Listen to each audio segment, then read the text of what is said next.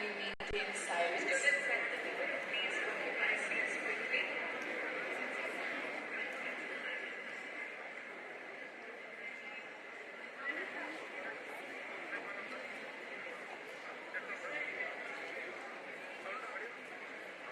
Please rise as our dignitaries are arriving. We request you to stand as the dignitaries have arrived. I request the dignitaries to please come on the dais. Kindly welcome them with a very warm applause.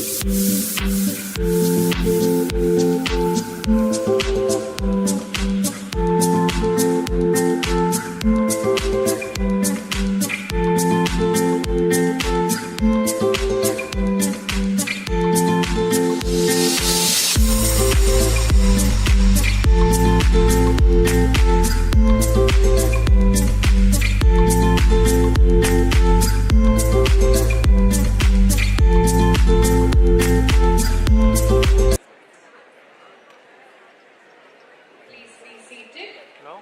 Kindly maintain silence. Okay.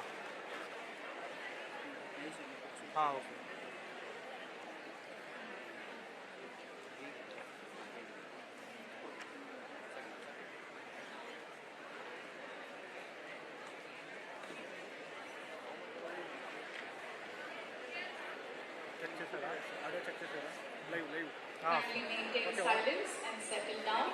కొంచెం noise వస్తుంది కేబులే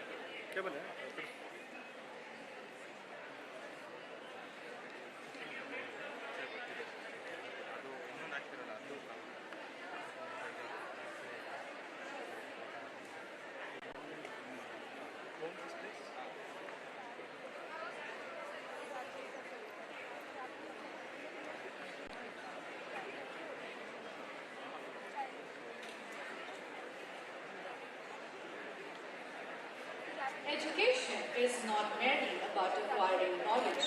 It is about igniting minds, inspiring innovation, and shaping responsible leaders. Good morning, one and all. I, Dr. Nikita Nilappa, Assistant Professor, Mount Carmel, Dean to the University. And I, Shivakshi Sharma, Assistant Professor, International Institute of Business Studies, Autonomous, Host for today. ఇక్కడ చూడు With immense pleasure and great pride, I extend a warm and cordial welcome to all the distinguished dignitaries, delegates, special invitees, respected faculty members, research scholars, and dear students gathered here for the inaugural program organized by PCU, School of Management Studies, Dr. Manmohan Singh, Bengaluru City University, affiliated these schools in association with Mount Carmel, Dean to be University, International Institute of Business Studies, Autonomous, International Knowledge Partners, UCSI, University of Malaysia, South Wales, International Schools and Colleges, SISFU, Philippines. Today marks the beginning of a remarkable academic journey to our students and young researchers. May this occasion inspire every learner to embrace excellence, integrity, and lifelong learning. To evoke the spirit of Karnataka and to celebrate its rich cultural heritage, let us begin the program with Nadagiti. I request the audience to kindly rise. Come. I request Wait. Kannada Sangha of Mount Carmel Dean to the University to present the Nadagiti. Ganesh రా నా photo తీసుకుంటాను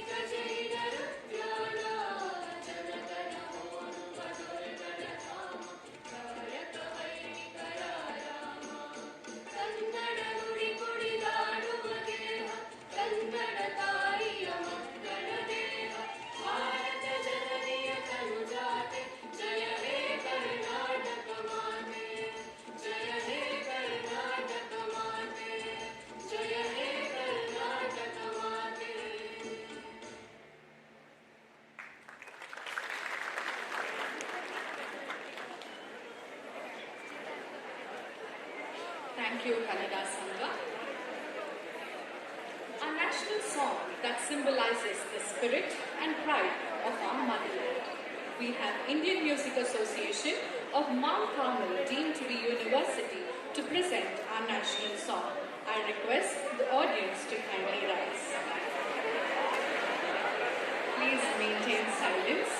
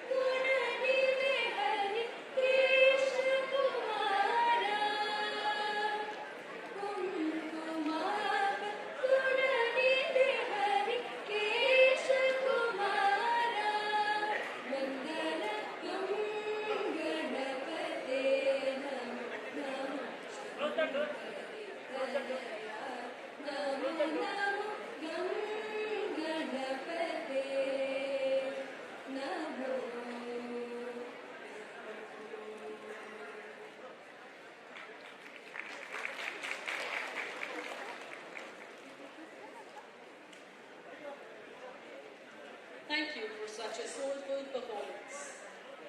A warm welcome is the first step towards meaningful engagement. To formally welcome the gathering and set the context of today's conference, I now invite Dr. Nirmala Ma'am, who has been instrumental in shaping this academic-industry dialogue. Dr. Nirmala's vision and commitment towards fostering experiential learning and intellectual exchange make her the perfect voice to open today's conference proceedings. May I now request Dr. Nirmala Ma'am to kindly deliver the welcome address. With a huge round of applause, please. ಎಲ್ಲರಿಗೂ ನಮಸ್ಕಾರ. Ladies and gentlemen, a very pleasant and good morning to Canada. respected dignitaries on the dais and of the dais, the special invitees, the industry partners, the professors, all the academicians, the researchers, and the deans of the different faculties of Dr. MSBCU, all the syndicate members, and all the academicians and all the academic council members, and my dear students. It's my immense privilege and pleasure to greet and welcome all the august gathering of this today's international conference. The theme of the conference is AI-driven management for sustainable business transformations. So this theme is connecting with the industry, the academic, in the very close connecting and bridging that gap. Because of this, we are organizing this today's international conference. So the conference is organized by BCU School of Management Studies, Dr. MSBCU, in association with Mount Carmel College, deemed to be university, and IIBS, the autonomous, and we have international partners, Philippines, UCSI University, and also we have South Valley Philippines, and as well as the other rest of the foreign universities which we are having with the academic partner. The theme of this conference is Innovate, Transform and Sustain. It perfectly captures the spirit of today's rapidly evolving global business environment. The artificial intelligence is no longer merely a technological advancement. It has become a catalyst for innovation, strategic decision making, operational excellence, and responsible leadership. AI is connecting with sustainable as an emergent and indispensable commitment for every organization striving to create long-term value for society, economy, and the environment. This conference is therefore being conceptualized as a global platform to encourage meaningful dialogue on how artificial intelligence can drive innovation while ensuring ethical governance, environmental responsibility, and sustainable business transformation. It is indeed a proud moment for all of us to witness such as an impressive gathering of intellectual minds under one roof. So we are delighted to share that. So when we are conceptualized this theme, and we are received nearly more than 280 research articles from the academicians, the industry, and as well as the researchers and the students. So these 280 research papers is finalized, and we are brought up with the abstracts in the proceedings form. And also we have a parallel, nearly 22 tracks are there for the 2 days of the conference.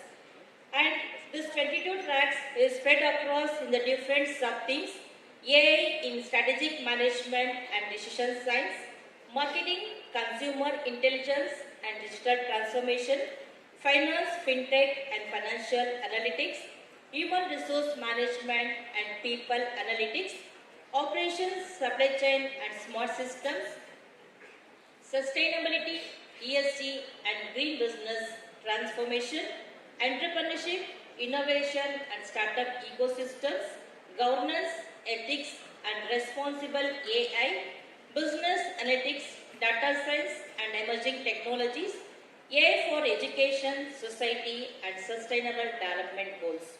So apart from this 10 different tracks with the themes, we have 2 plenary sessions. The first plenary is connecting with AI and future management, that is reimagining leadership strategy and organizational excellence in the age of AI.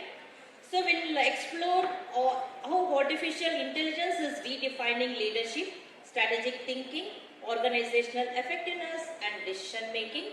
The second plenary is connecting with intelligent entrepreneurs, leveraging artificial intelligence for innovation, agility and sustainable competitive advantage. It is focusing on how organizations can successfully harness AI technologies to build resilient, innovative and globally competitive enterprises. So these sessions are really promising to provide invaluable insights from the distinguished experts who have significantly contributed to academia and industry. So we have international partners just now mentioned, UCSA University Malaysia, South Villa International School and College Philippines, and St. Isabel College of Science and Technology Philippines. And also we have other co-partners is Shesharipuram Group of Institutions, Adarsh Institute of Management and Technology, then Karnataka College of Management, Sindhi Institute and Bishop Cotton. So this is about the brief of the conference concept. So ladies and gentlemen, at this juncture, it is my proud privilege to extend a warm and respectful welcome to our distinguished dignitaries. A warm welcome to Dr. Ashok Dalwai sir. So he is Chairman, Karnataka Agriculture Prize Commission and Chairman of ISEC, who has graciously consented to deliver the inaugural address. Hearty welcome to you, sir.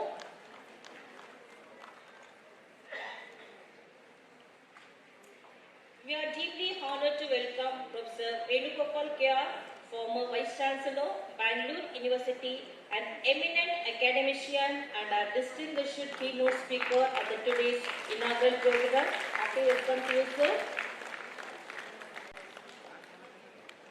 I extend a cordial welcome to Honorable Vice Chancellor. Actually, today we are here because of our Vice Chancellor, Dr. Ramesh V., who is a motivator and inspiration for the research and academic development. The visionary leadership continues to inspire excellence in the higher education and research. Hearty welcome to you, sir.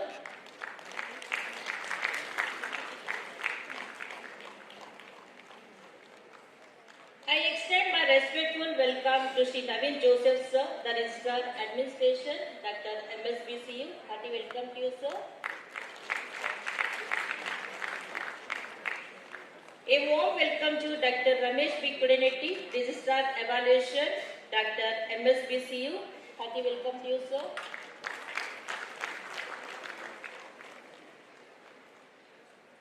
A special welcome to and hearty welcome to India, Professor Eugene, Associate Dean Research, UCSA University, Malaysia.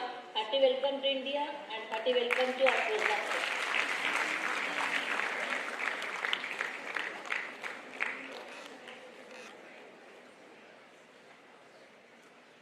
A cordial welcome to Dr. Jaiprakash, Chairman, International Institute of Business Studies. He is a very young entrepreneur when he started with the journey as an entrepreneur. Hearty welcome to you, sir. We are delighted to welcome Professor George Lekha, Principal of Mount Carmel, deemed to be University. Hearty welcome to you, madam.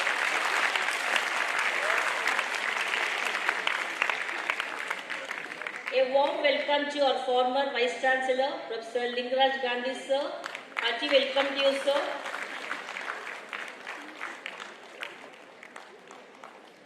I'll extend the greetings and warm wishes and welcome to our syndicate member, Dr. Supreet, sir. Hearty welcome to you, sir. So, in the absence of our Finance Officer, Srimati Vijayalakshmi, madam, hearty welcome to madam for this program, and I'll extend the warm greetings and welcome to all the joint organizing secretaries, Dr. Ritika Sinha, Dr. Tirupaneni Jaggaya, Dr. Rajkumar, so for the great support and as well as the meaningful for this conference. Hearty welcome to all the joint organizing secretaries. Also extend my respectful welcome to Honorable Syndicate members of Dr. MSBCU, all the academic council members, the directors of affiliated B schools, and the dedicated organizing committee, esteemed faculty members of all the affiliated colleges, special invitees, and the delegates of the paper presenters of today's conference, and all the student coordinators and the volunteers. Hearty welcome to all the research and academicians for this, the intellectual knowledge hub of this conference of today's event. As we gather today, let us remember that the conferences like these are not merely platforms for presenting research papers. They are opportunities to exchange ideas, build collaborations, create lifelong academic networks, and collectively shape the future of management, education, and sustainable business practices. The knowledge shared over the next 2 days will undoubtedly inspire innovative thinking, responsible leadership, and impactful research. As you are aware, this program is in the live telecast in the YouTube, so the different country delegates, they are watching our program in the live. And also we are identified nearly 10 reputed journals for the selected papers publications of these 2 days, the deliberations of the conference. I sincerely hope that every participants leave this conference with a new knowledge, meaningful collaborations, fresh perspectives, and lasting memories. Once again, on behalf of Dr. Manmohan Singh, Bengaluru City University, BCU School of Management Studies, and all the associated colleges, co-partners, and our affiliated colleges, I'll extend my heartfelt welcome to each one of you. May this conference be an inspiring, intellectually enriching, and truly memorable experience for all. Thank you for the opportunity. Have a wonderful conference.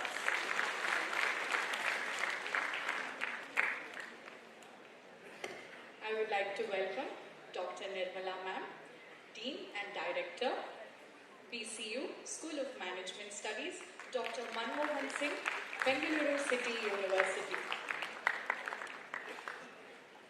Thank you, sir. Thank you, ma'am. There is no darkness so dense that the light of knowledge cannot dispel it. The ceremonial lighting of the lamp signifies the triumphs of wisdom over ignorance. May I now request our esteemed dignitaries to kindly come forward for the lighting of the lamp.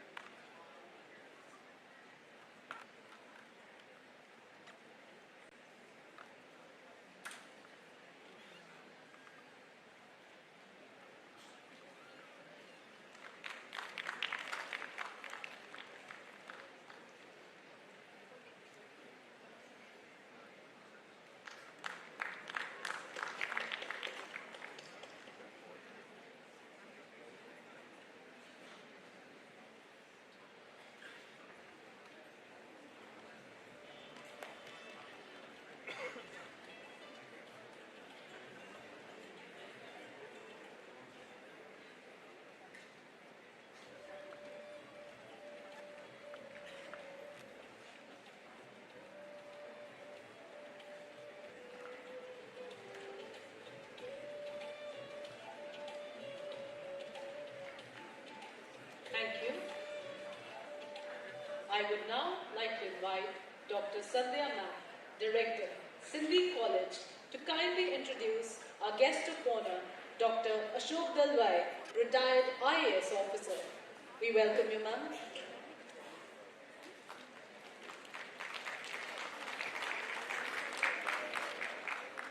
Warm good morning to one and all present here.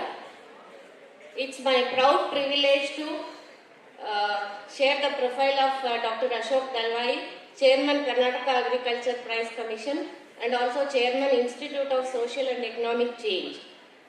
So his profile is too big and his achievements are innumerable in different fields. Due to shortage of time, we are just presenting a brief profile.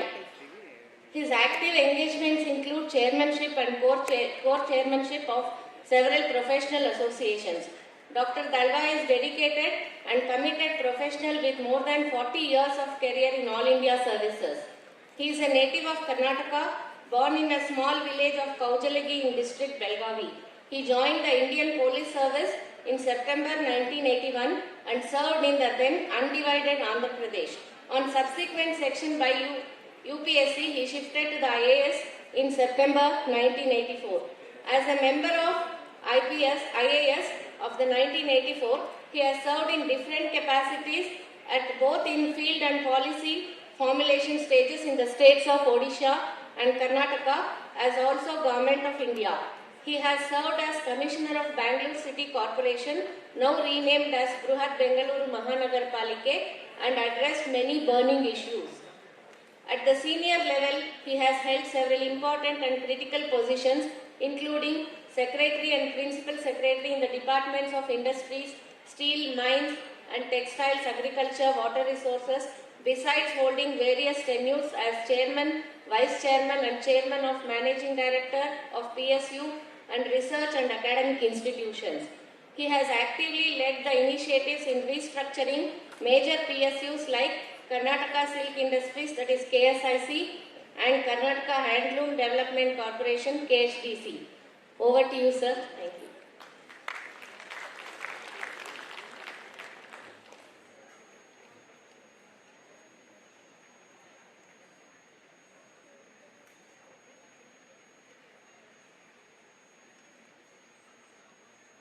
Namaskar and good morning, everybody. Let me first congratulate Dr. Manmohan Singh, Bangalore City University, led by the Honorable Vice Chancellor Dr. Ramesh, and the various institutes who have come together to organize this today's conference.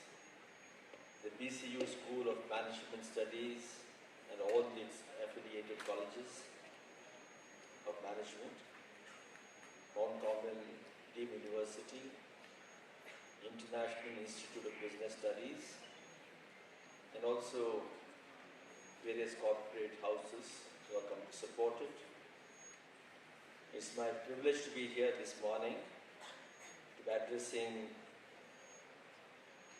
the knowledgeable and wisdom-filled professors, academics, researchers, entrepreneurs,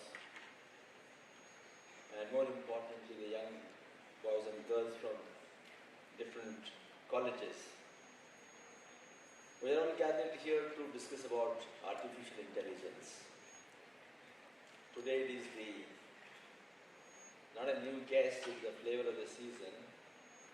The way the world is changing, we really don't know how long artificial intelligence is going to hold and what will be the next step. Since we are talking about sustainability and flexible management and the world at large, what is going to be the role of human being? I think that's the central piece. Is human being going to be substituted by some alien creature? We all were afraid of alien creatures, that there was some species on Mars or Moon or another universe. But today we have an alien species right here on this earth. That is artificial intelligence. What we should remember is that we are moving from artificial intelligence assisted, it was assisting us, to now to an autonomous world where AI is likely to become autonomous. If you remember, there was a news piece where it said the first artificial intelligence robotics committed suicide. That was an interesting piece of news sometime back. While such an advancement towards generated autonomy, like these, for example, cars, driverless cars, are exciting, it also raises serious questions about job loss, livelihood options for the growing population of India and the world. Artificial intelligence is making fast progress and getting better at a range of capacities. What it implies is that artificial intelligence is mastering many of the attributes which are unique to one species called Homo sapiens, who considered himself as superior to millions of other species starting from single-cell amoeba. Over the past few years, the already exciting digital age, we have been transforming from one era to another. The digital age has evolved into artificial intelligence age, especially with the advent of generative artificial intelligence. I think generative AI is very important.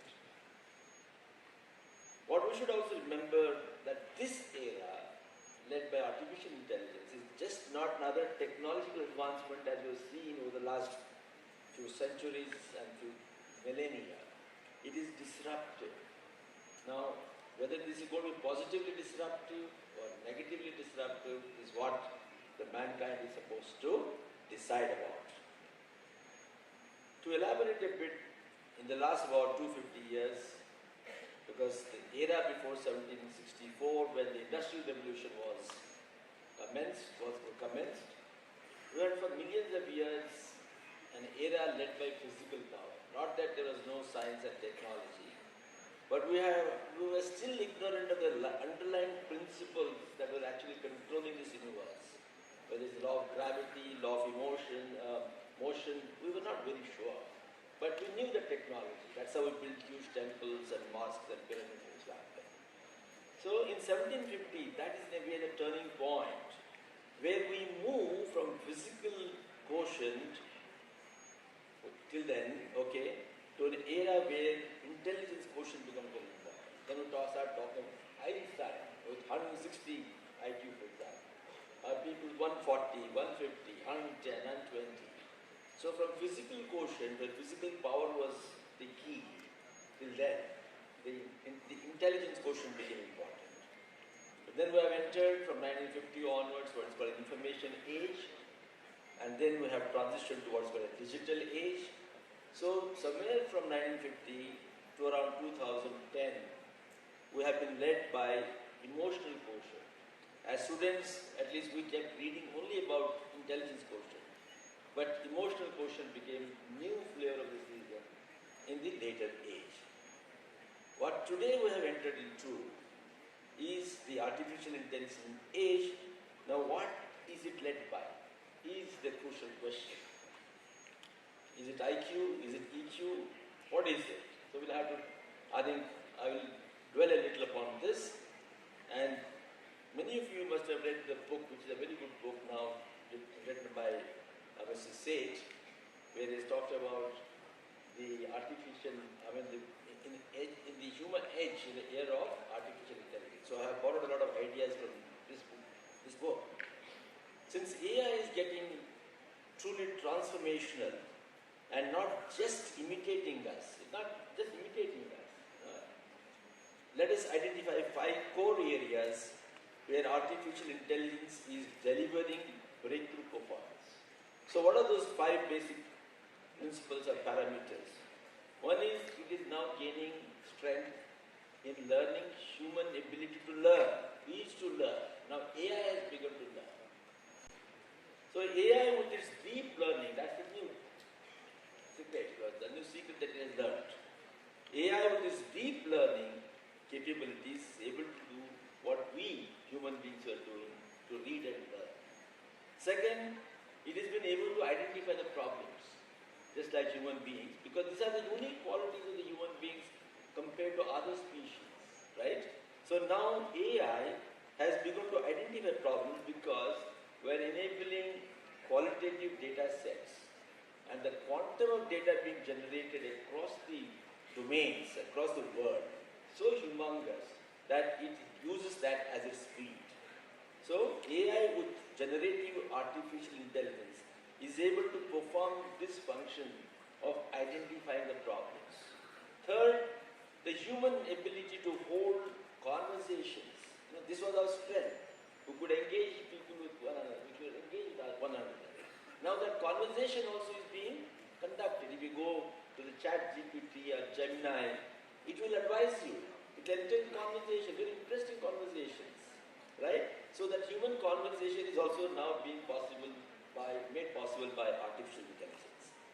And it has begun to outperform us sometimes. Fourthly, human ability to innovate and bring new ideas to life through imagination and ingenuity. These are also unique qualities. AI has begun to do this with new content creation. Right? So this is another thing that is taking over. And fifthly, what is very, very unique to us is emotional awareness. We have emotions. Emotional awareness, once considered a unique and invincible human trait, is now also with artificial intelligence. Today we have in various countries, Japan, United States, even in India, the bedside nurses are no more human beings. It is now the robotics, all empowered by artificial intelligence. So what do you think could be this artificial intelligence era? The led by the mantra, of course, as they say, is the human quotient. That means now we're moving from IQ to EQ to human quotient. So now it is the human quotient that has actually made the human beings to live a meaningful life. All of us, all our spiritual gurus, the other modern gurus who talk about a meaningful life, they always talk about live a life of purpose. And how has that been made possible, or how is it possible? Okay, that live meaningfully, work effectively, and succeed is what it says, right? So we have to see how artificial intelligence can help us. Here I would like to connect the modern way of doing it through artificial intelligence, and if you link it up with our old yogic system, for example, what did the yogic system talk about? That man has got a buddhi. There are three pillars. Second, there's aham, that ego that psychology talks about, and manas, that is, defines our individual mind and personality. Now, if these are the three pillars of human uniqueness, what is artificial intelligence doing? It has got similarly three pillars. One is at the macro level, it is able to gather data and through interoperability bring all data into one system. Second, it is able to come down and talk at enterprise level. And third, it can go further down to individual level and give us personalized services. Therefore, you see in marketing today, it is not generic marketing. It is now personalized. I want a particular kind of food with particular components of spices, for example. It is able to do. So now, if the paradox therefore is that how does this human being, how does he sustain himself? And the artificial intelligence is going to overtake this because it is able to interconnect. The point that we should remember is, with digital technology, we fragmented ourselves. What we are an integrated species, we fragmented ourselves. Whereas artificial intelligence, in contrast, is by nature integrated. It can move from macro to entrepreneur level to individual level. That is its strength.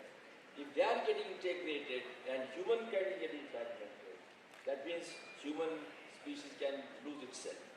So therefore, what we should be really looking at is, how do we reposition ourselves?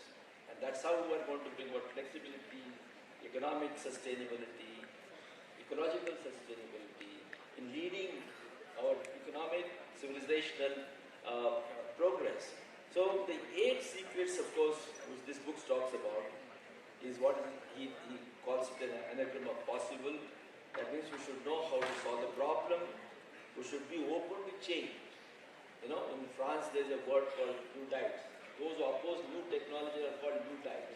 Sometimes we don't keep our mind open and therefore keep on resisting and change. But if we want to be ahead of artificial intelligence, then we should be open to change, continuous learning. I was just talking to the former Vice Chancellor, he said that there are 2 PhDs and doing a 3rd PhD. That means even at an elder age, somebody who is always open to change is what is the next new secret. Third one is connecting with self through spirituality. Artificial intelligence may not be able to do it. So spiritual is not, I'm not talking religion. It is spiritual essence of the religion, whatever religion you belong to. Fourth one is learn to work and be resilient. That's a collaborative approach that we all come together, for example. It's a collaborative approach. Then make an impact, ensuring purpose-driven actions. It should not be blind. In management you are taught. You should know your destination very clearly. Then only you are moving in the right direction at the right speed. Otherwise you may be working very hard but moving in the opposite direction. And of course find the right balance, that is both your personal life and professional life, between yourself and the society interest. There must be a balance. So that balance is very important. And lastly, unleash the leader within you and be an entrepreneur. Okay? That means leadership. From management, you have to grow up becoming a leader. So I would, for whatever time, I would say that yes, artificial intelligence is garnering greater strength, greater capability, greater analytical power, greater interpretative power. But what will still distinguish the human species is that spiritualism. That means we should be focusing on ourselves as an integral part of the universe and simultaneously have a service-mindedness that I'm not individual, I'm not selfish, but I work as a member of the society. Therefore, over the next 2 days, as you going to discuss different aspects of artificial intelligence as it applies to everyday life, whether it is business, industries, agriculture, medicine, health, so on and so forth. You must understand that there is one common theme, and that common theme, according to me, lies in spiritualism. So, as long as we focus on that, then we will certainly be all the time ahead of artificial intelligence, and we will not let artificial intelligence to decide what we will do, but we will decide what artificial intelligence will do for us. So I'll stop here. Thank you very much. Congratulations to all the organizers, and may you all succeed. Thank you.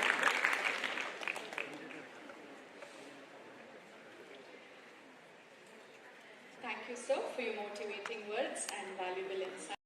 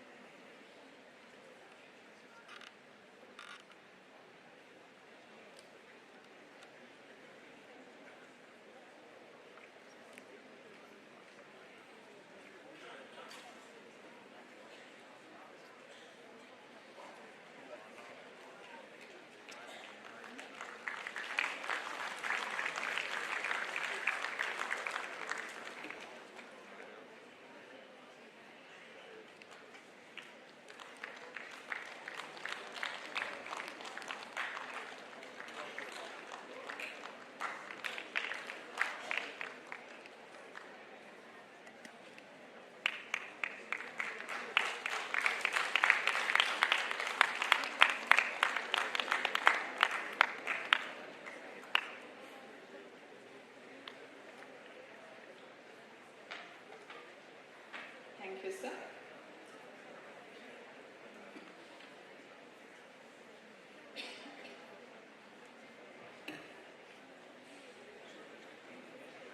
Our next speaker, Dr. Pradesh Nair, CEO, Miles, SOGA and Agency M, is an eminent academician and leader whose contribution is higher education continue to inspire students and educators alike.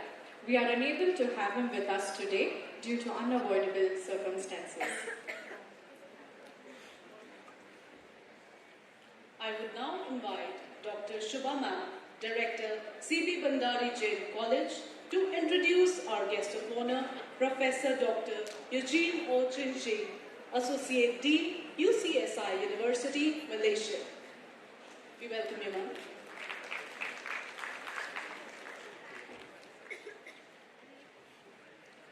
Good morning, everyone. It's my privilege and honor to introduce our esteemed resource person, Professor Eugene O. Chengxi. Professor Eugene is a professor of marketing and the associate dean at the UCSI Graduate Business School, Malaysia. He is a distinguished academic whose research interests include consumer behavior, influencer marketing, and branding. His scholarly contributions have been published in several internationally acclaimed high-impact Web of Science and ABTC Rank A journals, including the Journal of Advertising, Journal of Business Research, Psychology and Marketing, Technological Forecasting and Social Change, and many others. Professor Eugene's outstanding research contributions have earned him numerous prestigious recognitions, including Research Excellence Awards, Best Paper Awards, and Outstanding Reviewer Awards from both national and international academic bodies. Beyond his research, he plays a significant leadership role in the global academic community. He serves as the Senior Associate Editor of Marketing Intelligence and Planning and as an Associate Editor for the Journal of Consumer Marketing and the Journal of Marketing Management. He is also a member of the editorial boards of several internationally reputed journals, reflecting his expertise and influence in the field of marketing research. His vast academic experience and global perspective make him an inspiring speaker, and we are indeed privileged to have him with us today. Ladies and gentlemen, please join me in extending a warm and heartfelt welcome to Professor Eugene. Professor Eugene, we are truly delighted to have you with us. May I now request you to kindly address the gathering. Over to you, sir.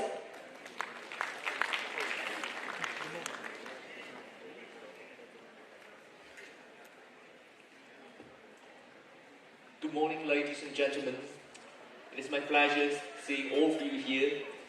And first of all, I would like to express my sincere gratitude to Dr. Mohammed, Singh Bengaluru City University, BCU School of Management Studies, Malcolm Dimtabe University, and International Institute of Business Studies. Thank you for hosting this wonderful and very relevant conference. So my name is Eugene. I come from UCSI University, Malaysia. So UCSI University is a university placed at 282 in QS ranking. So I'm representing UCSI Graduate Business School, which is one of the strongest pillars in terms of research at UCSI University. And thank you very much for the collaborations delivered by IIBS and many other affiliations. So today, I would like to share a quick one about AI marketing, which is something that I'm very passionate about. So now we are no longer unfamiliar with AIs, and today, whenever we talk about AIs, what do we talk about? We have been using AI all this while, every day, in every single aspect, no matter in our learning, when I'm also at the workplace. But a lot of times, when I ask people, what is AI? They struggle to answer. They only know that, AI is just a tool, just probably a chatbot, to answer my questions. But I tell them, it's much more beyond that. AI is a very vast, dynamic term that captures the phenomenon when machine shows human-like intelligence. But this intelligence, yet, is not very much like humans because it lacks two very important components, namely the emotions as well as the consciousness. And what I'm going to talk about here today is how AI is relevant in the context of marketing. Whenever we talk about marketing, it's all about creating, delivering, and communicating value to our customers. And once upon a time, we have heard that with AI, marketing is no longer relevant. With AI, some universities in the world have even cut down or stopped offering marketing courses. That makes me wonder, why are they doing so? Because to me, personally, I see that AI is not going to make marketing management irrelevant, but it is only changing the way how we are using them.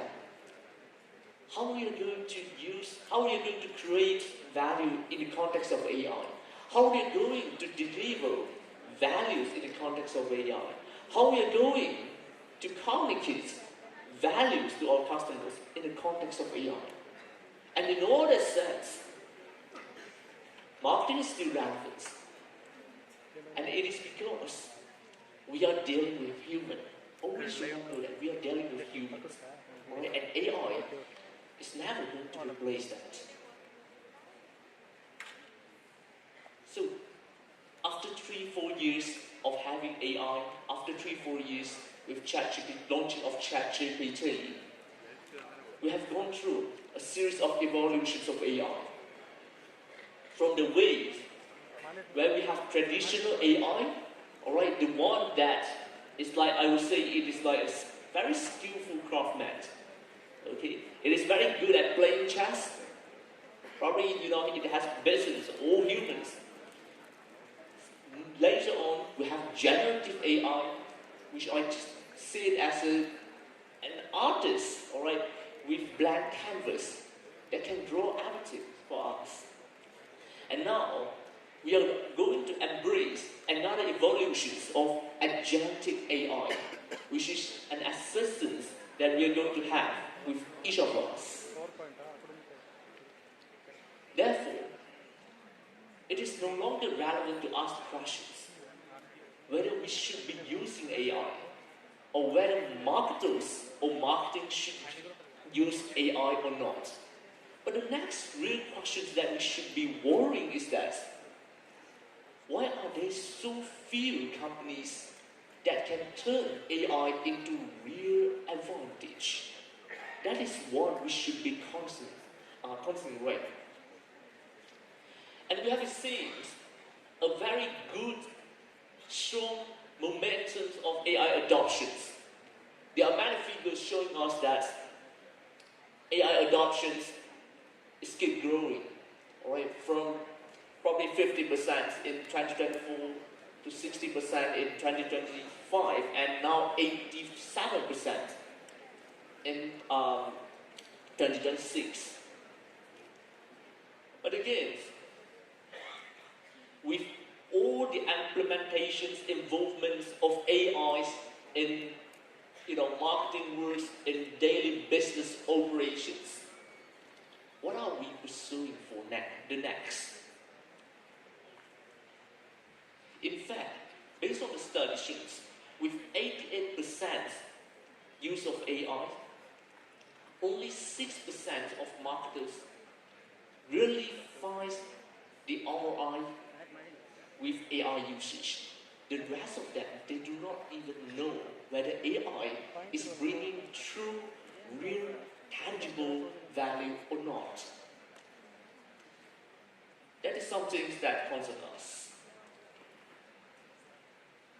So there are three main shifts, that we all need to remember. Firstly, we have moved beyond help me write kind of using AI to automations. Secondly, in terms of marketing, we are going to have a very different approach of identifying, locating customers. And customers today, they have very different views of how brands, companies are using AI. And, to us at UCSI, with myself and my team, we are finding ways and finding answers to all these questions.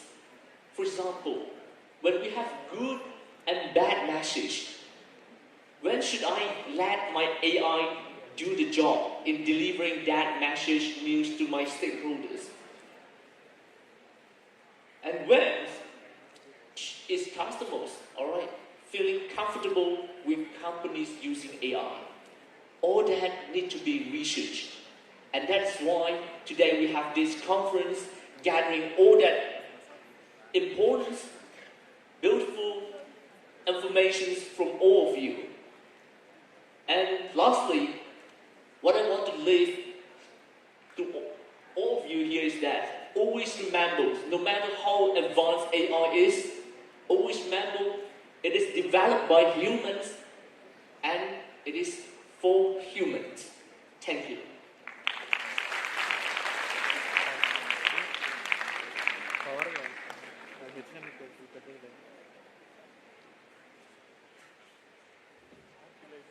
I now request all the dignitaries on the dais to kindly felicitate Professor Eugene.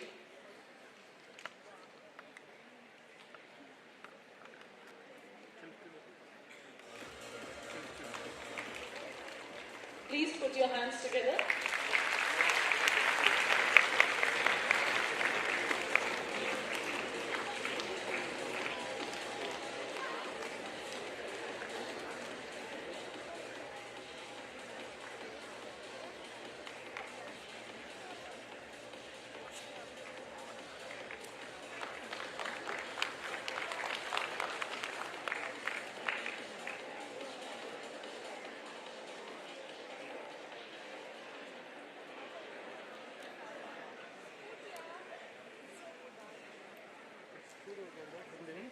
Thank you all.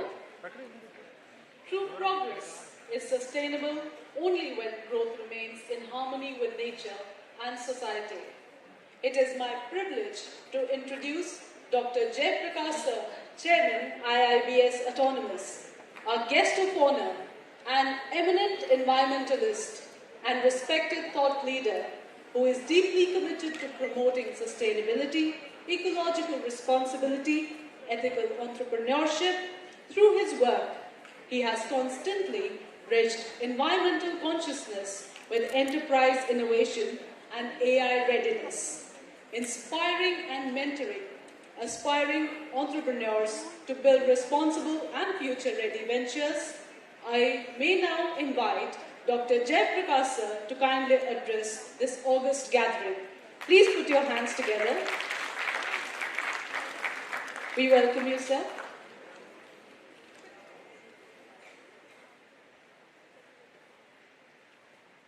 Good morning, everyone. No Joes.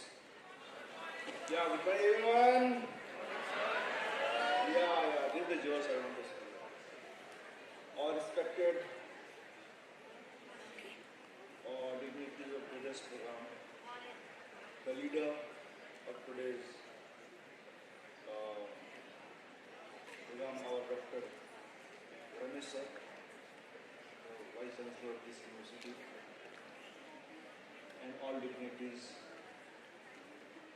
and all faculty members from the colleges, policymakers, researcher, educator, and my dear students. Today we are here to really address a very important topic, AI management and sustainable business transformation. Here I can able to see that we have two topics. That AI-driven management and sustainable business transformation. But what I believe that this is only one topic. Because if you want to really transform any business with sustainability, we need AI. So, with AI, we can build really very strong, sustainable transformation in any organization. Now, just now our speaker from Malaysia, he said that it is built by human for the human. It's true. Now, even if you go for any ChatGPT or Gemini, they'll give any research down the line with confidence that it is maybe not correct also. Please check your fact. That means the AI is with so much confidence give the data, but sometimes with so much confidence they give wrong data also.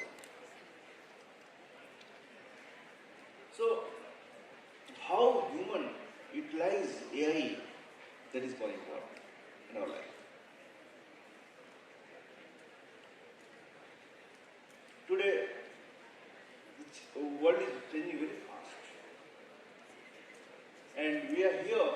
to see that how we can change ourselves.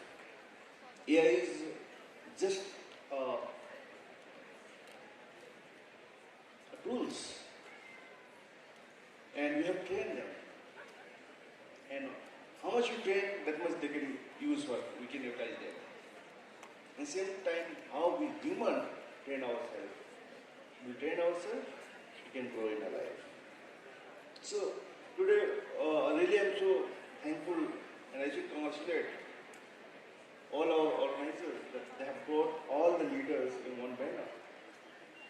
To have a very good discussion, total discussion is 2 days, to give a real conclusion that how we are going to build our nation with sustainability, our organization with sustainability. So I'll give one example, I'll not take much time, that one of my friends is good in very good with real estate business.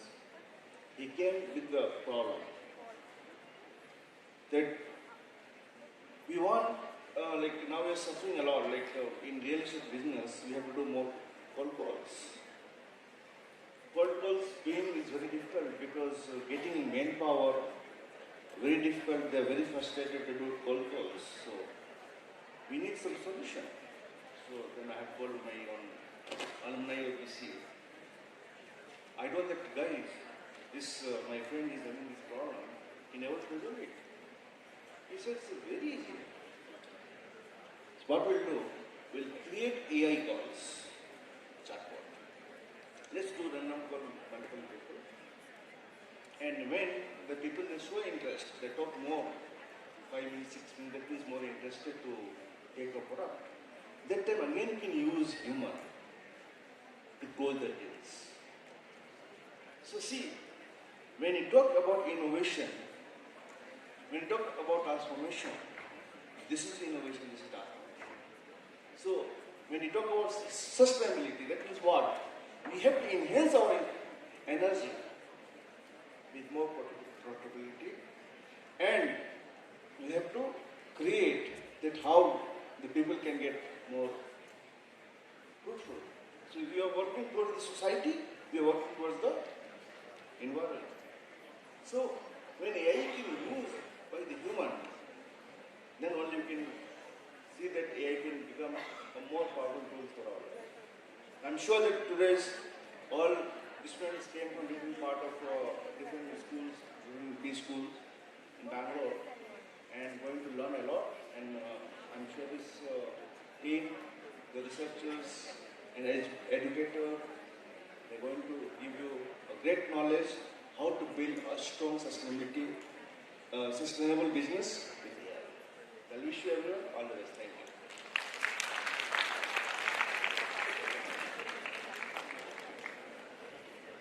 Thank you, sir, for the encouraging words and valuable guidance. As a token of appreciation and gratitude, we would like to felicitate Dr. Jai Prakash, Chairman, IIBS.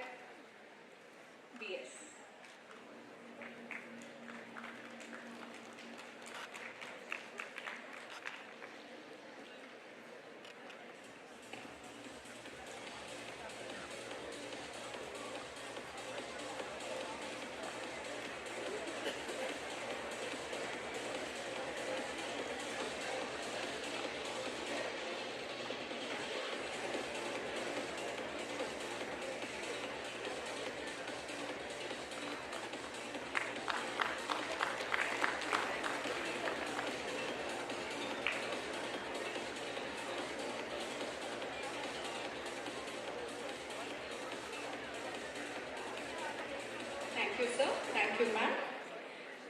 A leader whose passion for education and commitment to academic excellence has inspired countless students and educators. Our next guest of honor is Professor George Lekha, the Vice Chancellor in charge, Mount Carmel deemed to be University. I invite Dr. Stanley Vincent, School of Management, Mount Carmel University, to introduce our guest.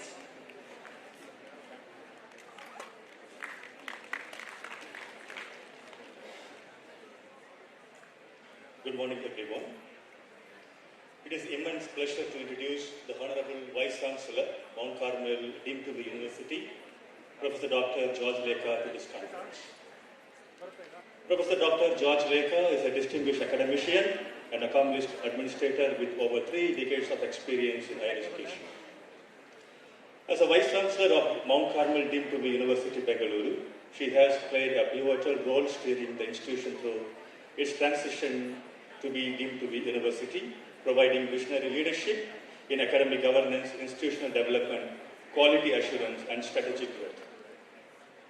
Before assuming the responsibility of Vice Chancellor, she served as a principal of Mount Carmel College, where she significantly contributed to strengthening academic excellence, promoting research and innovation, fostering international collaboration, and enhancing student-centric learning initiatives. Under her leadership, the institution has continued its legacy of excellence, maintaining high standards in teaching, research, and holistic education. As a passionate educator and mentor, Professor Dr. George Lekha is committed to nurturing ethical leadership, empowering women through education, and creating an inclusive learning ecosystem that prepares students to become globally competent and socially responsible citizens. Her dedication to academic excellence and institutional transformation continues to inspire faculty, researchers, and students alike, reinforcing Mount Carmel's position as one of India's premier institutions of higher learning. Now, I welcome the Honorable Vice Chancellor, Mount Carmel deemed to be University, to address the gathering. Welcome.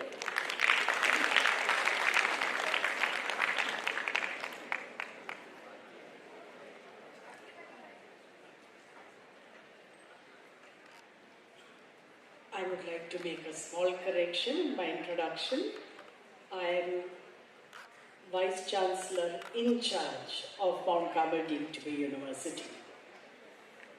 So, Honorable Vice Chancellor of Dr. Manmohan Singh Bengaluru City University, Professor Ramesh B., former Vice Chancellors, Registrars, Directors, Principals, Deans, eminent academicians, distinguished guests, researchers, industry leaders, faculty members, scholars, and dear students.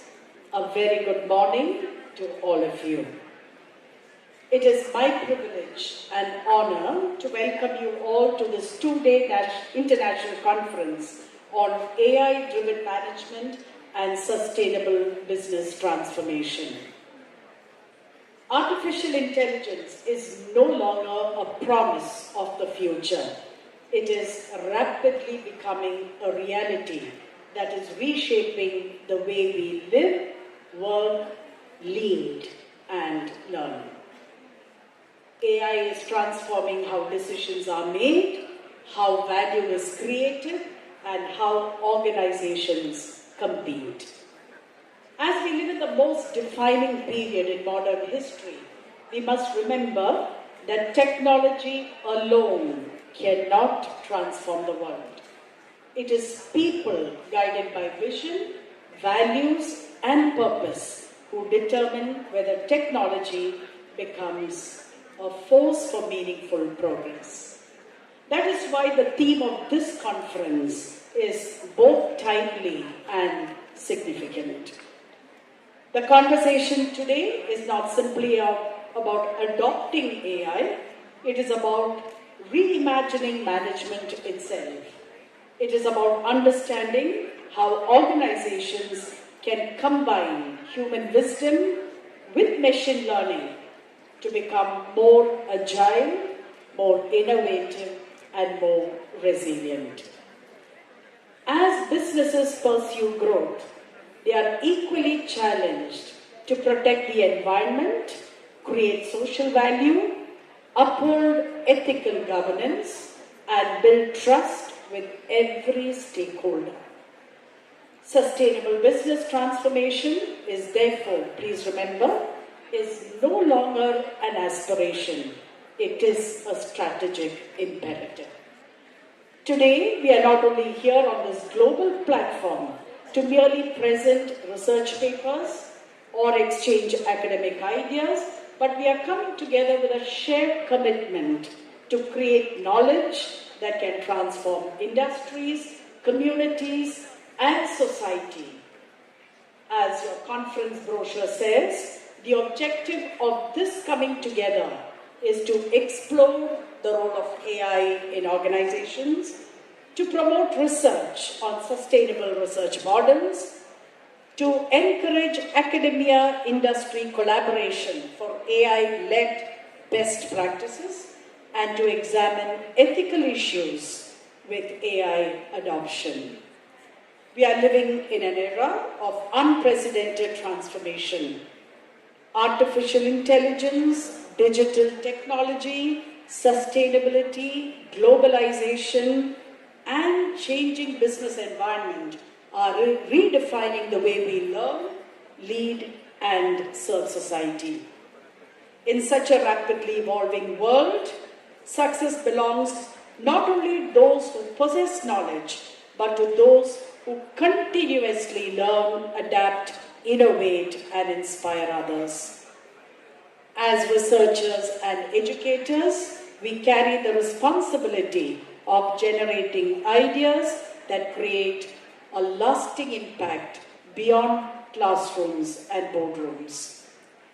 Conferences such as these strive to nurture ethical leaders, responsible citizens, and compassionate professionals who combine competence with character. Let us ensure that our research is driven not only by academic excellence, but also by integrity, inclusivity, sustainability, and a commitment to serve society.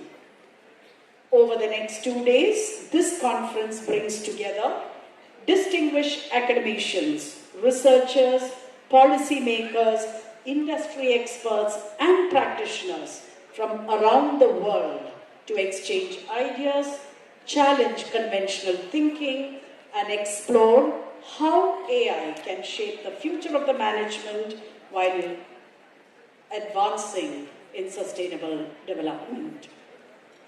Artificial intelligence gives us unprecedented capability, but please note, sustainable leadership will determine whether that capability can create an enduring progress.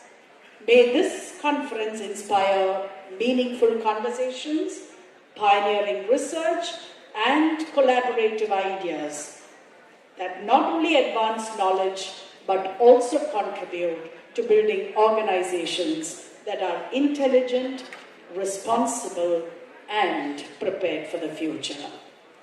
I encourage every participant to make the best use of this conference, ask thoughtful questions, engage in meaningful discussions, build professional networks, and learn from diverse experiences of fellow researchers and industry experts. Every conversation you have today may become tomorrow's research collaboration, entrepreneurial venture, policy recommendation, or innovative solution to a real-world problem. To our young researchers out here and students, remember that every renowned scholar, collaborator, entrepreneur, researcher once stood where you are today, at a threshold of possibilities. Never hesitate to explore new perspectives, challenge conventional thinking, and remain curious. Research is not merely about publishing papers, it is about discovering solutions that improve lives, strengthen economy, and contribute to the progress of humanity. I sincerely congratulate the organizing committee, collaborating institutions, faculty members, volunteers, and every participant whose dedication has made this international conference possible. Your collective efforts reflect the spirit of academic excellence and collaborative leadership. As we begin this enriching journey for the next 2 days, let us build stronger partnerships, advance impactful research, and contribute to a more innovative and sustainable world. I wish this conference every success and all the delegates an engaging, productive and memorable experience. I'd just like to make one point here. I mean, it is a great privilege for us, Mount Carmel deemed to be university, to be collaborating with our parent university till last month. Okay, Dr. Manmohan Singh, Bengaluru City University, and they have been guiding us and helping us and hand-holding us, which is one of the reasons why we have achieved this great milestone and become a university. We will always be grateful to the university, the Vice Chancellors, former and the current Vice Chancellor, Professor Ramesh B, and we will look forward to your guidance even in future. Thank you so much and God bless.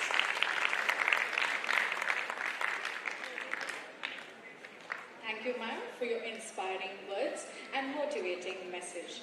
As a token of appreciation and gratitude, we would like to felicitate Professor George Lekar, Vice Chancellor in charge, Mount Carmel deemed to be university.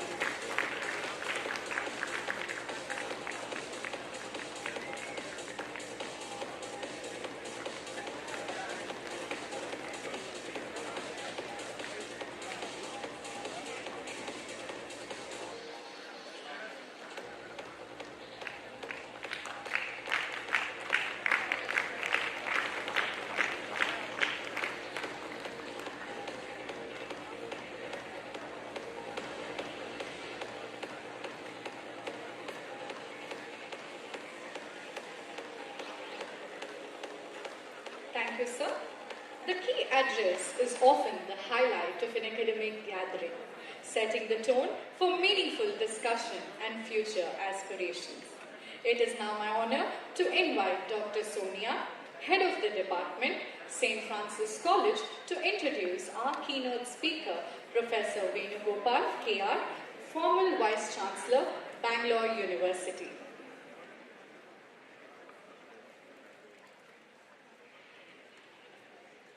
A very good morning to all the distinguished dignitaries on and off the dais, respective delegates, eminent academicians, researchers, industry experts, students and esteemed guests. It's my distinct honor and privilege to introduce our esteemed keynote speaker, Professor Dr. Venugopal KR, former Vice Chancellor of Bangalore University, a globally acclaimed academician, visionary educationalist, distinguished researcher, institution builder, administrator, philanthropist, and inspirational leader whose remarkable contributions have shaped higher education, research, innovation, and educational policy over 47 years. Professor Dr. Venugopal is a scholar of exceptional distinction, holding 11 academic degrees across multiple disciplines. He earned his Master of Engineering in Computer Science from the Indian Institute of Science, Bengaluru, completed his PhD in Computer Science Engineering from IIT Madras and PhD in Economics from Bangalore University, and is currently pursuing his third PhD in Law, specializing in AI-enabled cybercrimes. He has also served as a postdoctoral research scholar and visiting professor at the University of Southern California, USA. A distinguished teacher, mentor, researcher, and innovator, Professor has taught over 11,000 students, mentored 400 plus teachers, guided 300 plus research scholars, and authored 119 books, published more than 1,200 research papers, secured 114 patents, and delivered over 600 keynote addresses across the globe. His extraordinary contributions have earned him two of the world's highest professional honors, IIIE Fellow, ACM Distinguished Educator. Professor holds the unique distinction of being the only university level academicians in India to receive both these prestigious recognitions. As the former Vice Chancellor of Bengaluru University, Professor pioneered the implementation of the national education policy, led the university to achieve an outstanding NAC score of 3.75, secured rupees 100 crore under the PM Usha scheme, and initiated infrastructure projects over 400 crore. Earlier, as a special officer to the government of Karnataka, he played a pivotal role in restructuring Bengaluru University into 4 independent institutions. For over 27 years, he has served as an AICT expert member, contributing significant to higher education and quality assurance in India. So today, we are privileged to have Professor Dr. Venugopal K.R. grace this international conference as our esteemed keynote speaker. Ladies and gentlemen, it's my immense pride and great pleasure that I extend a warm and heartfelt welcome to our esteemed keynote speaker, Dr. Venugopal. The stage is yours, sir.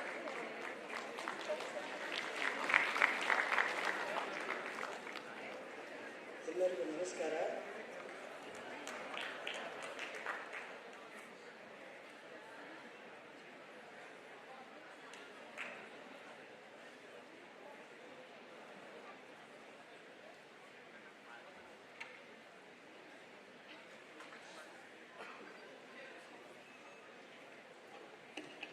ಕನ್ನಡದಲ್ಲಿ ಶುರು ಮಾಡ್ತೀನಿ, ಆಮೇಲೆ ಯಾವ ಭಾಷೆ.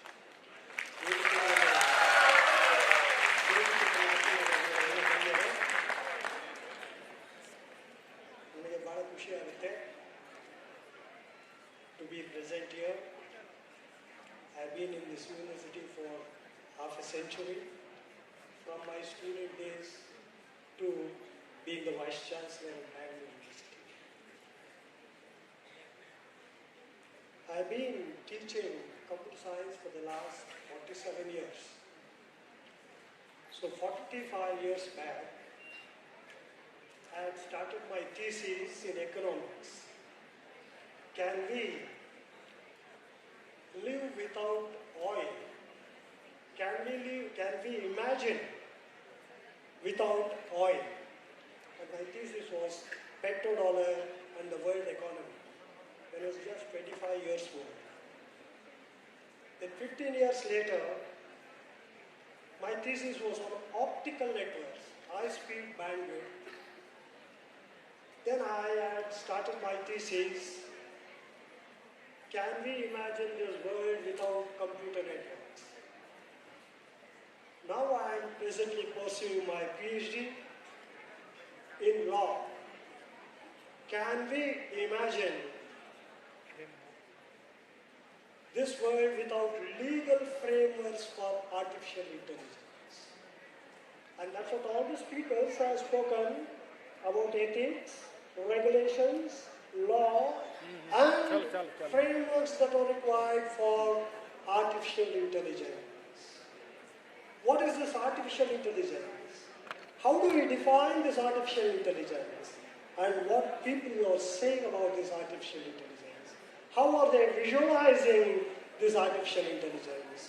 Nirmala has given me about 15 minutes time, and maybe I will be taking 5 more minutes with the speed which I am going to present it before you. Artificial intelligence is defined as International Telecommunication Union has defined artificial intelligence as cognitive abilities of thinking, perceiving, learning, problem solving, and decision making.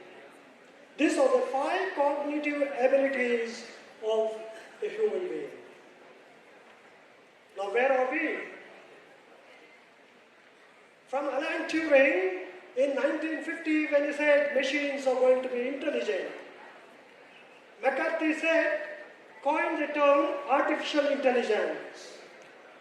Marvin Minsky said that if we delegate authority to AI, we will be indeed fortunate that if robots keep as a pet in their homes. That was in 1960. Now we have, in 2020, we have what is known as generative artificial intelligence. Bill Gates is saying there is only 3 jobs: climate, energy, and coding. Sam Altman says that humans cannot be replaced. And one day, last week, Dennis Asabis, the Google boss for AI, he said that we are entering the age of artificial general intelligence. We have moved from 1950,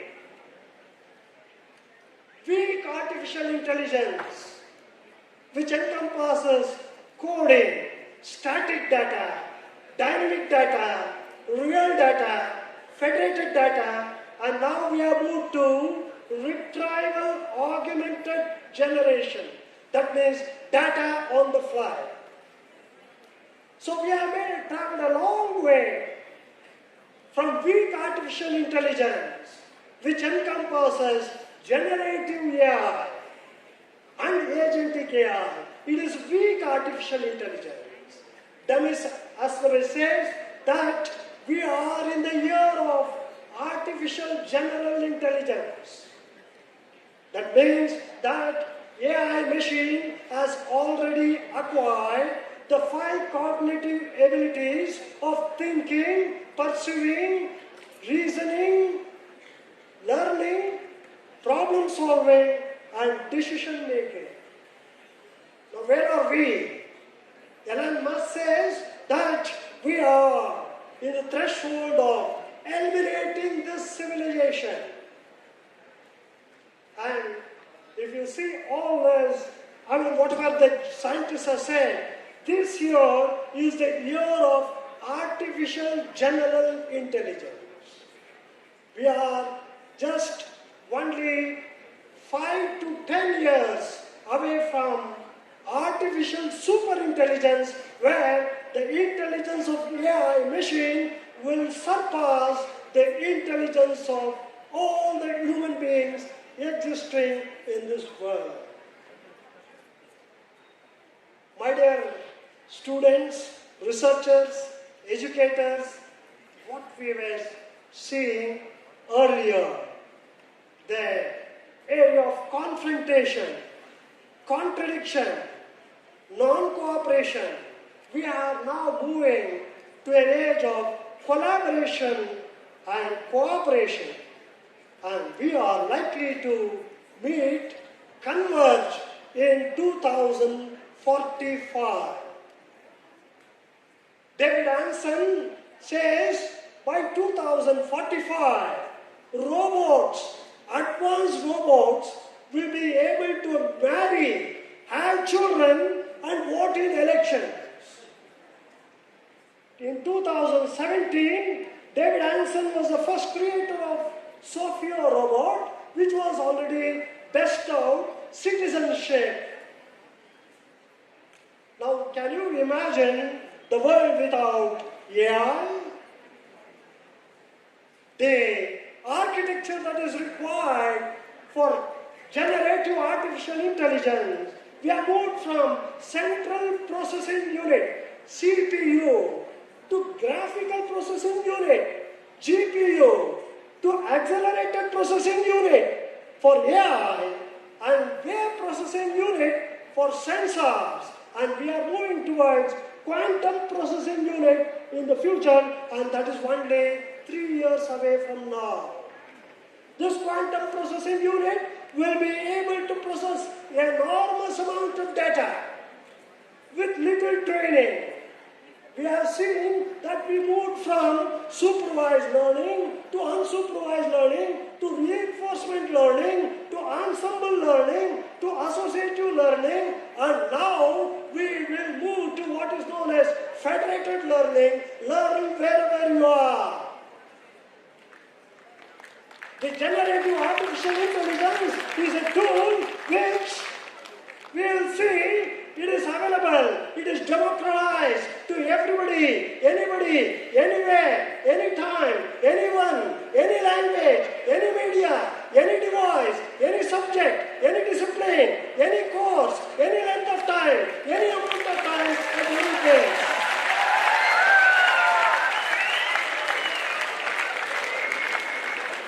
You will not be able to imagine the potentialities of generative AI. And what is the generative AI? Generative AI is a statistical tool. It absorbs pattern, it ingests patterns, and it gives out pattern. And what is a pattern? It is a pattern of just finding, it is just a pattern of finding the statistical proportion of organizing, structuring, arranging, reorganizing, and pattern matching, and the output patterns of putting the next word in a text,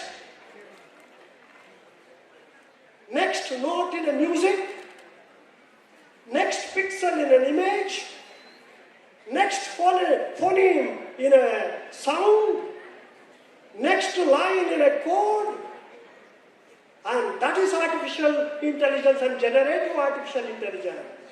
When we took the first onslaught of the machines, IBM Deep Blue in 1997, it took 10 to the power of 120 rules to defeat Garry Kasparov in the chess game.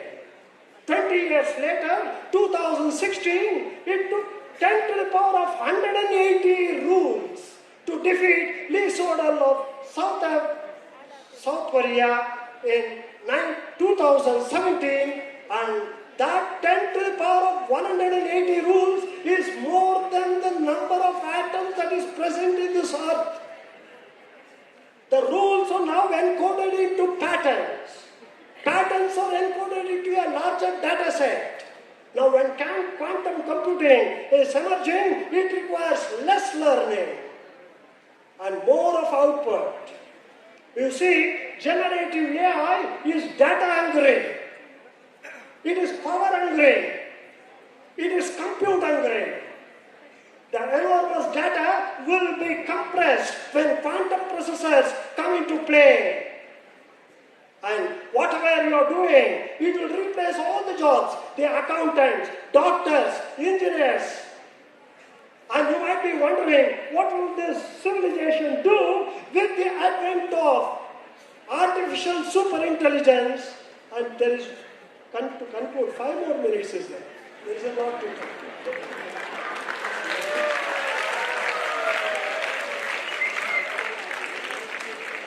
What do you have? If we ask doctors, they say that we cannot be replaced. There is a robotic hospital in China which manages 10,000 patients a day without a single doctor.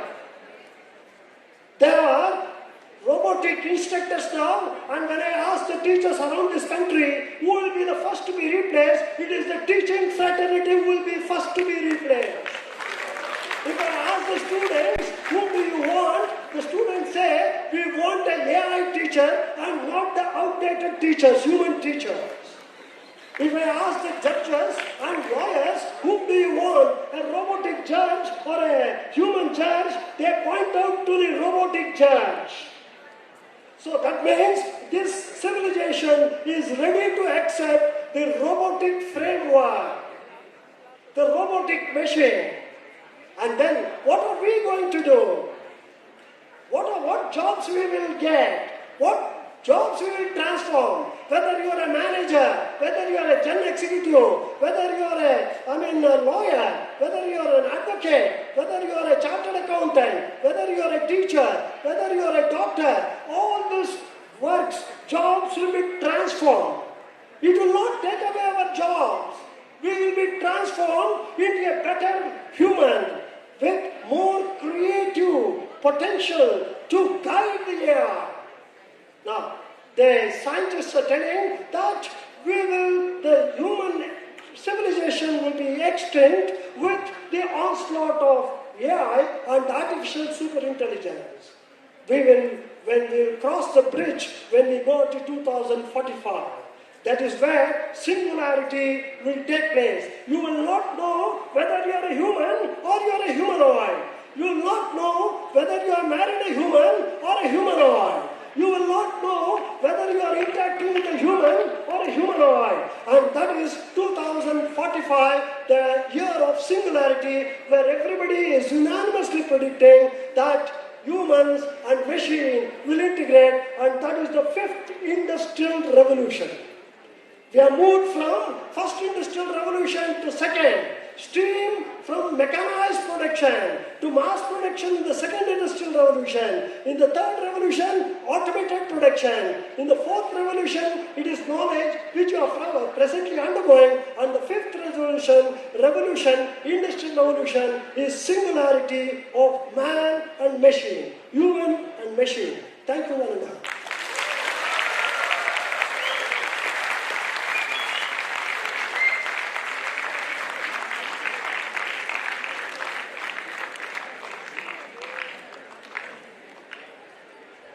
Thank you, sir. We would now like to felicitate Dr. Venugopal, sir.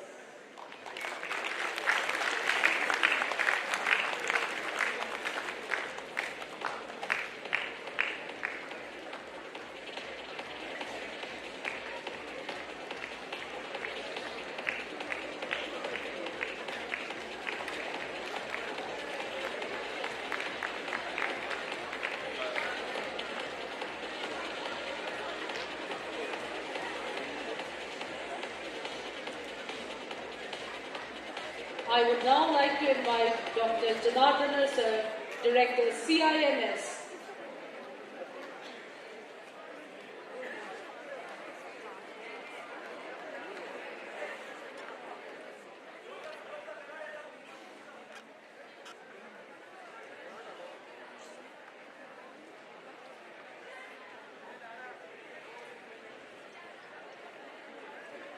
Knowledge shared becomes knowledge multiplied.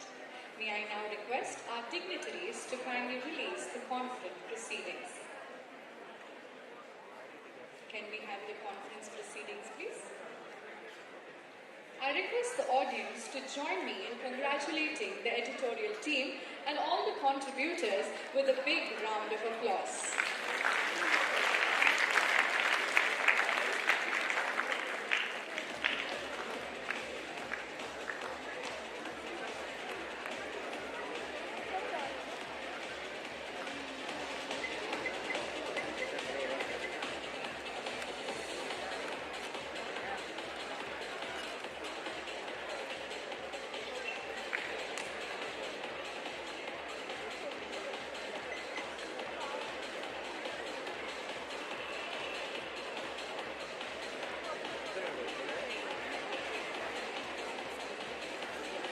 Can we hear a big round of applause, please? Louder.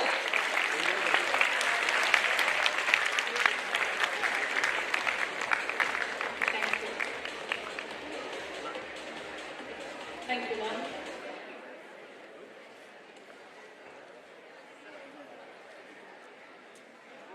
I would now like to invite Dr. Jnana, sir, Director, CIMS, to introduce Professor Ramesh B. Sir, Honorable Vice Chancellor of Dr. Manmohan Singh, Bengaluru City University.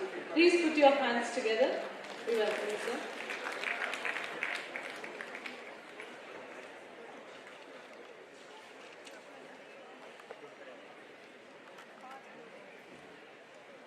ವೇದಿಕೆ ಮೇಲೆ ಆಸೀನರಾಗಿರುವಂಥ ಎಲ್ಲ ಗಣ್ಯರೇ ಮತ್ತು ಎಲ್ಲ ಸಭಿಕರಿಗೂ ನನ್ನ ನಮಸ್ಕಾರಗಳು. ಈಗ professor B Ramesh ಅವರ ಒಂದು ಕಿರು ಪರಿಚಯ ಮಾಡೋದಕ್ಕಾಗಿ ಇಲ್ಲಿ ನಿಂತಿದ್ದೇನೆ. It is a privilege to welcome professor Ramesh B, vice chancellor of doctor Manmohan Singh, Bengaluru City University, who assumed charge on 8 September 2025. An accomplished academician and an administrator, Professor Ramesh brings over 27 years of experience in teaching, research, and university administration. Prior to this appointment, he served as a senior professor in the Department of Studies and Research in Social Work at Tumakuru University, where he has also held key positions including the Director of the Internal Quality Assurance Cell, Director of Students' Welfare. He has served as Registrar, Evaluation at Bangalore City University and Registrar Administration at Karnataka Open University. He currently serves as President of the Indian Society of Professional Social Work and has gained international academic exposure through collaborations with La Trobe University, Melbourne, and certain other institutions in Sri Lanka. In recognition of his contribution to higher education and social work, he has received numerous honors including the District Kannada Rajyotsava Award and the Zee Kannada Real Star Award for outstanding contribution to higher education. Friends, apart all this, I have had a little bit of interaction with Sir. I really appreciate him because he is basically a good human being. Kindly join me in welcoming Professor Ramesh B.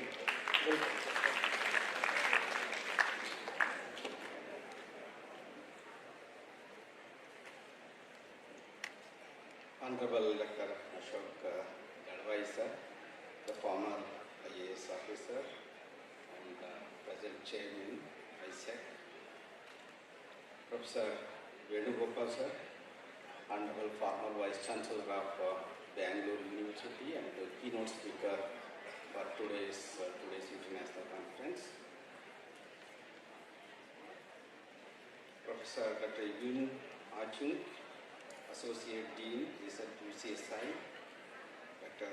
Jaiprakash, Chairman IIBS, Professor Lingaraj Gandhi sir, Honorable former Vice Chancellor of Dr. Manmohan Singh Bangalore City University, Professor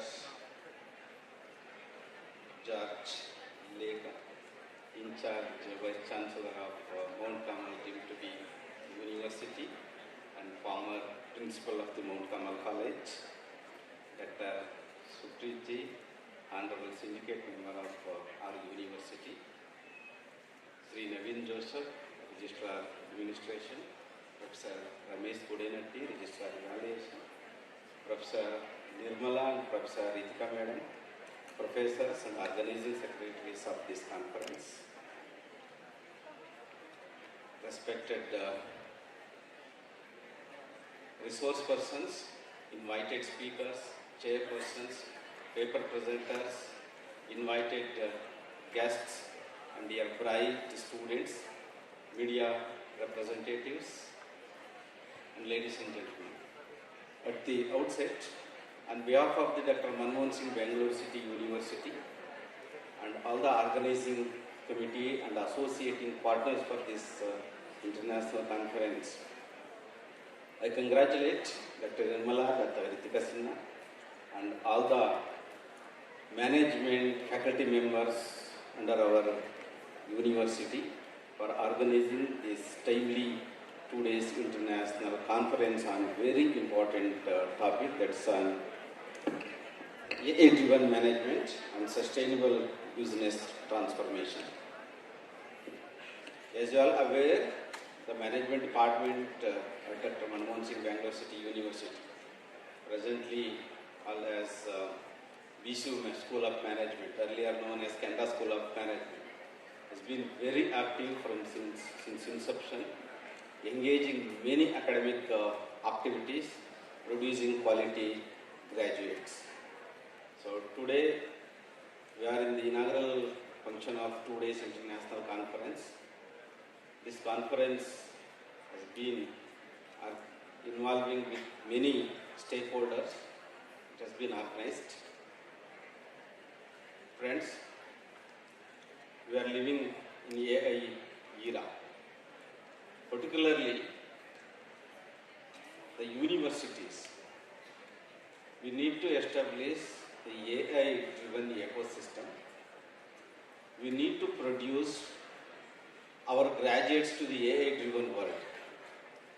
Hence, we need to strengthen the AI-related activities, infrastructure, curriculum, and related area. Particularly the management department, they will have to produce the graduates to the AI-driven corporates. Understanding this significance, the department has organized this 2 days international conference inviting international and national level experts to facilitate the deliberations. Particularly, the research experts, they are in the opinion that the organizations which are integrating artificial intelligence and human intelligence, they are leading the business. They are the successful leaders in the business. And also, they are also opining that AI should not replace the human intelligence. They should facilitate. It should act as a facilitator to strengthen the human intelligence. In this juncture, we are discussing this 2 days international conference. Friends, the deliberations of this conference should yield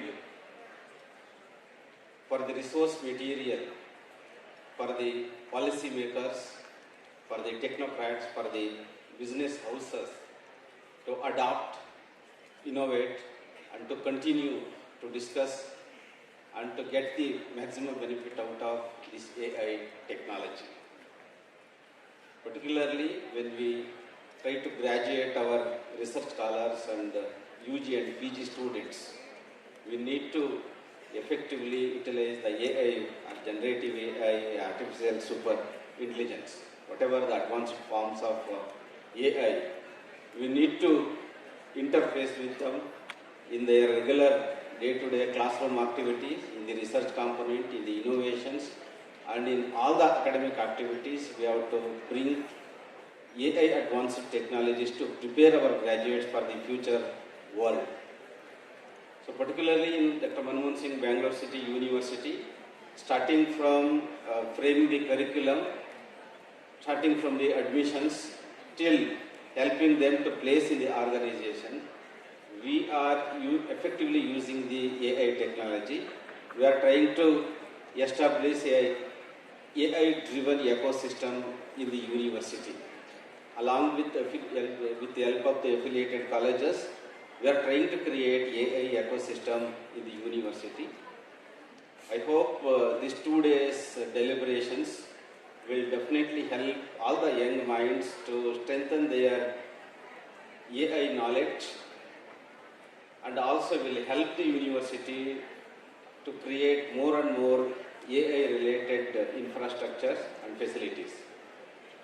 So my sincere request to all the young minds that actively engage with the deliberations in these 2 days.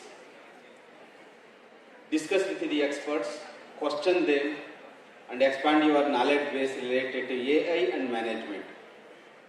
So that definitely you will be the great individuals.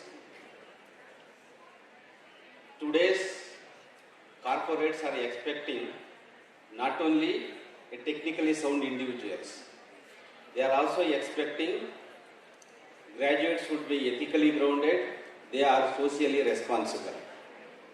Let these 2 days deliberations help the young minds to have AI technical knowledge along with ethical grounds, with social responsibility.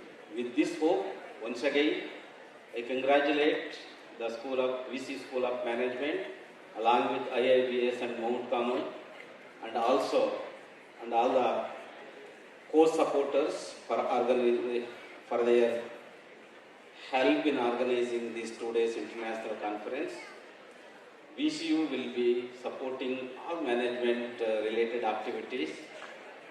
In future also, we will be supporting to organize workshops, symposium, training program, national and international activities for the management discipline. Since last 2 to 3 years, we are also witnessing little decline in the enrollment of the management schools. I think this is the right time to all the stakeholders to strengthen the management enrollment along with quality academics. I hope these 2 days deliberations will also facilitate for this. Once again, congratulations and best wishes for these 2 days international conference deliberations. Thank you very much.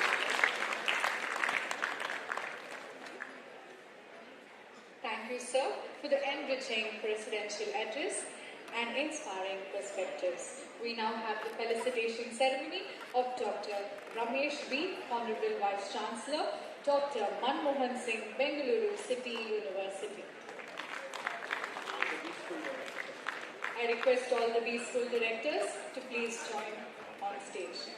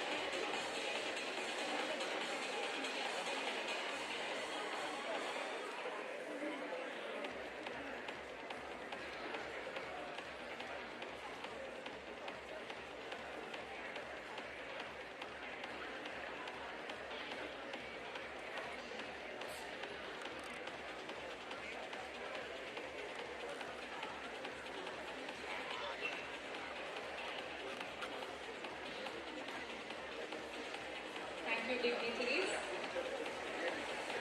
We may now have the felicitation of the registrars.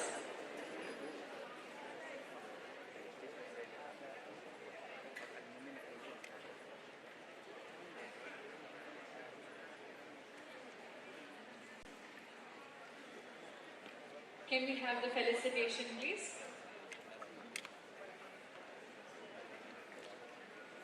Please give a round of applause.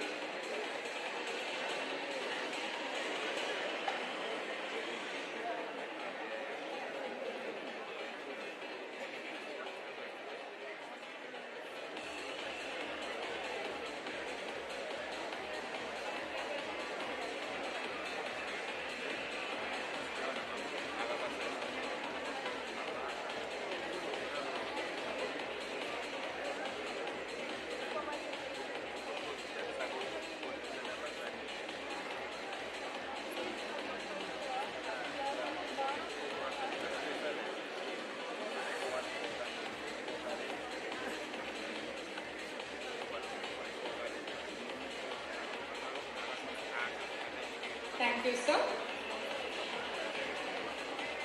With this, we come to the conclusion of the inaugural program. On behalf of the organizing committee, I thank all our esteemed dignitaries, faculty members, and delegates, students, special invitees, for making this occasion a grand success. It is the time to express our heartfelt gratitude. I would like to call upon Dr. S. Rajkumar, Dean, School of Management, Mount Carmel Deemed to be University, to propose the vote of thanks.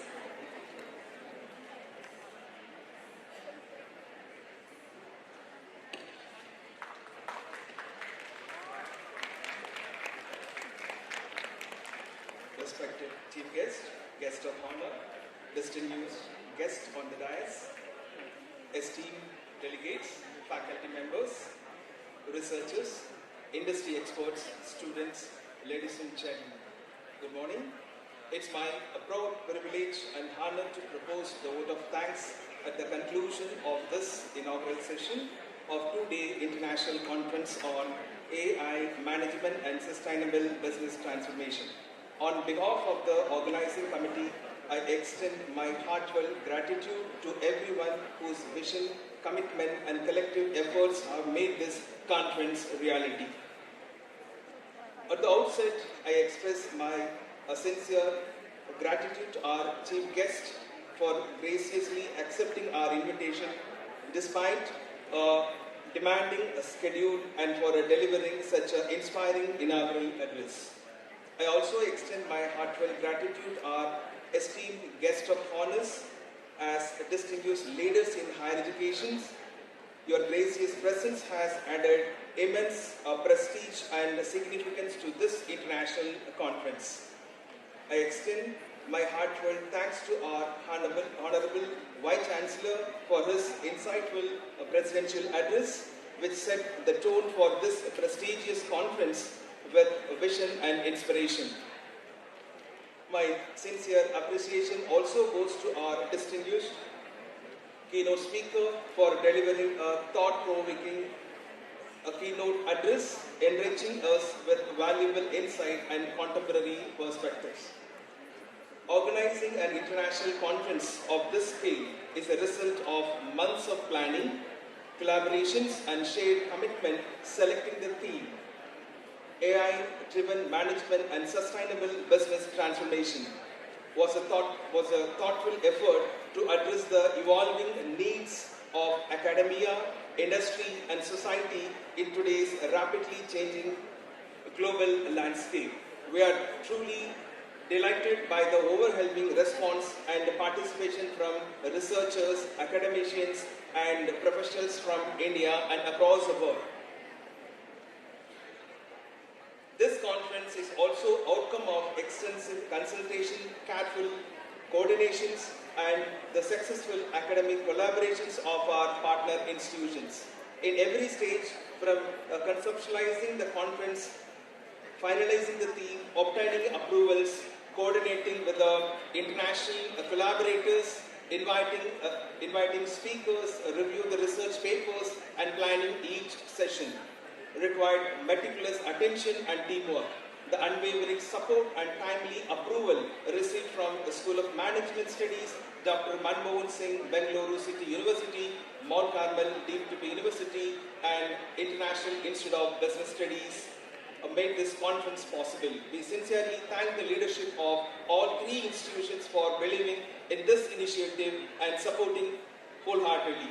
At this moment, I would like to make a special mention of Dr. Nirmala, Dean and Director, BCU School of Management, whose encouragement, constant guidance and unwavering support have been instrumental throughout this journey. Thank you, Madam.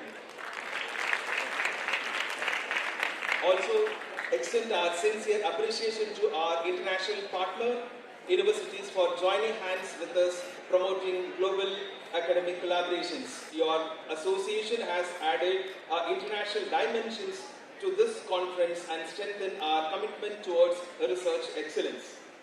A special thanks to the Management Research Scholar Association, MRSA. I sincerely thank Dr. Suresh Babu, President, and all the office bearers, research scholars and members for their wholehearted support. Our heartfelt thanks goes to all the session chairs, keynote speakers, invited speakers, panel members, paper presenters, researchers and delegates from various universities, institutions and industries. Your participation is the true essence of this conference. I express my sincere gratitude to our directors of various B schools, principals, registrars, deans, heads of the department, faculty members, and the leadership team of our collaborating institutions for the continuing encouragement and unwavering support. A very special word of appreciation goes to every member of this conference advisory committee, organizing committee, joint organizing committee, technical committee, editorial committee, registration committee, hospitality, finance committee, a stage and protocol committee, IT and media team, documentation team, and student coordinators, research scholars, and volunteers. I also gratefully acknowledge our sponsors, collaborators, media partners, reviewers, and every who has directly or indirectly contributed to the success of this event. Finally, to all our participants and delegates, thank you for your enthusiastic presence. Your willingness to learn, share knowledge, and collaborate is what makes the conference like this truly meaningful. On behalf of organizing committee, I once again extend my sincere gratitude to every individual and institutions that has contributed to this conference. We wish all our delegates an intellectually stimulating, professionally enriching, and memorable conference experience. Once again, thank you for all your gracious presence and support. May the remaining sessions today and tomorrow's deliberations be filled with the meaningful discussions, valuable insights, and fruitful collaborations. Have a wonderful day.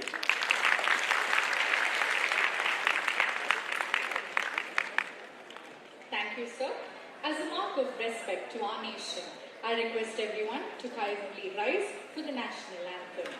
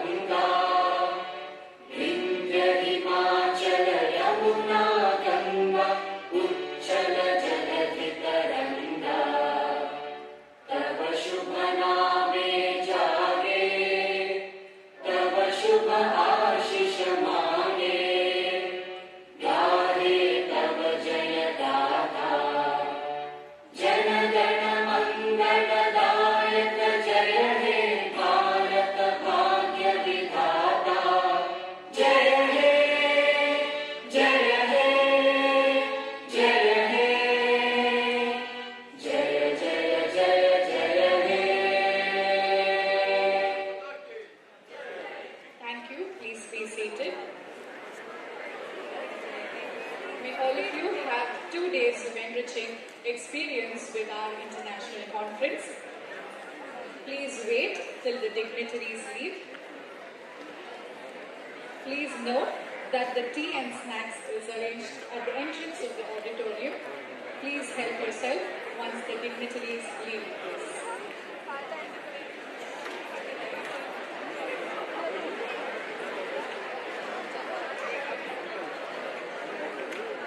Thank you all. Have a great day.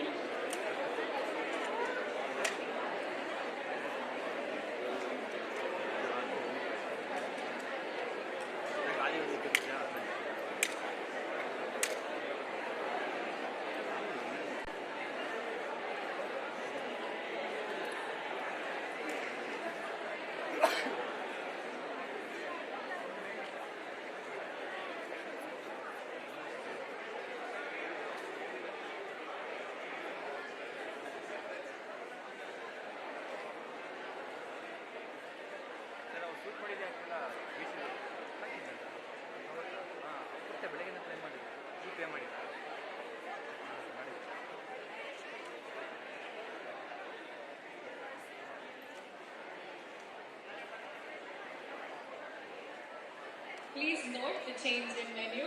For students, the snacks is arranged in this. For student and faculty in the cellar. And delegates are right here on my right side. Yeah. All the B school directors and the dignitaries come onto the special given this place here beside the left hand side, and all the students and delegates go to the downstairs, sell out snacks. Track will start within 10 minutes. Yeah. The next track will begin in 10 minutes. Paper presenters, please keep yourself ready. Thank you.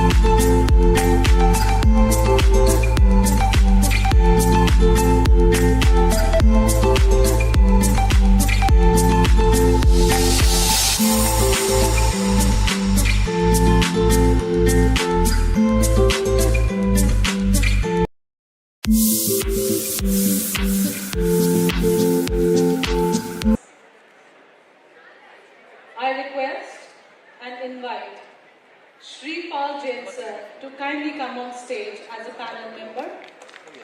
With a huge round of applause, we welcome you, sir, Shri Pal Jain. Giri Narayan ji sir, kindly come on stage. Please give them a huge round of applause. Thank you. Dr. Vinay sir, please come on stage. Please give him a huge round of applause. Dr. Ganesh Raman, kindly come on stage with a huge round of applause.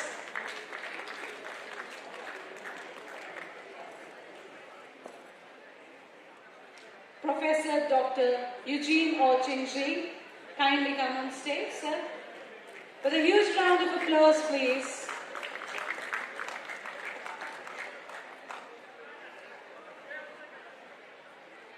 And Mr. Johnny Joseph, sir, please join us. With a huge round of applause.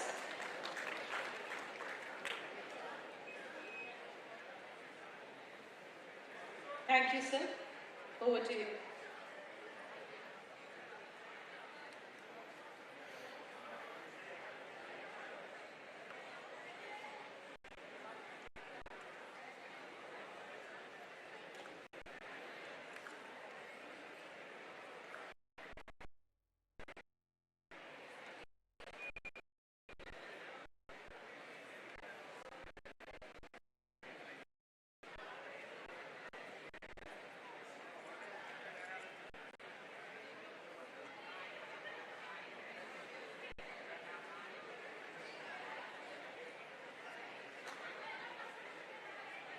Mike. Good afternoon. Have your attention, please. Last, enthusiastic students. Students are always exuberant, energetic. We would like to have your attention. Because of the time overrun, which will have a cascading effect on the remaining part of the program. We have a challenge to offer everything.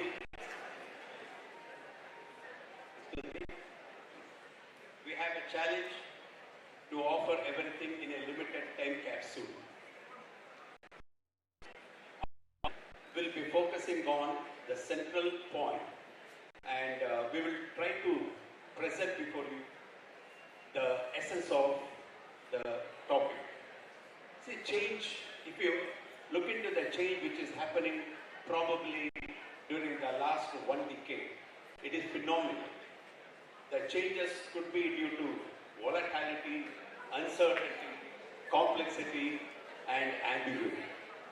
And it is very important for us to be very futuristic, look far into the future, see what change is coming, and preparing accordingly for the change. To prepare to handle the change, to prepare to meet the change is extremely important, and that is the imperative.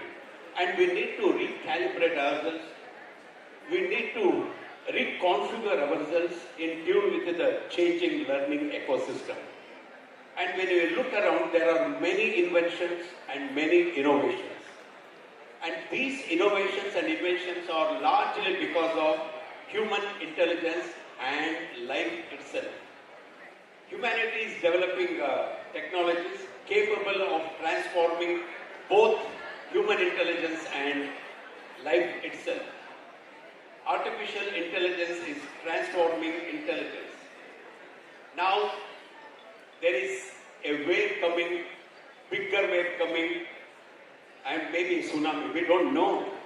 So it is extremely important for all of us to prepare for the wave. We can't stop the wave, but we can prepare for the wave. And artificial intelligence is becoming part of much larger technological ecosystem. Technologies are emerging very powerful, having very immense benefit, large-scale benefit, and nations compete for technological leadership. Researchers are busy in new discoveries.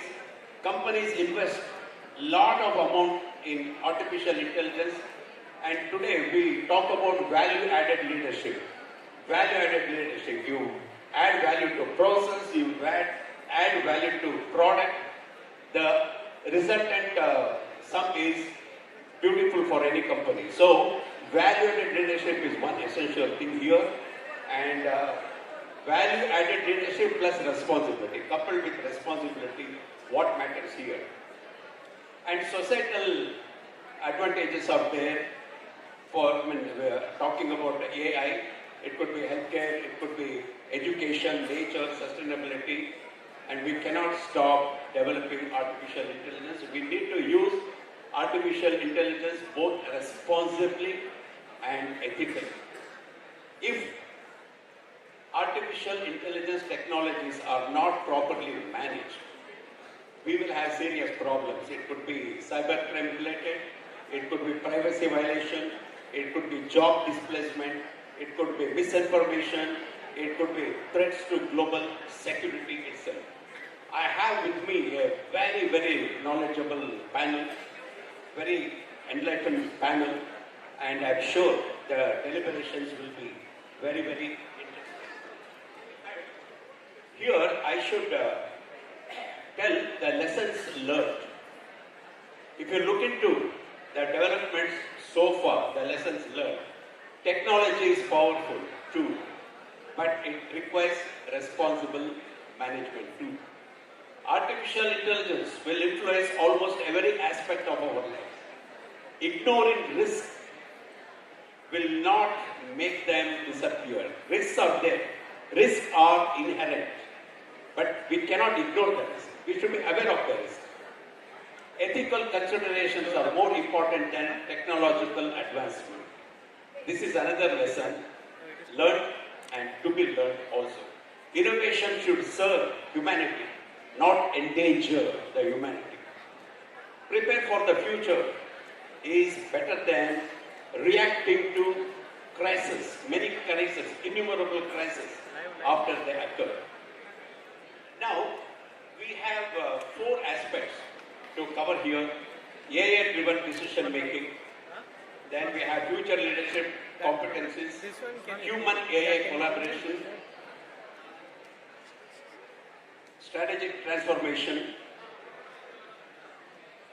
Today, speed is very important. We talk of speed, imagination, excellence and execution. We want speed in everything, whatever we do, especially in a business scenario. Artificial intelligence leads to autonomous decision. Artificial intelligence plus it learns plus executes end to end. But there are 3 rules here. AI-driven decision-making process, manage human in the loop. Data quality is greater than model quality. Simplicity, humility, and modesty apply with more now. But there are certain risks, as I told you, bias. One huge risk is bias. The second risk is over-reliance. See, sometimes the team dynamics are so important, but excessive dependence on artificial intelligence, the team dynamics may take the backseat. The team may stop thinking. Excessive dependence on artificial intelligence. And speed without judgment. You go very fast, but you should also have judgment. Speed without judgment could be disastrous, may have very bad decisions.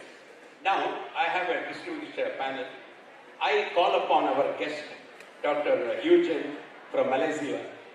What is your take on AI-driven decision making?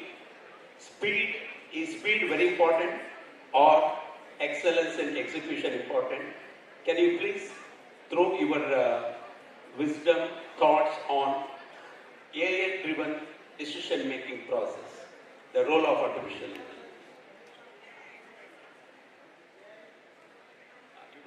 Okay, so you're right. Maybe Dr. Ganesram will answer this question. Yeah. AI-driven decision making, in that process I was telling speed is very important. But exercising proper judgment also is very important because of certain associated risks. What is your take on that? Yes, definitely the execution is one of the things every organization or an academic institution looks for. When it comes to decisions has to be data-based. AI can help in terms of gathering the data and putting the data together in a shorter span. But it involves a human to make the decision. I don't think AI by itself, we are going to allow it to make the decision. Then in that case, it can really be can cause a potentially disruptive consequences can come. So it has to be human in the loop in the final decision. Typically in a customer service kind of a scenario, AI can really help in terms of assembling, gathering, assimilating the data in front of you, but the final call is with the human who has to take care of the end customer needs and then who has to decide. Take the case of a medical practitioner. Even though AI can assemble all the data in front of him in terms of the various reports, the historical cases, what is available, what has happened, everything, the doctor has to decide how this patient is going to be taken care. So it involves a human in the decision. Without a human, it's not the right, it may not be the right decision. Human has to be there in there. Thank you, Dr. Ganesram. Because of paucity time, we are making it very concise. So I am very conscious about that. The second aspect here is future leadership competencies.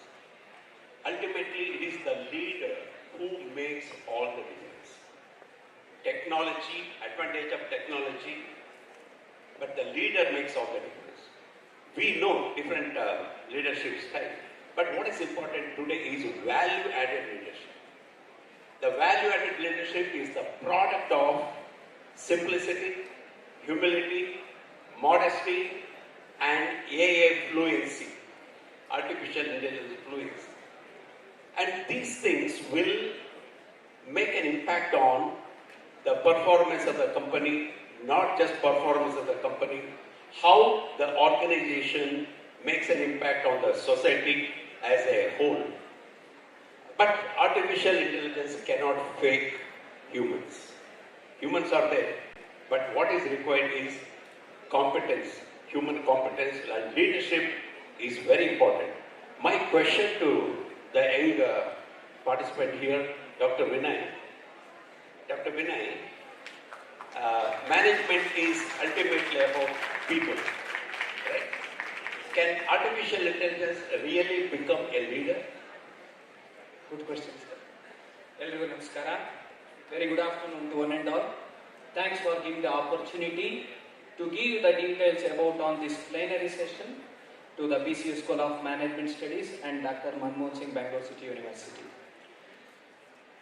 As you know that artificial intelligence is very good at recognize pattern, forecasting trends, and better organizational things, and even though it may help to take the business decision making.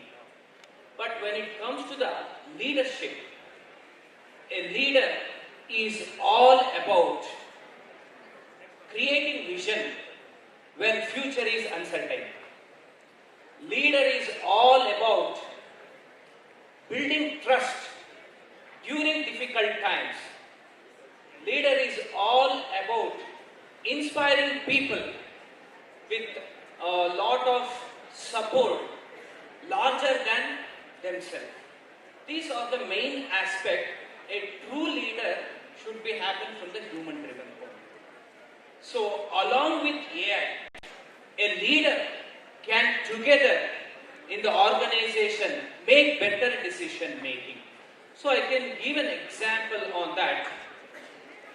You know, Perplexity is one of the famous artificial intelligence tools, but it is not possible to solve human complexities.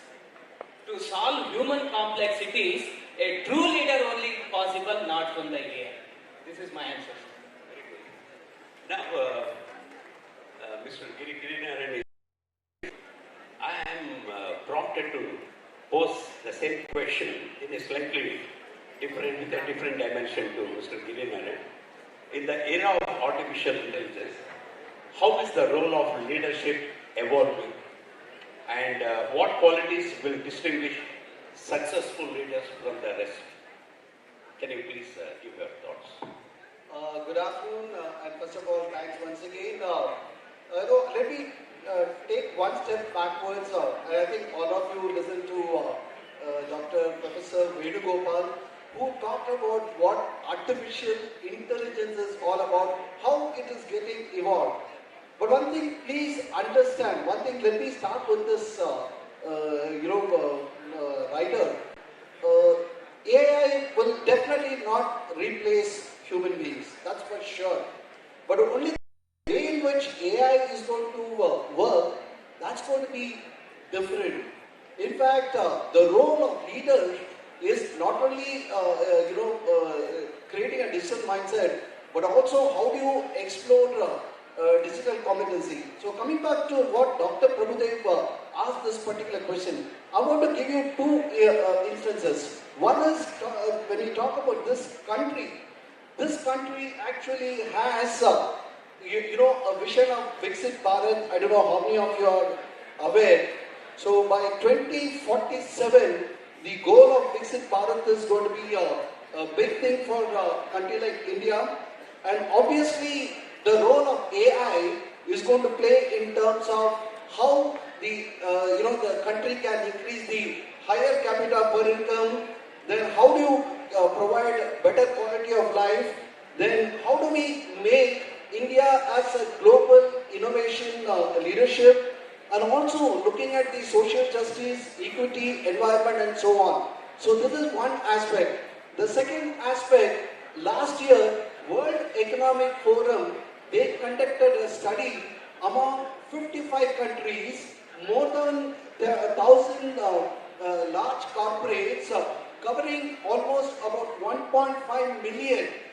And let me tell you, it very clearly indicates in the era of AI, almost about 170 million new jobs are going to be coming in. At the same time, almost about 100 million jobs are going to be getting displaced. I think answering his question, what is the role of leader? Is our leader, are they ready to look for these kind of changes which is going to happen? And I think that is where the role of leader comes into picture. So leader, if I look at it, leaders will have to play a very important role. How do they integrate technology in the area of their work? How do they, I think Dr. Vedugopal talked about problem solving and decision making, etc. and so on.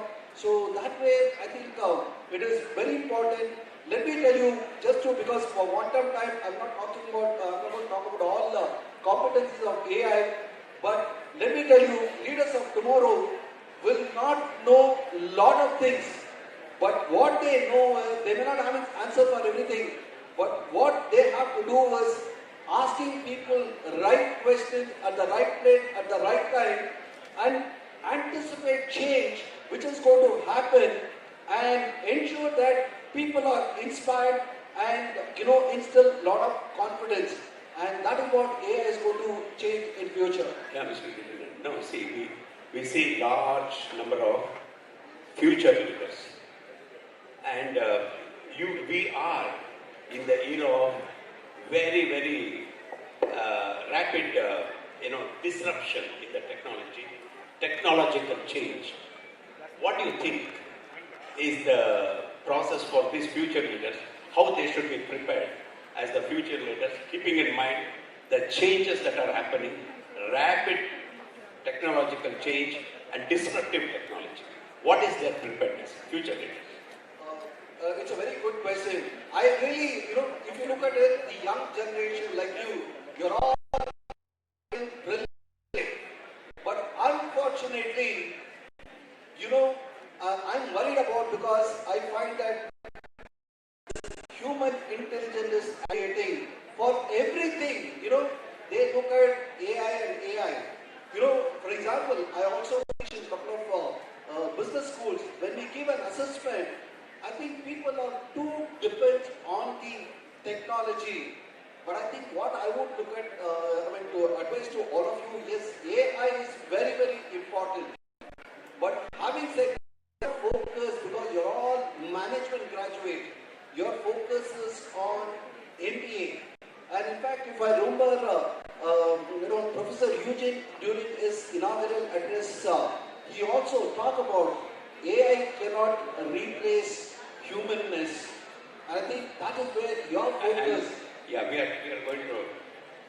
Probably to your question to Giri, I just thought I should involve the audience here. How many of us get assignments to do in our class? I don't know. I want them to speak. How many of us get assignments? Okay. How many of us use our head, or how many of us use ChatGPT for excellent? Okay, excellent. As professors, what do we evaluate? Do we evaluate ChatGPT or you? So do understand, this is where we get a challenge when we are dealing with students. When they come for an interview, nowadays even students are finding it difficult to strike a good conversation. They want a ChatGPT in front of them to give the answers, or they want to talk with emojis. Probably if you want to talk to them, you have to chat with them and then do emojis. That cannot be an interview.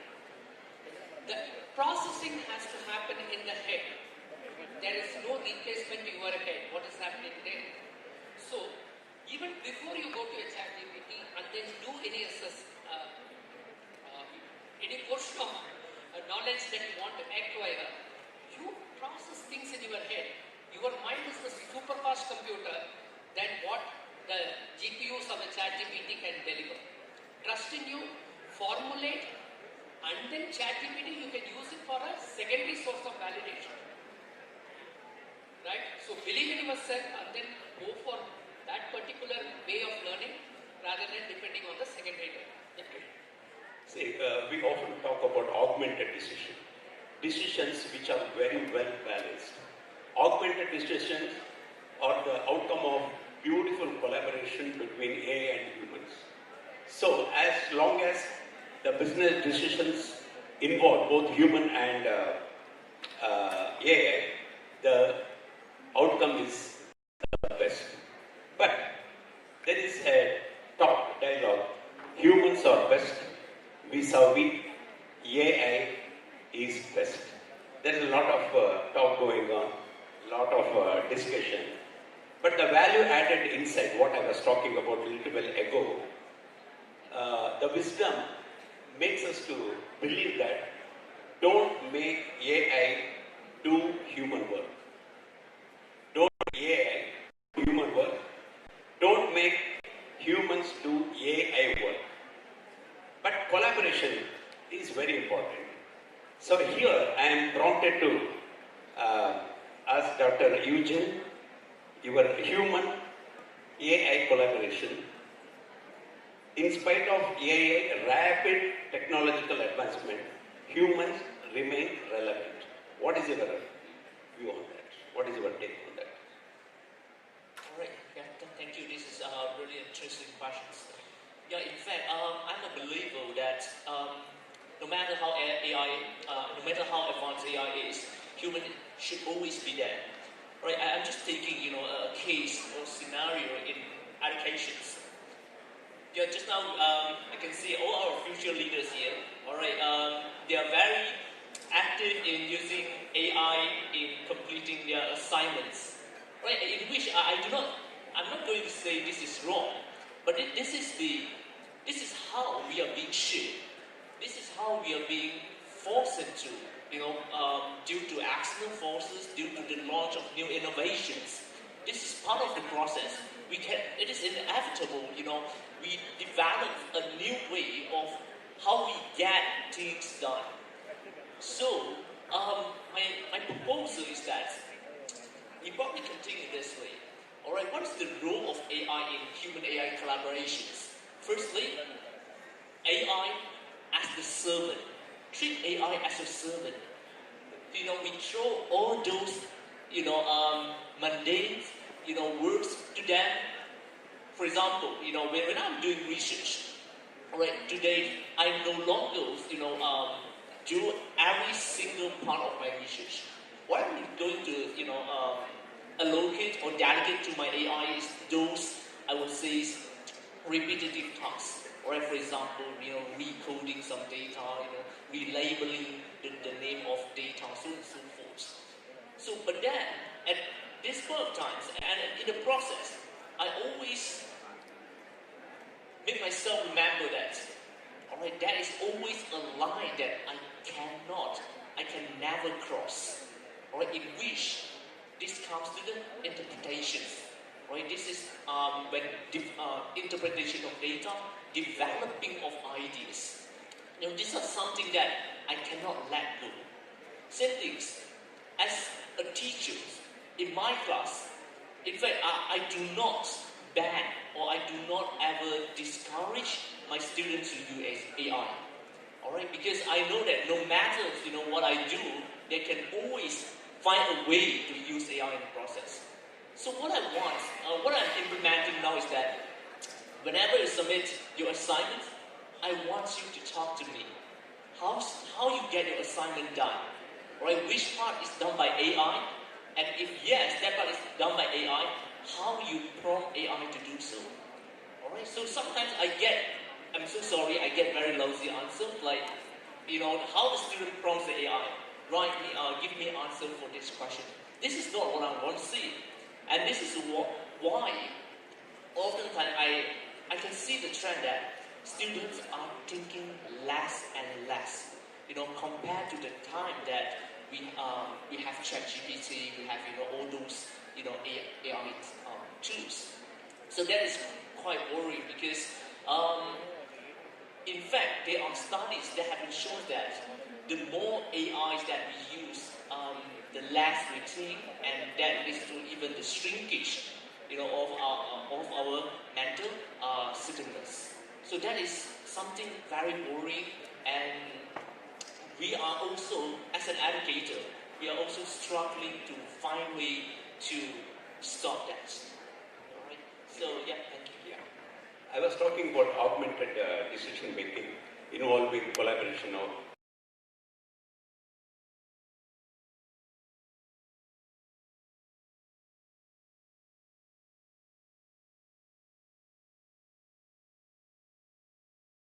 I think he can answer this question very well.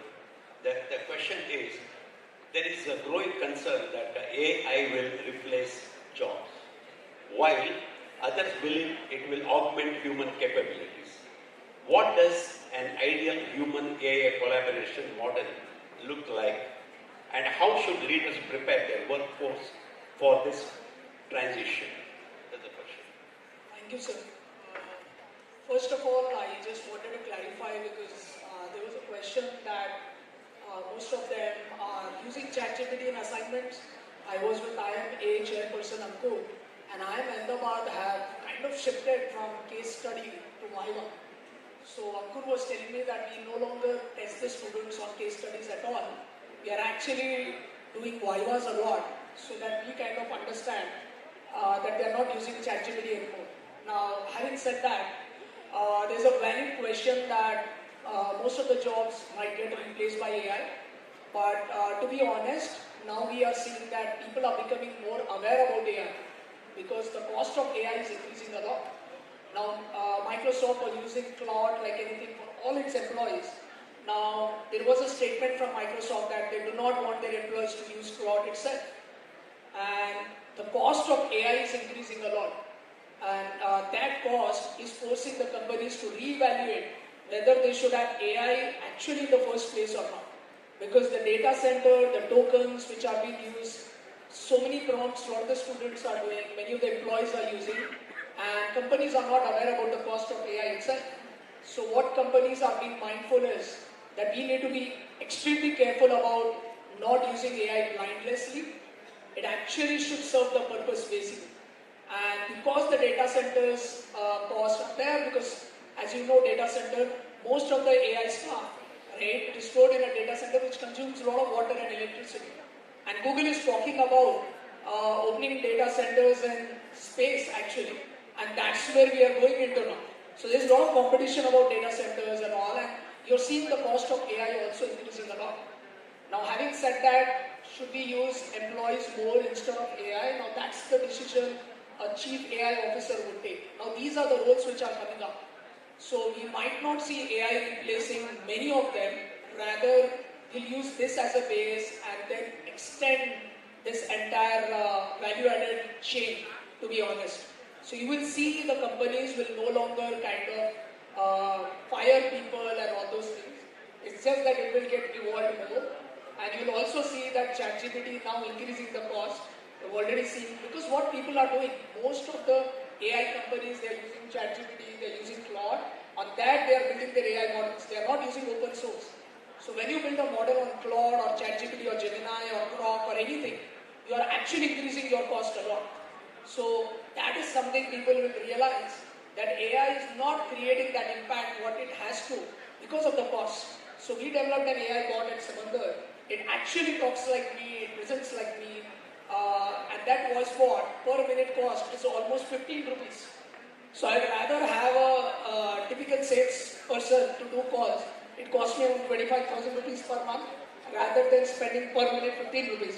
So I think the augmentation and all, I think AI is very good in the elementary level work, in the data entry work and all, but the decision making, the ethical, the judgments and all, I think you still need AI.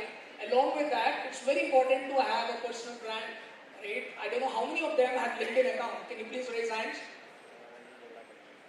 Okay. How many of them are posting consistently on LinkedIn? Can you please raise hands?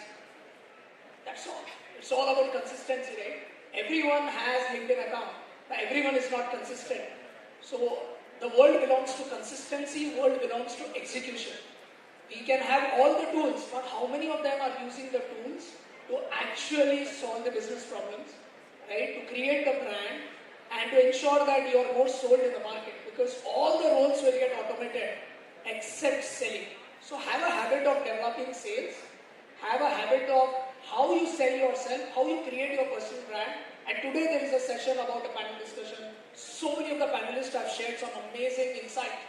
Write about that on LinkedIn, tag people, tag some of them. You see a lot of people talking about you. You're writing on LinkedIn, people talking about you. I think these are real skills. You can use AI to write a good content on LinkedIn. So I'm an influencer myself. I have over 75,000 followers on LinkedIn. But I can consistently write that.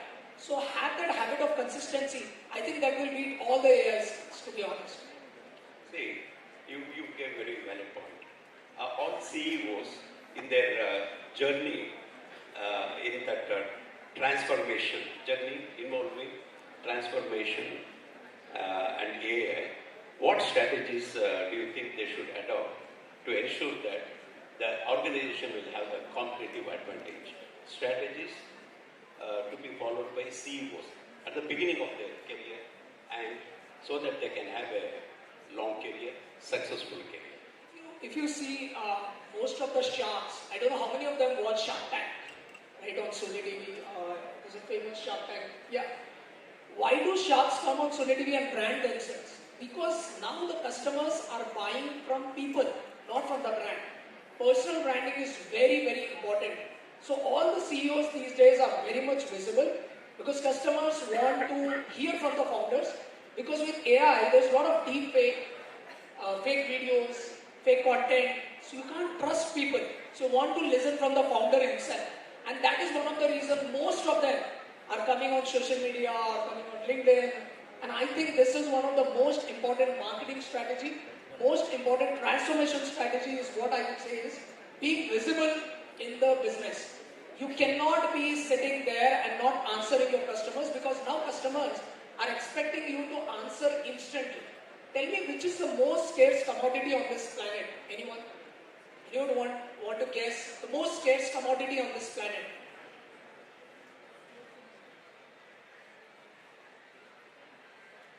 The most scarce commodity on this planet? Any guesses?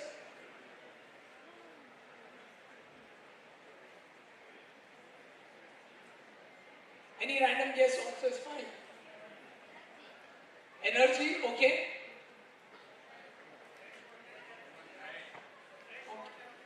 Okay. Anyone else? Attention is the most scarce commodity. People are dying to get attention. And if this panel discussion goes for another 2 hours, most of them will leave. Because our attention span has gone down considerably. We can't even be attentive. If I tell someone to read a book for 1.5 hours, he just can't read at all. We have been extremely impatient. So we as founders, why are we coming on webinars? Why are we coming on panel discussions? Why is CEOs coming? Because they need to get the attention of the customers. The best way to get attention of the customer is the founder himself should come and talk to their customers. I think this is one of the most important strategies which I am seeing founders are using. Okay, very beautiful response, Mr. Sriman. See, we talk of AI-driven strategic transformation. It could be product transformation, it could be process transformation, customer experience transformation, business model transformation, whatever it is. Day before yesterday, there was annual general meeting of Wipro. The chairman, Rishabh Premji, he was making a speech, and in his speech he said, alongside efficiency gains, AI is creating new opportunities for innovation, transformation and growth. What a beautiful statement. So here, I think we need to deliberate upon this key aspect.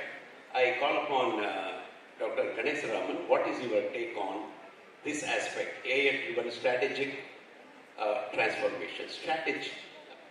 Absolutely, sir. So strategy has to be centered around what the organization wants to deliver to their customer. So the customer is the important. And as we know the customer, then we can design the entire process and the product around what the customer is looking for. So my thought process would be in terms of the transformation starts from what differentiated experience, what is the value-added experience that we want to provide to you. So whether it is a product or a service, Apple, what they did is in terms of their product offering, they differentiated their offering so that that's the reason they could attract so much of customers.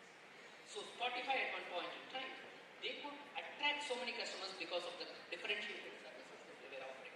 So the transformation starts with keeping the customer in mind, designing the product and process in such a way that the customer gets the best value proposition what they deserve. So that's what I look at it from the transformation perspective. Yeah, thank you. To Mr. Sripal again, because strategy is involved. As AI automates routine management tasks, how do you see the role of leaders evolving? Will managers spend more time on strategy, coaching, and innovation rather than operations? I think absolutely this is where we are getting into. We are now becoming, the role of CFO also is changing now. The new CFO term is now Chief Value Officer. You don't add value, you don't exist on this planet, and it has become extremely competitive. You need to be very, very skilled now in this world, and you need to be very competitive. You are not, you cannot be like that you're just more complacent, okay, it's okay not to be upskilled, it's okay not to learn. I don't think so that will exist anymore. It doesn't exist for entry-level people, it doesn't exist for middle-level people, it doesn't exist for CEOs also. Everyone has to be skilled now. Everyone has to add value in that chain. Now previously the support officers were using, the customer support officers, CSOs, were always solving the tickets and all. Now they are also required to add value to the business. They are also required to add revenue to the business. When we talk about strategy, when we talk about adding revenue, when we talk about insights, it's all about understanding the business. Do you understand the business and can you drive decisions out of that business? Because half of them, when we interview them, most of them don't know where the revenue of that business is coming. They don't even study about the business at all. And they directly come to the interviews because there are a lot of students here who are listening to us. It's very important to learn about the business. Previously it was not. Now with AI, most of that routine works are getting eliminated. Now the focus will be completely on how much value you can add. Now that's where MBA is getting challenged. That's where management degrees are getting challenged. Because now you are required to add value to the business from day one. Previously you had a kind of hierarchy, analyst, senior analyst and all those things. Now you're directly landing at manager level and you're expected to add value to the business. And that is where you need to ensure that how do you add value to the business is by understanding with the business, it's by knowing where your role is and working a lot with the sales. Now, how do I know? How do I add revenue to the business? Is to talk to the sales team more. Now, I am a strategist. Why should I talk to sales team? I am a video editor. Why should I do designing? Why should I do a paid ads? Right? That is no longer will be accepted. You are required to learn multi-diversified skills. I don't think so specialization will work anymore. Thank you, Mr. Sripal. I think you want to add another dimension. Let me give you totally a different dimension on this. I think we are all, because we are all qualified as an MBA or, there is a lot of, without our knowledge, we want to achieve everything in this world. And let me go back one step. And I think if you look at it the last 7-8 years, one of my predominant focus is on organization development. It is not only sales, it includes, because at the end of the day, why organization is existing. And the challenge with the organization development is whether leader has the capability. It is not necessary that everybody would have a capability on, let's say, marketing or sales or HR or finance, etc. It is all about yourself. So that's where I'm talking about human capability. Some of the organization where when I do organization development, it is not, I work with some of the big organizations.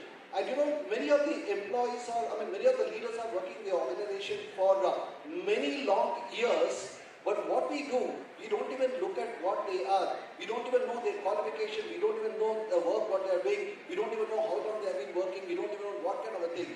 We only look at whether they have the capability to take the organization to the next level.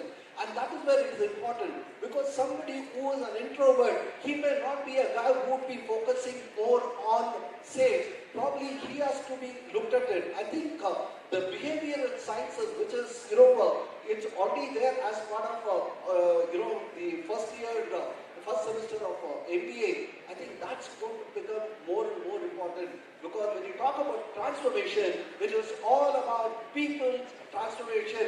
How do you leverage the best out of the individual? Because unless you have the passion, look at a game like IPL. Everybody plays the game of cricket, but what are they doing? They are basically trying to ensure that who has got the passion of scoring more at less number of overs rather than playing, it's all about your mindset. I think it's all about human capability, which is going to help in transformation. Thank you.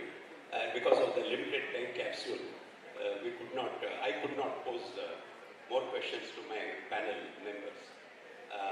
But keeping in mind the predominant presence of future management leaders, I am prompted to ask two questions, if time permits, three questions to Dr. Vinay. Maybe he will come out with the relevant response. There is a growing concern that artificial intelligence could replace jobs. As an educator, what message would you like to give to students about the future employment prospects? Dr. Vinay. Thank you, sir. So, each and every panelist has discussed about on AI. I always forbid you, don't fear AI. Just simply prepare for it. Why? Because artificial intelligence adaptability nowadays is at most important. As you know that as an educator, so in our MBA syllabus also, which is implemented, each and every subject, especially in the last module, practical application, So in each and every subject, you can use artificial intelligence and various aspects. And I also taken the points from the Girinarayan sir and Sripal Jain sir. According to the World Economic Forum, they said there may be more than 170 million jobs may created in future by 2030. And even though by 90 million jobs may disappear, which job disappear? That is entry-level jobs. We should be aware about on the entry-level jobs. Why I am giving this information? Because Tier 2, Tier 3 colleges placement, which is happening only for the entry-level jobs. So, if entry-level jobs, it is adopted artificial intelligence, it may be a problem. So, in this aspect, we should know how to use AI perfectly and how to work along with AI also very important. So, this is my few information about on that. And most important is, we always heard about AI, there may be a jobs losing or anything. See, for example, I will give one example, sir. In 2000, computers which is implemented in all the industries, and most of them has would say that jobs may disappear. No. But in 2026 also, AI is introduced. We will get lot of jobs. We should have a perfect knowledge about on that field. So that is my suggestion. Thank you, Dr. Vinay. And now, before I throw open the floor for question from the audience, I am sure there will be searching questions from the audience, though time is running out. A couple of questions, but before that, I want to introduce Mr. Johnny Joseph. He is not a member of the panel, but we invited him to be here. He is the Vice President of EME.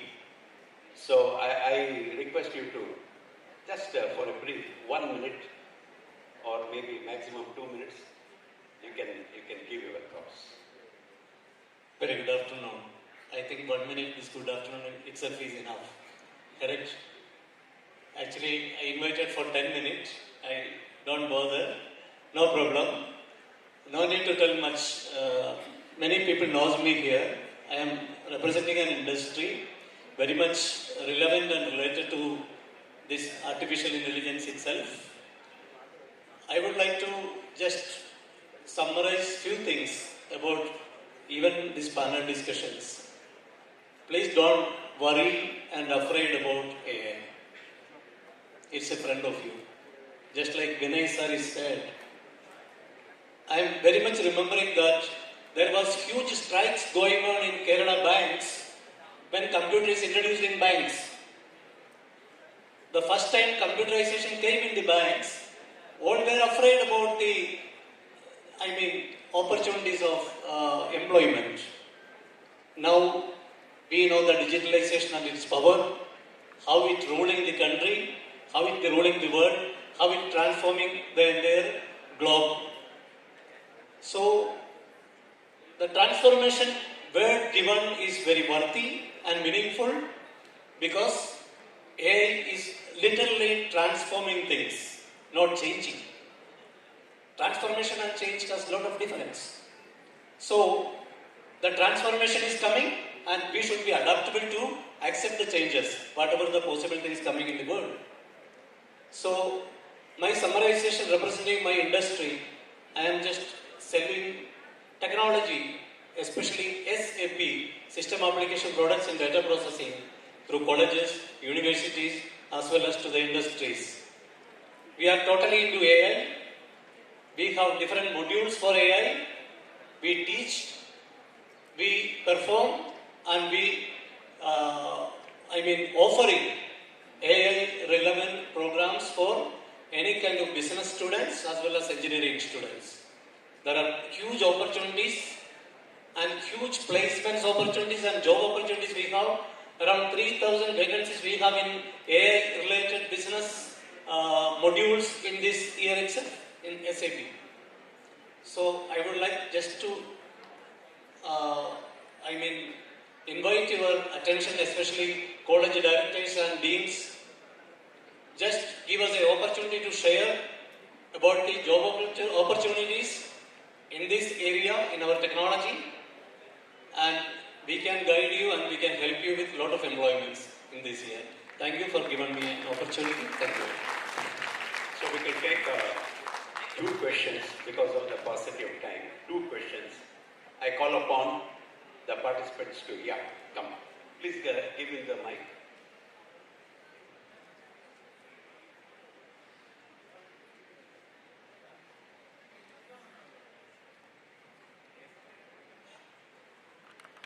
Good afternoon, everyone. I am Suhas JS. I am from Acharya Institute of Graduate Studies. And my question is, I am a management student. As a management student, which are the best AI tools which I can use? Because in this present era, there are many AI tools, right? So, what would you suggest for me as the best tools in AI? Would you like to? Yeah.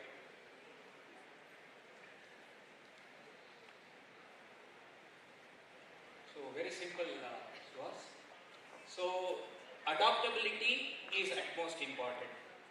You have a real intelligence. You are trying to use artificial intelligence. Even though which area you are going to do, that is most important. For example, ChatGPT. ChatGPT which is helpful for framing emails, for rephrasing any contents. If you deliberate anything, you can use ChatGPT.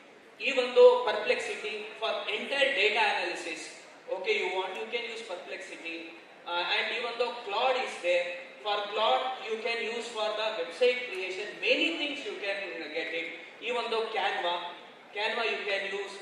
And most important, as you are an MBA student, you should know how to use Tableau. That is very, very important, because from the Tableau you can create the dashboard concept.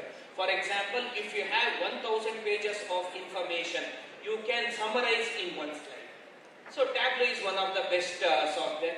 Even though MS Excel, you learn properly MS Excel. So with the AI integration, these are all the various applications you can use for your enhancing MBA.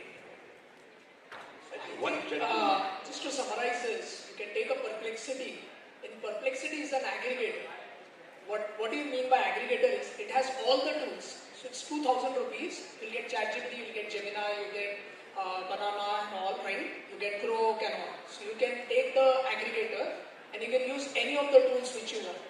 So Power BI, Tableau, they are all more like a dashboard kind of tools. But you can take Perplexity, 2,000 rupees plan monthly. It has all the tools. You can select, like sir said, the application of any of those tools. You can select them. It will come like a drop down in Perplexity itself. Okay. Thank you. Thank you. I think, yeah. Please pass up the mic. Please introduce yourself. Namaskara. My name is Jyothi. Let me clarify the first point you raised in the beginning, speed and accuracy. The speed depends on the hardware in an element terms. Accuracy depends on the software. So when I say hardware, it totally depends on the processor, memory, internet connection, and the cloud. Accuracy depends on what AI models has been used. You hold the mic. Yeah, what AI model was used. Okay. So this was a clarification I just wanted to give. I have two questions for the panel. One for the academic point of view and another industry point of view. This question on behalf of the fresher students and the passed out students.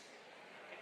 So for the academic point of view, so what AI policy is present or available or going to process for the new students? The first question. And the second question is, the passed out students are going to pass out students, so where they will get placed.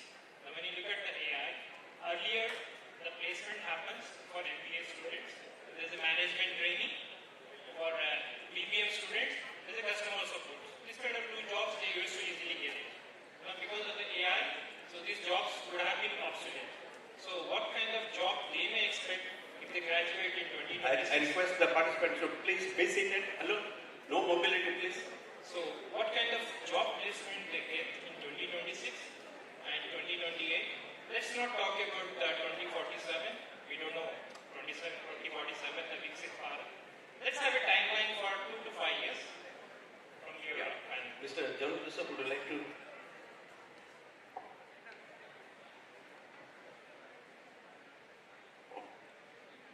Thank you, sir, for the question. It's a varied question. We are discussing a lot about AI and its opportunities. So I can summarize little things, but definitely you know the elaboration I know. Anyway, see, one is a major segment of automation, process automation. AI is helping for that. And there are robotic related things. There are many automation related things, like so many opportunities are there in different softwares. Okay. And one, you know very well that even SAP, what I am representing, there are 4 or 5 modules I can tell and segment I can tell. There are huge opportunities. One is BTP, Business Technology Platform. That is totally AI relevant and huge opportunities are there. There are Joule is a specific module SAP nowadays introduced, and one Jnana technology. Jnana is enabling machine learning and critical hacking, IoT related things in the association with, clubbed with the artificial intelligence in their, proficiency. So, around 8 to 10 kind of vacancies we can provide even in SAP segment in AI. And coming to Microsoft like software, I think recently Microsoft is also coming up with various courses. Oracle is coming up with various courses, and many software companies are coming up with courses which is directly giving to employment opportunities to the youngsters. So I think it's a huge area to discuss. This small narration may be enough, I think. Thank you. I think you want to add another point. Please. Yeah, I will not make much of time. Let me clarify, not only AI, in fact the India Global Skill Report, the latest report very clearly articulates the year of 25, 26, 27 is going to be the year for fresher, In fact, by 2030, millions of jobs are going to be available in areas like BFSI, healthcare, then entertainment, then hospitality, automotive. Now, many of these people, they are actually looking out for people at the entry level. The question is, unfortunately, students are too dependent on the college. But I think students plays a very important role in looking at these segments, and the skill report very clearly says that the year is going to be the year of freshers. So it is actually, they are the ones who are going to play a very critical role rather than the placement officer who is going to be having a connect with the college. It's very beautifully responded. Well, there's a question from Dr. Manohar, a very senior person. You would like to take, this is the last question before we wrap it up. I'll just take 10 seconds. We are talking about AI adoption. I want to do a benchmarking as India, we have also spoken in Malaysia. Where do we stand today in AI adoption in the global mapping as such? I think you can answer this question.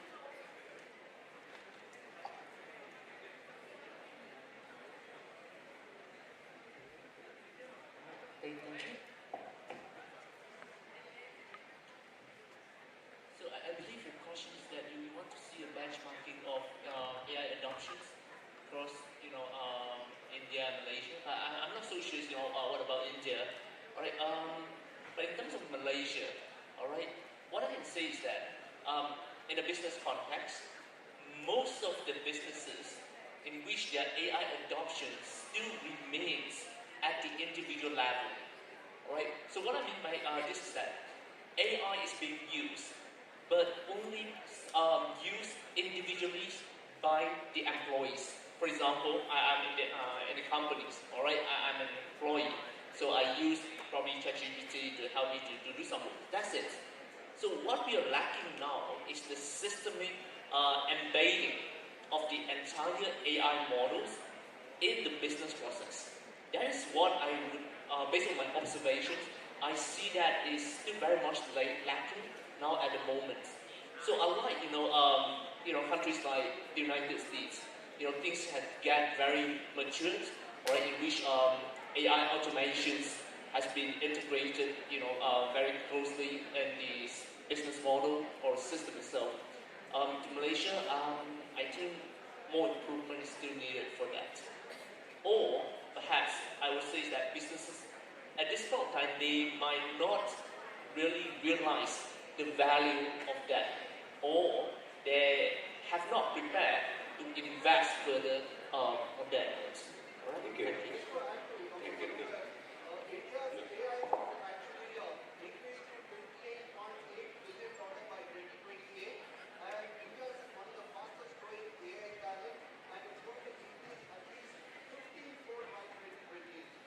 Thank you, sir. Thank you.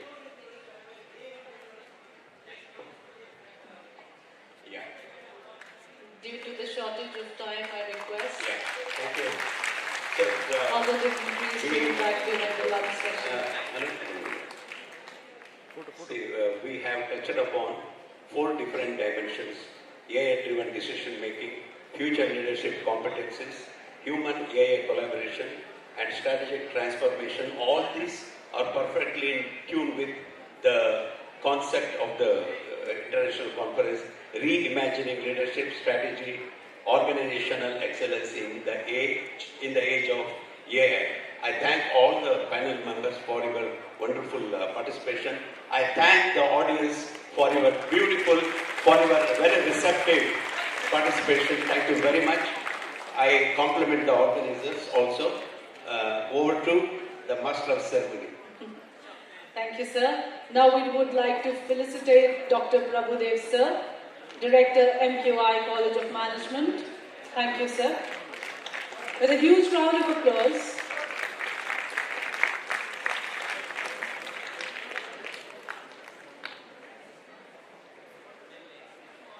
Shri Shripal Jain, CPA CA, co-founder and lead faculty, Simadar Education, AICPA.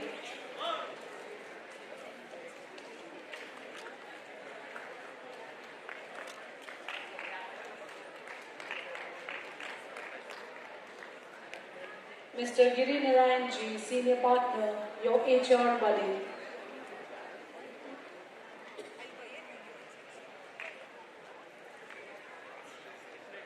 Dr. Vinay S., Professor and Director, School of Management Studies, SFGC.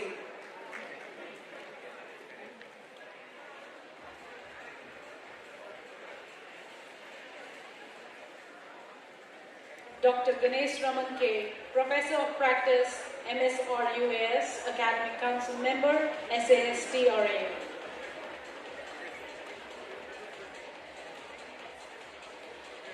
Professor Dr. Eugene Ochingji,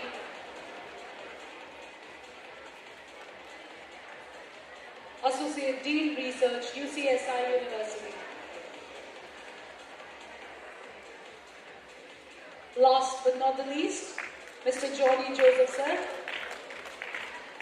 Vice President, SAP, EMA, SAP Partner, Training Partner.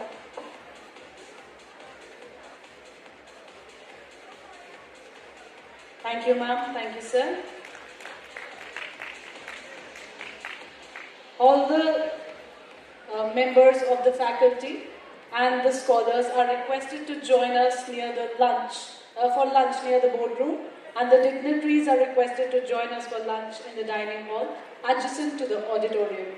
The students can show their ID cards, IIBS students, if you do not have coupons, but you can show your ID card along with Shishadripuram College and IIBS. And Bengaluru City University students as well. Thank you so much. All the delegates, we arrange the lunch beside the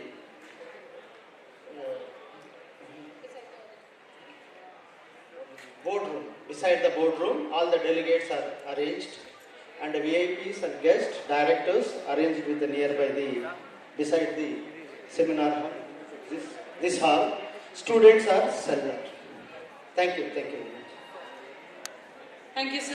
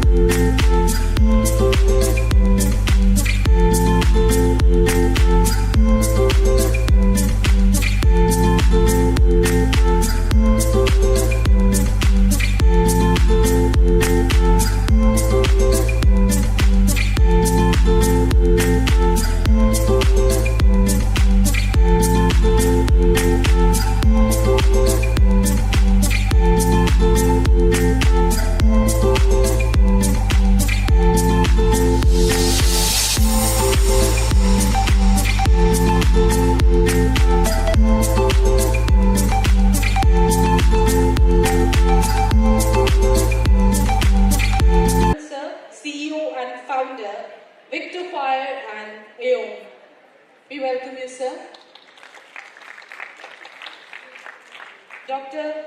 Raghunandan N.K. Sir, Director, International School of Business and Media. We welcome you, sir. And Mr. Madhusudan Sir, Senior Consultant, Rolling Edge Strategy Partners. We welcome you, sir. Please give a huge round of applause to our panelists.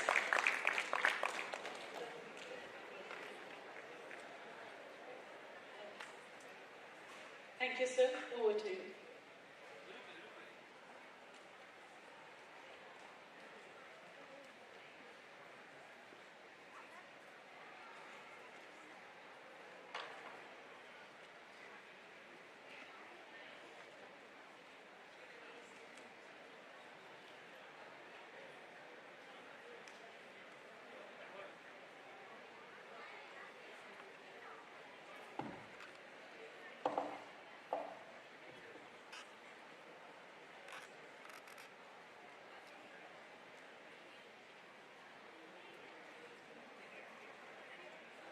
afternoon to one and all present here.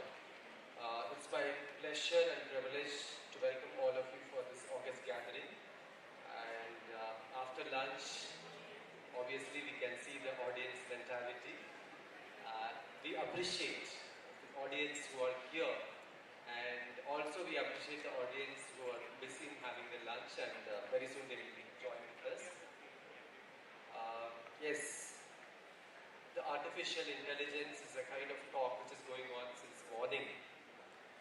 Yes, of course, all the panelists will agree that artificial intelligence means it's a kind of myth which is attached or oriented towards one of the research labs or technology sector. But that kind of myth is completely gone, and we can clearly see the evidence that it is not only confined to the technology sector, it is transforming to the multiple sectors. If you just take healthcare or education sector or banking sector, everywhere you can see the artificial intelligence. And of course, organization is also taking into account the point that it is no longer a kind of adaptability. It is a kind of acceptance. As per the change in the knowledge management, the people may have the resistance. Yes, why we have to accept this artificial intelligence, which may lead to kind of loss of the manpower or the loss of human resource, like that kind of views are plenty. By keeping all these points in mind, we would like to start the panel discussion. And let me take the privilege of welcoming all the panelists. Very good afternoon to all the panelists. Now let us have the ice-breaking session with all the panelists. Intelligent enterprise. This is the kind of terminology which is existing everywhere. And the conception over here is what? Many organizations, without knowing what is this intelligent enterprise, they are implementing the artificial intelligence as a kind of day-to-day tool. So how do you differentiate? Do the organization should adopt the intelligent enterprise as a kind of the process orientation, or they can just take into account in the normal course, yes, this is a kind of tool where we are supposed to use it, that is, use it without involving the people, process, the entire system as such. So this is what I thought, let us have the ice-breaking session.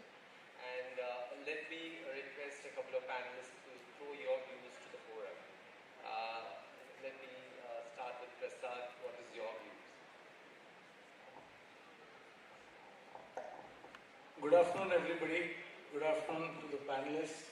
My warm regards to Dr. Venkatraman. Without much ado, I'll just come to the subject. I think the definition of an intelligent enterprise doesn't change for me. I still feel whatever is your individual definition of intelligent enterprise will not change too much because of AI. So for example, for me, an intelligent enterprise is that which understands who their customers are or who their beneficiaries are, and they think so much for them that even they give them a solution about which even they have not thought of. So your analysis or your thinking for the customer exceeds from just intelligence to intuition. So you intuitively start feeling that my customer wants this, and then you build that product with ingenuity. Ingenuity is building it with much more efficiency, more affordability and more reliability, drastic disruptive application of skills to build something. Okay. Third thing, what comes there is your product oriented to helping life? So there should be an aspect of inspiration in whatever you're doing, product, solution, outcomes, whatever you want to call. And the fourth thing is whether there is some element of patriotism. Patriotism is a very broad word. You can say motherly affection towards your motherland, fatherland, towards your village, something where the land or your tradition or your culture, okay, is like pushing you to do that, or you're offering your services to that. So I always, in fact, I wear it on my shirts also, in this shirt also, intuition, ingenuity, inspiration, and India, okay. These are written with symbols on my shirt as well, generally, because that's the idea of an intelligent enterprise according to me. Without emotion, we know about intelligence quotient, then we have emotional quotient. So without emotion, I don't think there is enterprise. Without intuition, I don't think there is enterprise. And without ingenuity, I don't think there is enterprise. And without inspiration, that you're doing something for the living beings, includes it may be agriculture, plants, animals, whatever. Unless you have that inspired thing that you're doing something for the world, something for living beings, okay, I don't think there is a real enterprise. So that definition broadly doesn't change because of AI, according to me. Well said. You have proved that you are always innovative in terms of bringing out the answer. Umesh, can I hear it from you? Thank you. Good afternoon all. And I do agree with Mr. Prasad's comment. My perspective is from intelligent enterprise.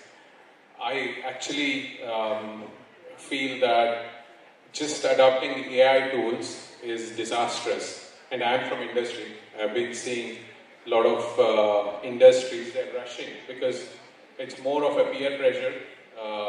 Some industries adapting AI, so they're going to asking the CEO, when are you adapting? Yeah. For me, I think basic concept still remains same. I've always seen that process, people, if there's no culture or the process is not in place, then whatever it is, AI definitely fails. If the process is chaotic or the culture is chaotic, then AI doesn't work. I think the intelligent enterprise, I would still see as somebody who's having strong fundamentals, just like how you mentioned, and then over top of it, you apply AI, and then of course the results talk about it, right? How much is your EBITDA, what is the revenue generation, what is your customer satisfaction. I think for me that is intelligent enterprise, rather than just putting in some shiny toys, right, which doesn't work. So you wanted to have a breakthrough. Yeah. Right. Raghu, what is your view?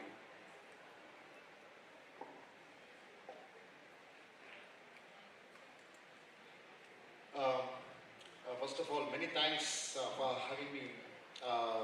Thanks to Dr. Venkatraman, thanks to Bangalore University, Central University.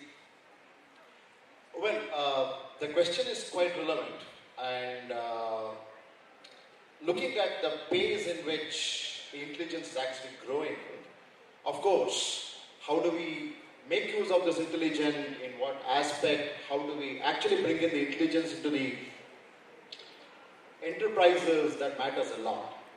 Now, I would put it a bit, coming in from academic background or academia, I would look at it in terms of intelligent enterprises from an academic perspective.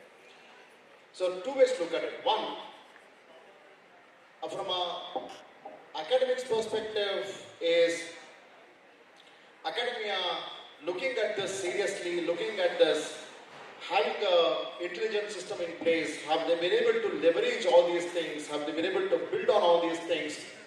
Are we able to, leverage on what we call as the intelligence that can possibly create a better environment? We have quite a way to go. We, as a system, we have been looking at lots of stuff a bit differently, traditionally.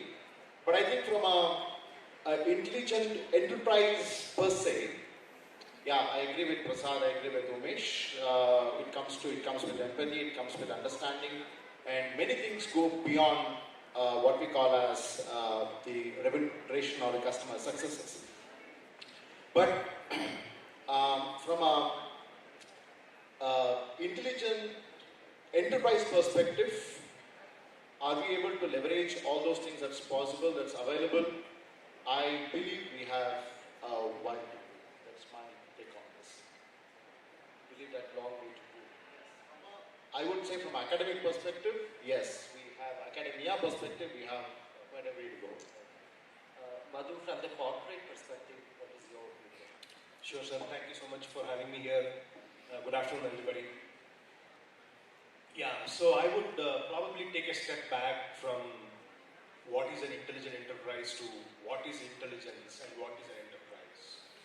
So if you look at an organization, even the word itself might have come through this word, biological word, which is an organism, where there are different types of entities within our body, within any organism, which are working together seamlessly. The handoff is seamless. There is no, it doesn't seem robotic. But right now, our enterprises and the way the world is working, it seems a lot robotic and it doesn't seem natural. So now if I come back to what is an intelligent enterprise, like Dr. Raghunandan mentioned, and I agree with what Mr. Umesh and Prasad also mentioned. So we might not be there yet already, but all these innovation that's happening in terms of technology, including the latest one of AI, might be probably taking us there if we go there responsibly and consciously. So one of the ways I would look at it as is like, an intelligent enterprise could be defined probably as a mix of human intelligence plus AI plus customer trust and integrity and business value, right? Or the social value that it can provide to the whole ecosystem or the world itself, right? So if it can work seamlessly, and that is where it actually becomes an intelligent enterprise. But are there any intelligent enterprises there right now? Probably there might be some in pockets, but we are not yet there in my opinion. But using all these latest technologies and innovations, we could reach there someday soon. We were able to integrate a lot of values that can bring real values to the table, of course. Hope so. Thank you. Yes, Jagan, from the technology sector perspective, what is your call on this?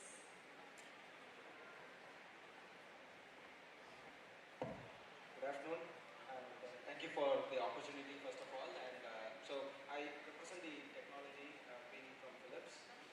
So what I believe as an intelligent enterprise is like the one that understand what are their current challenges and how we can leverage a technology to its advantage, and also augment people towards that rather than trying to replace them in the scheme of things, right? So what do I mean by that is, see, there could be opportunities at every chain in the overall enterprise, right? So how do we see from an end-to-end perspective and where all we can try to position technology to our advantage, and that's where I think the enterprise becomes pretty intelligent rather than looking at it in pockets, because the overall supply chain matters a lot more than individual successes, right, or rather pockets of successes. So that's how I see it. Well said. Prasad, this is a question to you. Being the founder of a startup, Victofire, right, really, if you see the growth in terms of your company, it is really amazing. And just want to ask you, probably, the AI transformation, you might have seen the ground level, right? Basically the ground setup. From there, you could see the transformation. What challenges your organization faced in terms of implementing the AI, and how the culture impacted your organization, and how you were able to integrate all these points? So just before I begin, I was very, this peer pressure word which Mr. Umesh used for AI, okay, it struck me. And then he said, there is to be human intelligence, and then AI, and then trust.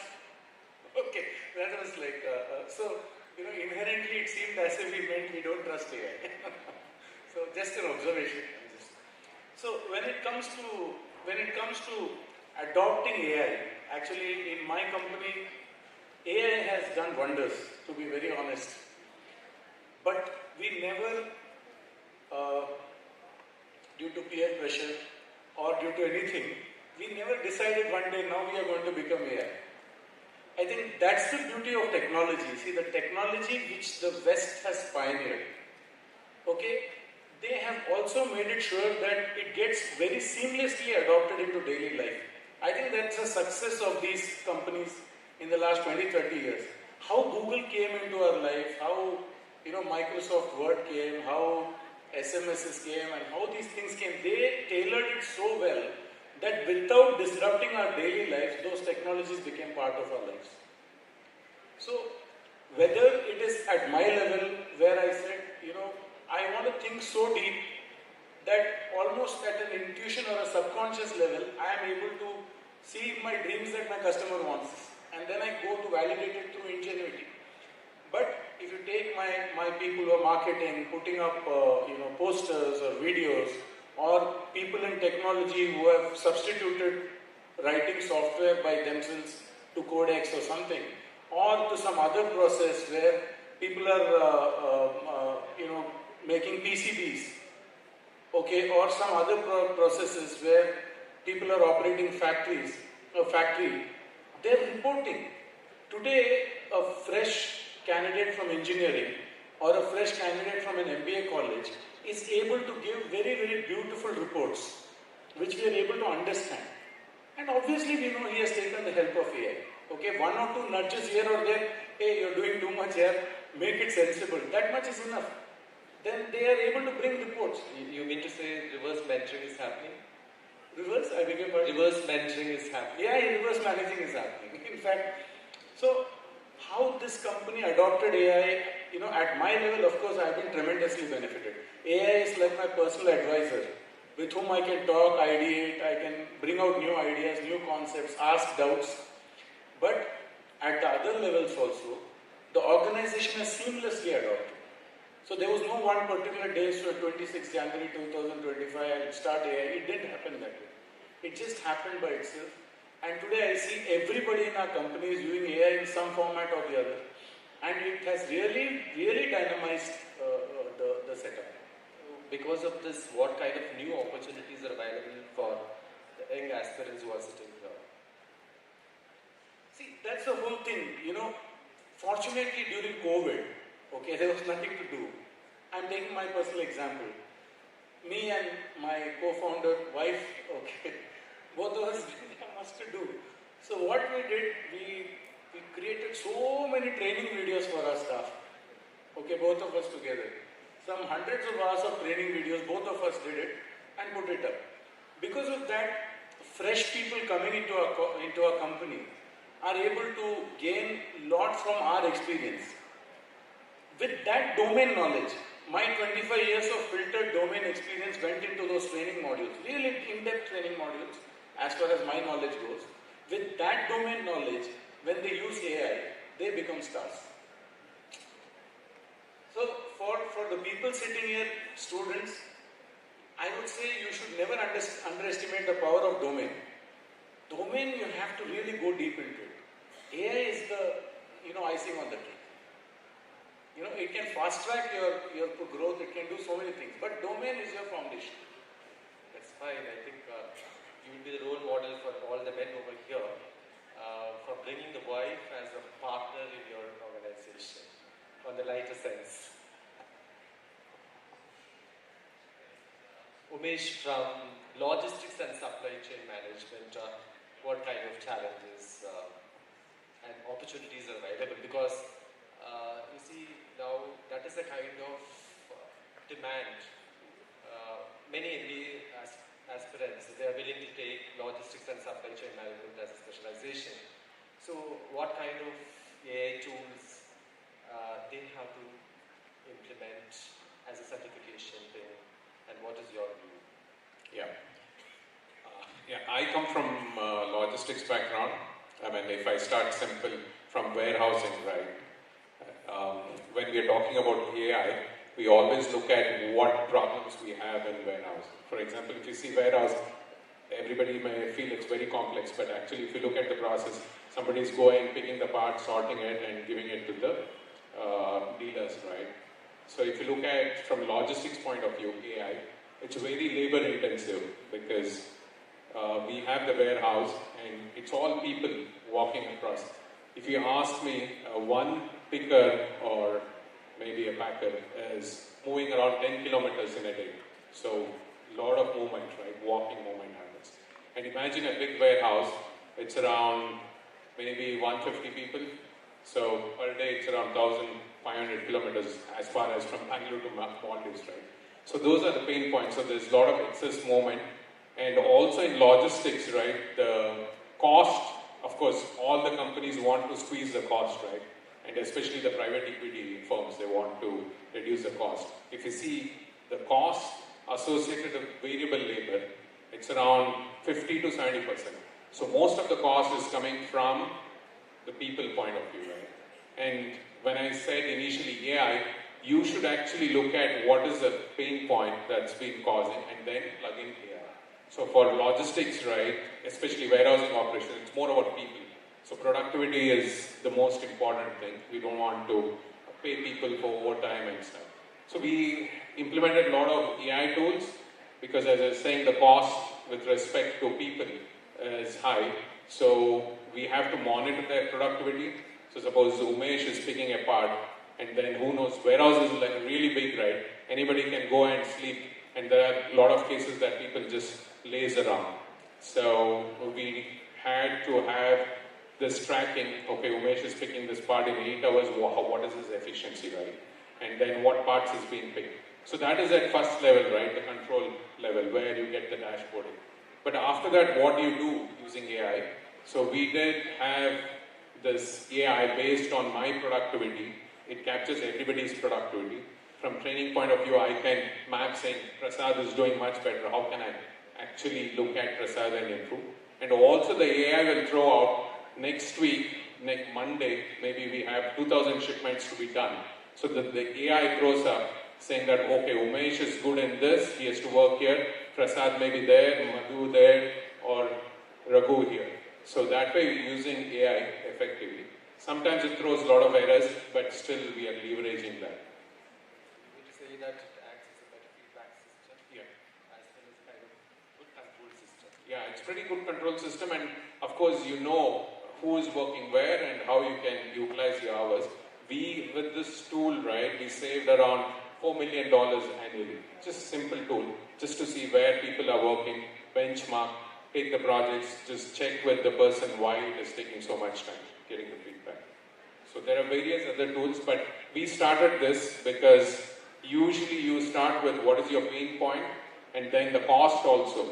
Just one point to mention is, I mean, implementing AI is everybody saying AI, but again, you need to look at the returns, right? The cost of implementing AI also. So what is the kind of value impact that has created in your organization?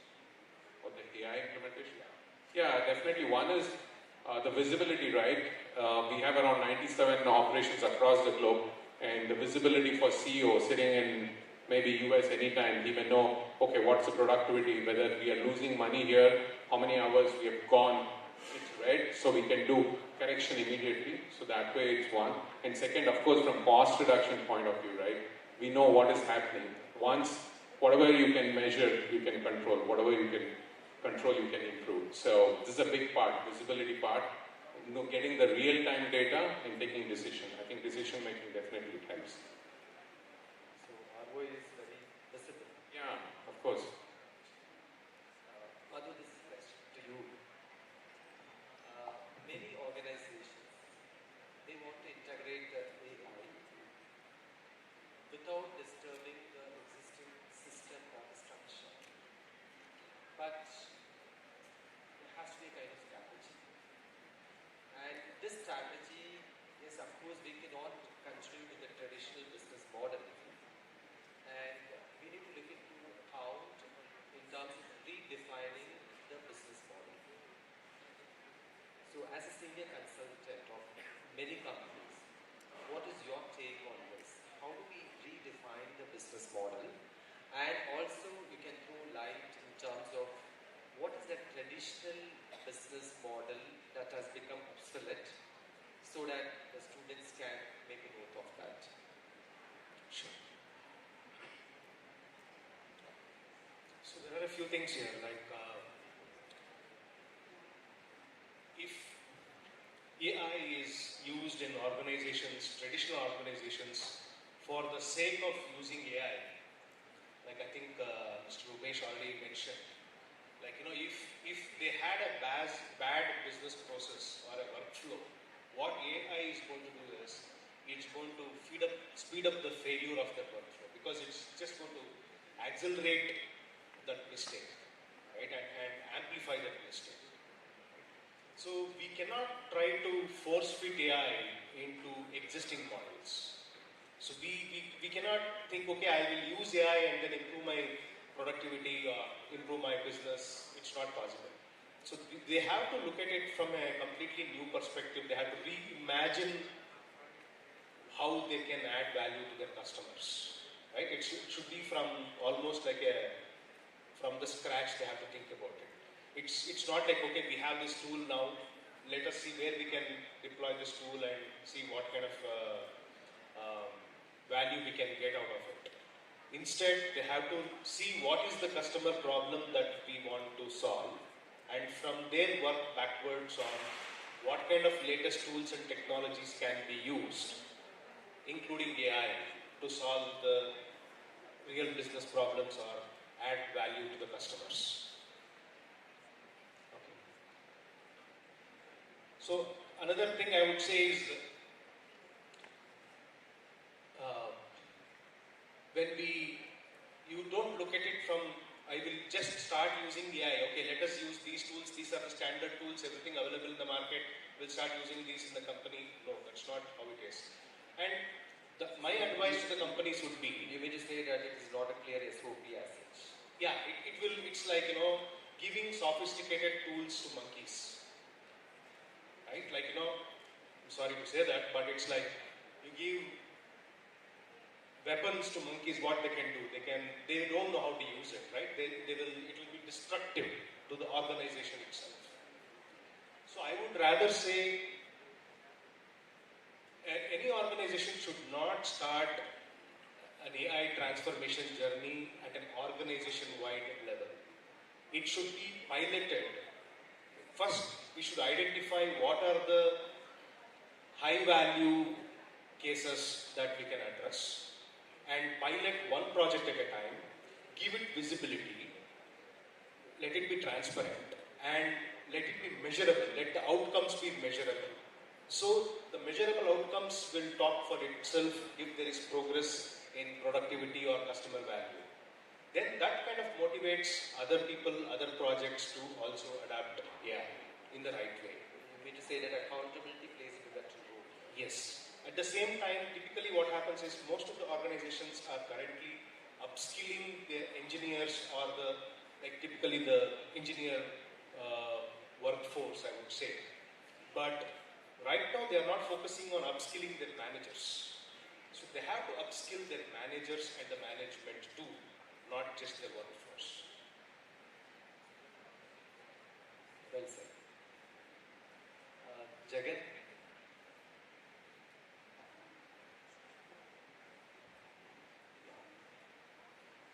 From the technology sector point of view, right, whether it's a Philips or Wipro or Infosys, right, they insist the employees to have a continuous learning, and by the time they could implement a new tool, that becomes outdated. That is where your sector is building a lot of stress to the employees, and people lose their health at the age of 32, 35 and all. And also, I just want to know, what is the role this cloud computing is going to play? So, don't you feel that it's overlapping, or what will be the future of this cloud computing? I think cloud is fundamental now for any adoption and scale, be it any sector for that matter. And as you rightly mentioned, continuous learning is not something very particular to AI or any technology advancement. It is there inevitably in everything that we do. Right? So what I mean by that is, upskilling is not something that you do certain times, but always all the time. And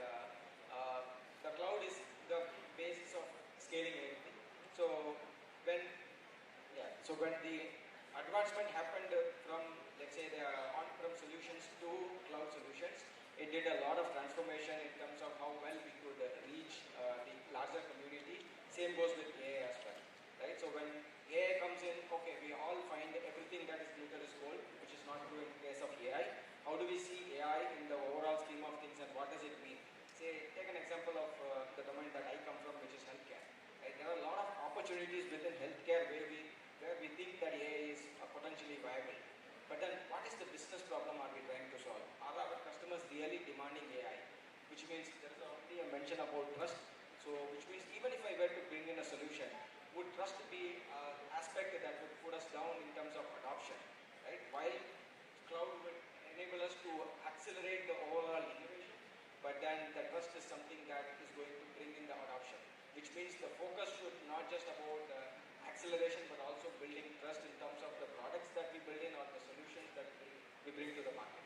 Right? So that's where it would come in, and cloud, of course, is going to make the transformation much, much bigger.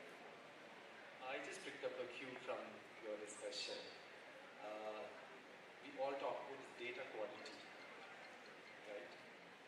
How it is going to create a sine qua non, right? It is going to create a kind of significant contribution when compared to this AI algorithms.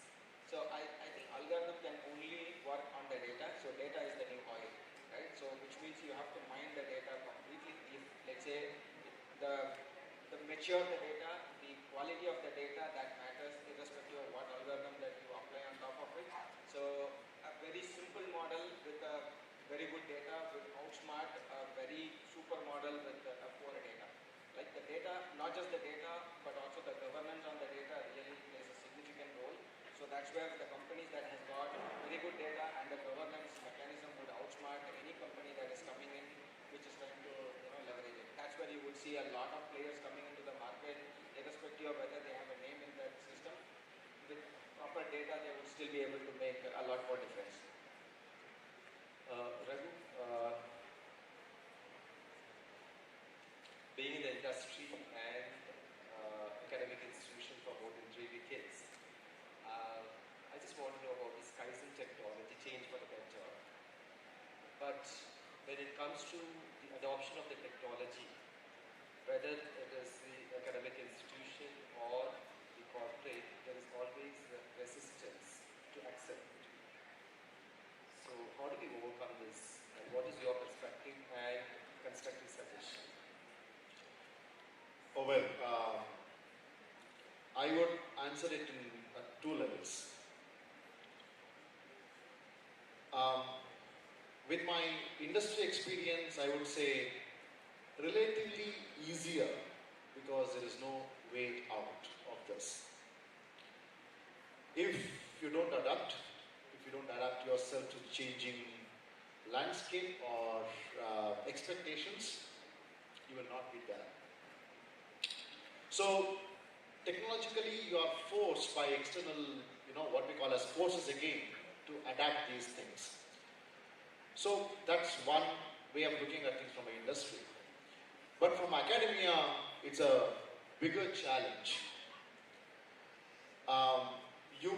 We would have resistance in terms of people accepting newer ways of doing things. Not because they don't want to.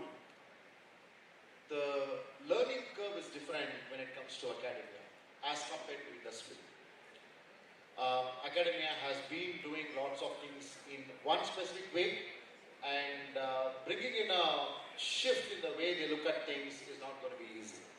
But having said this, lots of operational level aspects, you see good number of technologies playing a role even in academia. But from a academic delivery perspective, have been able to bring in the best that is available across the globe, I wouldn't say yes for that. Third one is, when it comes to students, who effectively at the end of the day you can call them as our customers or whoever it is, that engagement when it comes to employability creation we have seen a substantial level of technology penetration in those areas. But classroom level aspects, we still have a long way to go. That's my take on this. To your second question on how do we bring this, I believe it's in the culture. I believe leaders have a very big role to play when it comes to getting people to look at things beyond their comfort zone. Let them to experiment. Let them to be accountable. Let them take decisions. Failures are part of everybody's life, but we need to give that space. Now, in our institution, in the recent past, we have brought in a paradigm shift in the way we are looking at courses, especially when it comes to AI and related technologies. We do have faculty members coming to us and saying, are they equipped to take it up? Are they equipped to look at things differently? But yes, we have been able to get that interest in them, help them understand why this really matters, give them that space to go ahead and experiment. Even if they fail, that's okay, right? But not of it shouldn't be a costly or expensive failure. Leaders have a very big role to play in getting people to get out of this comfort zone. Talking about the earlier aspect, right? Today, if you look at small businesses, good number of them resist when it comes to technology adaptation. There, you get to see people not willing to take that risk, not willing to bring in that change, and they are stuck. So, only way out is go ahead and change, and the only solution for this is leaders looking at things not from a short-term perspective, on a long run, getting people, giving people that space, giving them that comfort, giving them that confidence, giving them that will to experiment, space, and I think things should work. Your views change for better. Absolutely. There's no way, there's no other way. Right, that's it. Go to this side. In terms of AI implementation, right, do you think technology versus leadership versus culture, which is going to act as a kind of threat in terms of the three aspects? Definitely it is leadership. Your question is whether in adopting technology in a company or in an environment, whether technology itself is a barrier, or leader is a barrier, or culture is a barrier.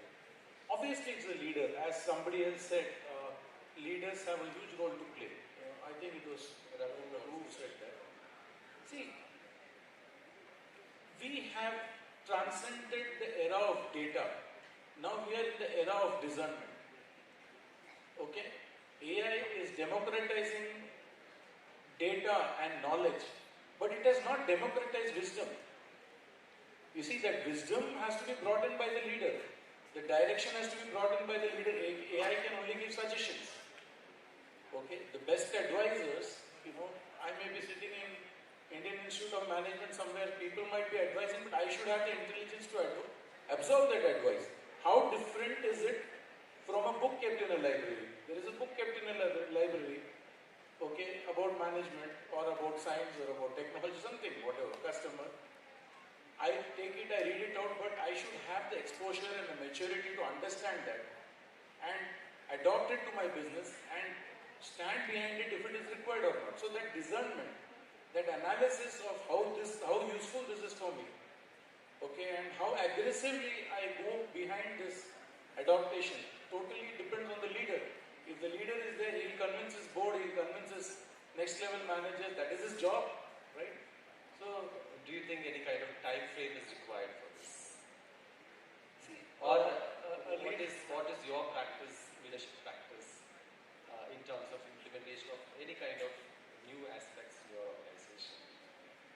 Will you go by time frame, or let it happen and it will be like a 2 or depending upon the targets? It depends on, actually speaking, a real leader, okay, will be very enthusiastic about my take. Okay, there could be leaders who will be working to impress their shareholders, there are leaders who will be working to impress their, see, leadership is what? See, you have the government which wants taxes. One argument with you. You're more focused in terms of customers. There is no second thought in that. What about your employees or the team? That's what I'm coming to it. Like what is a leader? Suppose stakeholders. That's all it is. So basically, a leader is, if you look at it in a very crude way, he is a negotiator between the shareholders, between the government, between the employees, and the customer. This is what a leader does. Okay, in various environments, what are we doing? See, my people want more and more benefits, salary, more creative work. Okay, my customers want lower prices, higher features, better quality. Shareholders want maximum EBITDA. They want returns, dividends. So if I do my vendors want timely payment. They want best prices. My customers want lower prices. So what are you doing as a leader? You're striking a balance. So how do you strike that balance? That is the art. So whether you put all your innovative ideas this year into fruition or you kind of stagger it. Okay?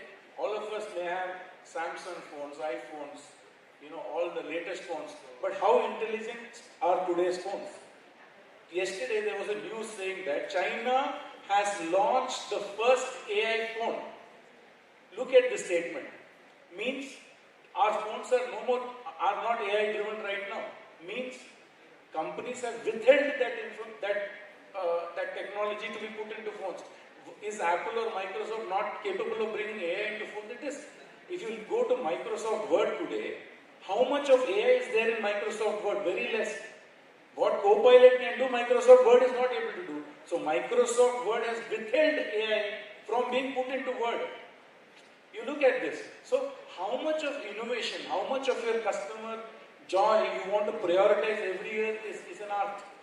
You have to balance, you are sitting with all these stakeholders and you have to balance it. How do I balance it? Obviously, I would like the customer, because customer is the bread and butter, but then not at the cost of the others in the environment. You mean to say that leaders should be excited to... Yeah, so your question about whether leaders are responsible, definitely. But they should also be matured enough, how to deploy their futuristic ideas. Also keep an eye on competition. So many things are there. So it's not a binary answer. To append to this, I just wanted Umesh view. What kind of leadership practices can bring the agility? To implement AI, is it? Yeah, good question. I mean, as Mr. Prasad was talking about, I agree with leadership is the main thing. But again, when you want to bring in AI, right, I think, again, culture is also very important for me, along with leadership. It's just to quote an example, right? We have warehouses across the globe, some in the US, some in Japan, some in Europe, APAC. So the culture in Japan is very different than culture in US, right? So you just can't, from agility point of view, you just can't go in and put some AI tool into Japan operations, right? Because the way the Japanese culture works is way different than how US firms work. So along with leadership, I think cultural element is really important. That's my take.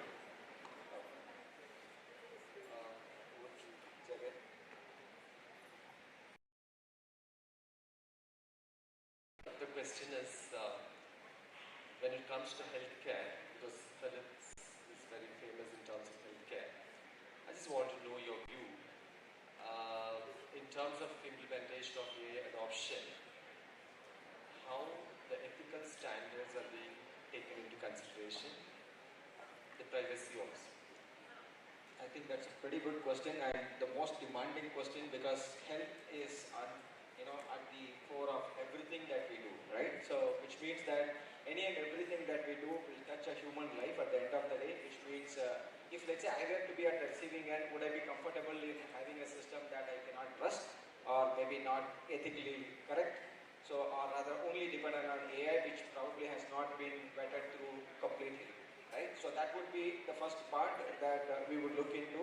So which means that how do I bring that into the day-to-day activities in the product development, where we could bring security by design, all the regulatory and other compliances that we could make it. Right. While I say all of them, which could abstractively cover it. So say for an example, a patient is being treated, and then the AI says that, hey, this is where you have to put a stent. Right? How do I trust that? Is it picking the right thing? Which means that I need to have an ability to believe that it is really doing the right thing. Right? Which means how do I believe that is based on what is the data that it has in order to do it. Which means that the AI solution should be explainable to the end user such that they can really trust in terms of what it is doing, rather than just saying that, hey, I believe this is where you have to put it, just go ahead and do it. Right? So explainable AI is much more important than just having AI within the system, and that additionally means that to an end customer it should be reasonable, not that I give a technical report as part of my solution, right? Because the technical report could mean a lot more things than what an ideal situation is. So the way we do it within our ecosystem is that we do bring in security by design. By default, that everything that has to go through a lot more security controls, which means right from the time of development all the way to the solution that is there. Then we also bring in that we do a pilot and not just that go and scale it right from day one. So which means that we also govern it in terms of how well it is able to do it, what is the accuracy.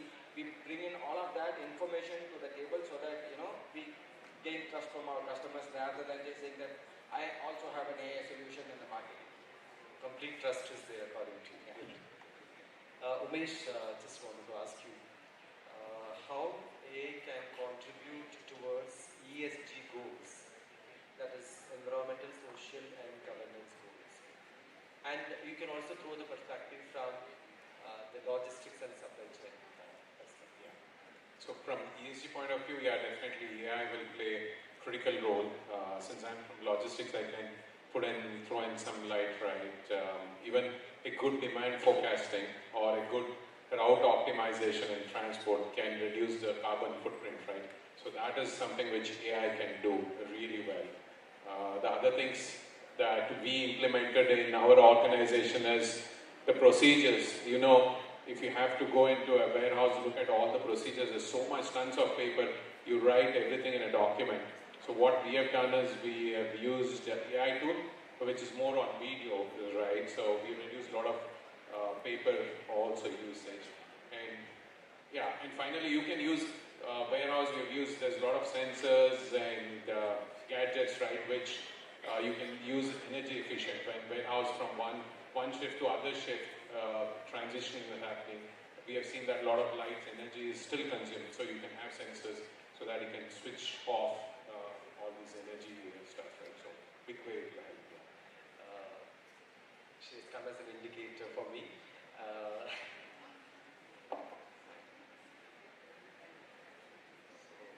In terms of our artificial intelligence adoption and the leadership challenges and the technology innovation, all of you have thrown a lot of limelight.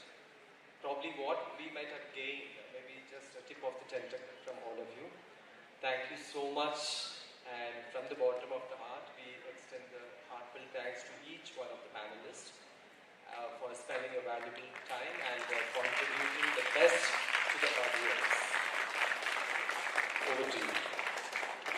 Thank you so much, sir. We would now like to bestow a token of love to our moderator, Dr. Venkatramana, sir. Thank you so much, sir. Director, Adarsh Institute of Management and Information Technology. With a huge round of applause.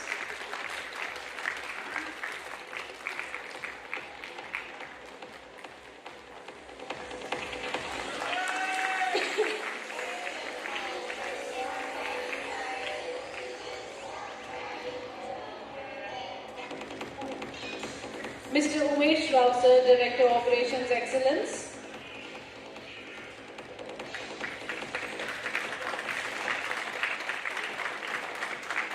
Mr. Jagan Kunyan, Senior Software Architect.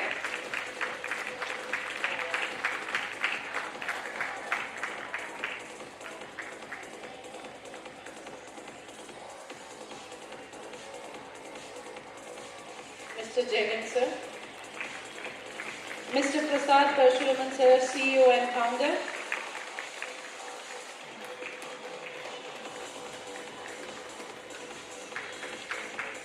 Please put your hands together.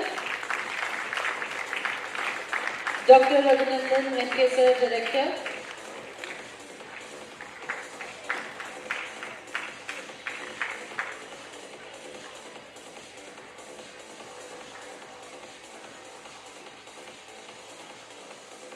Mr. Madhusudan sir, Senior Consultant.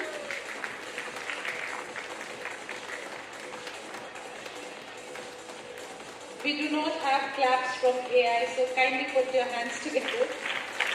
Thank you.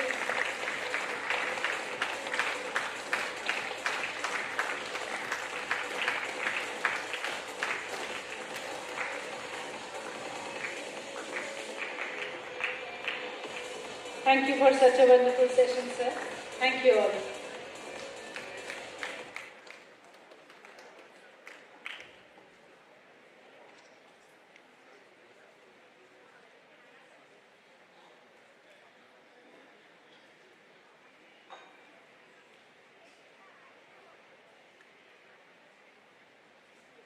I now request Dr. Ritika Sinha ma'am, Professor BCU, SMS, Dr. MS BCU, to kindly come on stage for the technical session.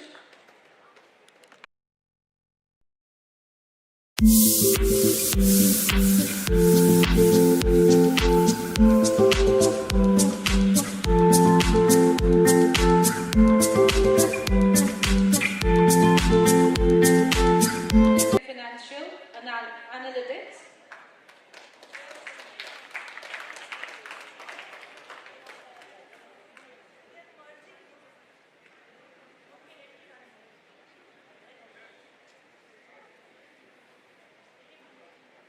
And human resource management and people analytics.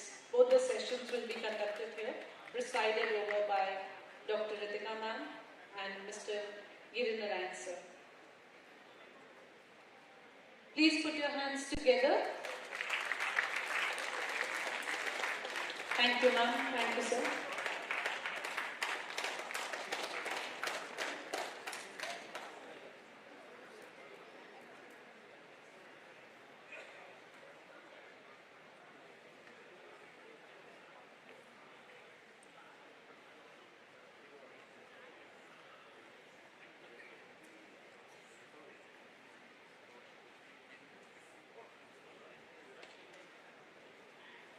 Request B. Trisha, representative for HR track.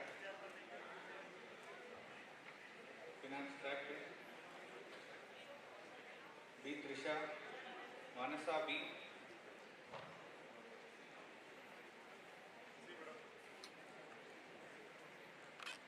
Nivedita Patil, please be available at the front row.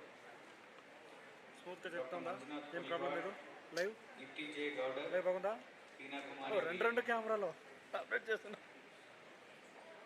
Photo ఇస్తారా ఎవరు ఇస్తారంట ఇస్తారా ఏమో దిగేశారు కావాలంటే ఇస్తాను నేను అది ఇచ్చారా కావాలంటే ఇస్తాను తర్వాత వారు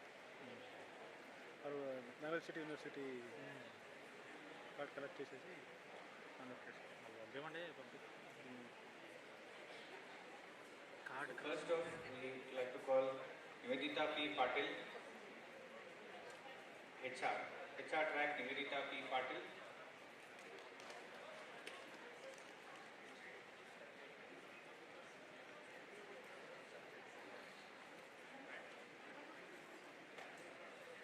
Tina Kumari B. Deepti Gowder, Dr. Manjunath Koliwad, B. Trisha of Finance and Manasa B. Can come in the front row.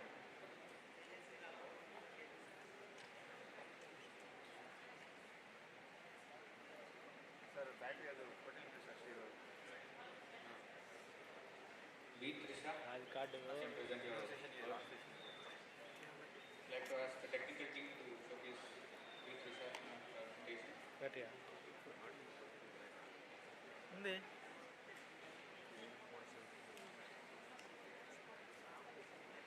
ಹಿಂಗೆ ಏನಾಯಿತು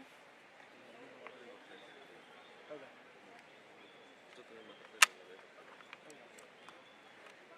ಹೆಂಗೆ ಗಣೇಶ್ ಮಿಕ್ಸರಿಂದ ಬಂದಿರೋದು ಮಿಕ್ಸರಿಂದ ಬಂದಿರೋದು ಬಟ್ ఇక్కడ ಇನ್ಬಿಲ್ಟ್ ಕೂಡ ಉಂಟು ಚೇಂಜ್ ಮಾಡಿದ್ರು ಒಂದಷ್ಟು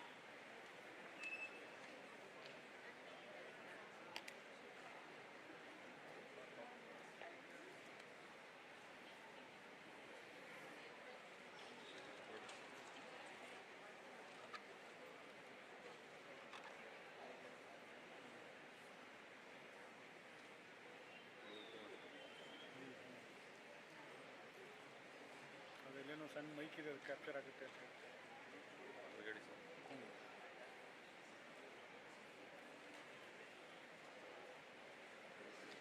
Good afternoon, everyone. I am Asha. This is my co-author Kavya. We are the students of Community Institute of Management Studies, affiliated to Dr. Manmohan Singh, Bengaluru City University. Today we are pleased to present our paper titled Exploring the Role of Artificial Intelligence in Fraud Detection and Risk Management. Our study explores how AI is transforming fraud detection in the financial sector by improving accuracy, reducing fraud risks, strengthening financial risk management.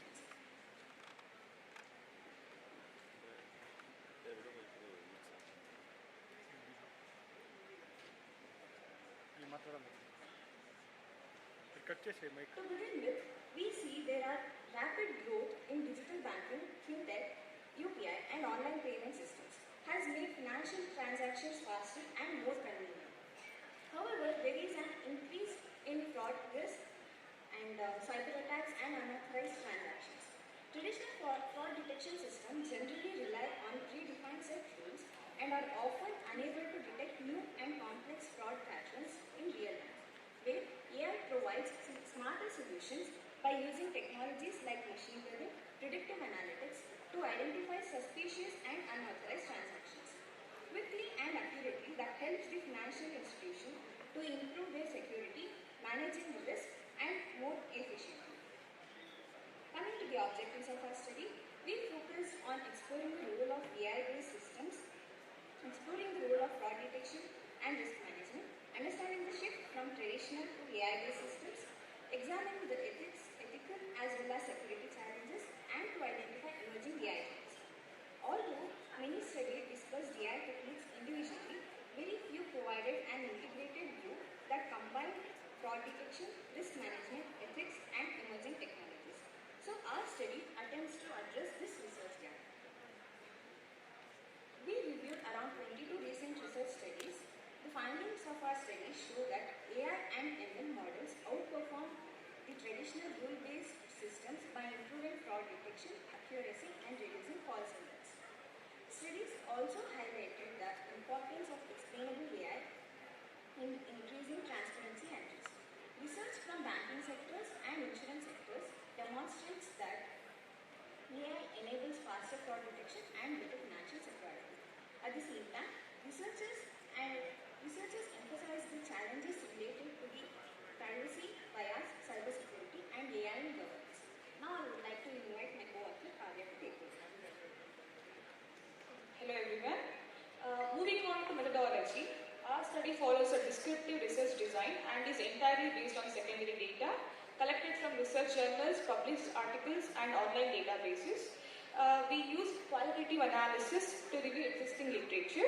Our conceptual framework shows that AI technologies improves fraud detection, which strengthens the risk management and ultimately leads to better security and customer trust. So, based on an analysis, we found that AI significantly improves the speed and accuracy of fraud detection. Machine learning and predictive analytics enables real-time detection of suspicious transactions, while explainable AI increases transparency and users' trust.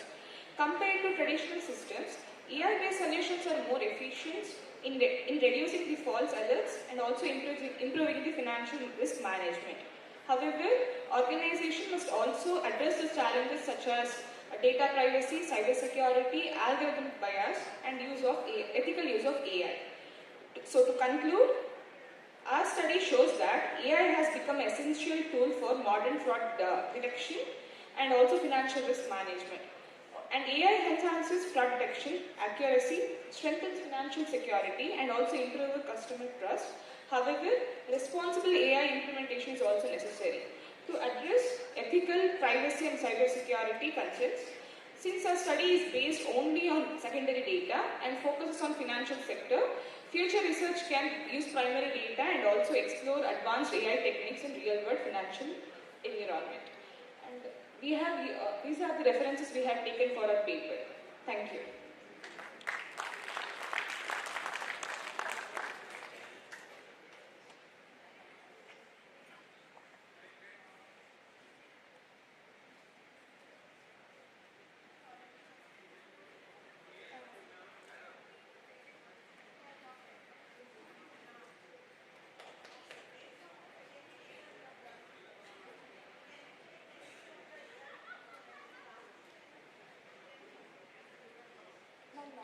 Predictive analytics and also explainable AI. All these are used in organizations to work better. Where it focuses on the past previous data and also analyzes what can happen in the future to detect the fraud transactions, so we can identify them. Okay, thank you for this presentation.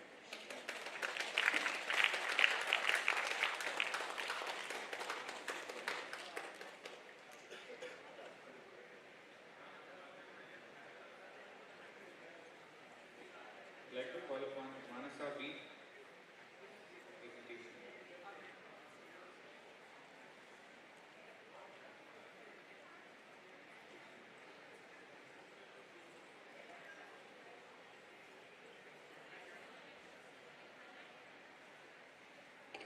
Good afternoon, everyone. Myself, Manasa B.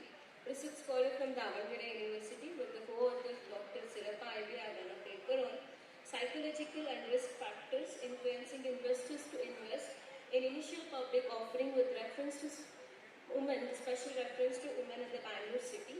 Mainly in this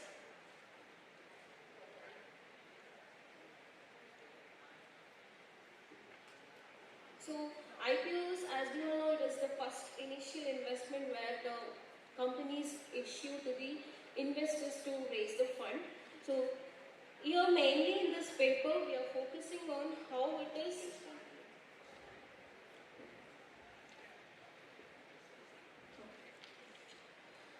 mainly in this the problem identified is there are many papers which has been reviewed or like after reviewing understood that major factors are covered but special reference to women are not done and psychological factors and risk factors were the major thing which they are not more focused on this.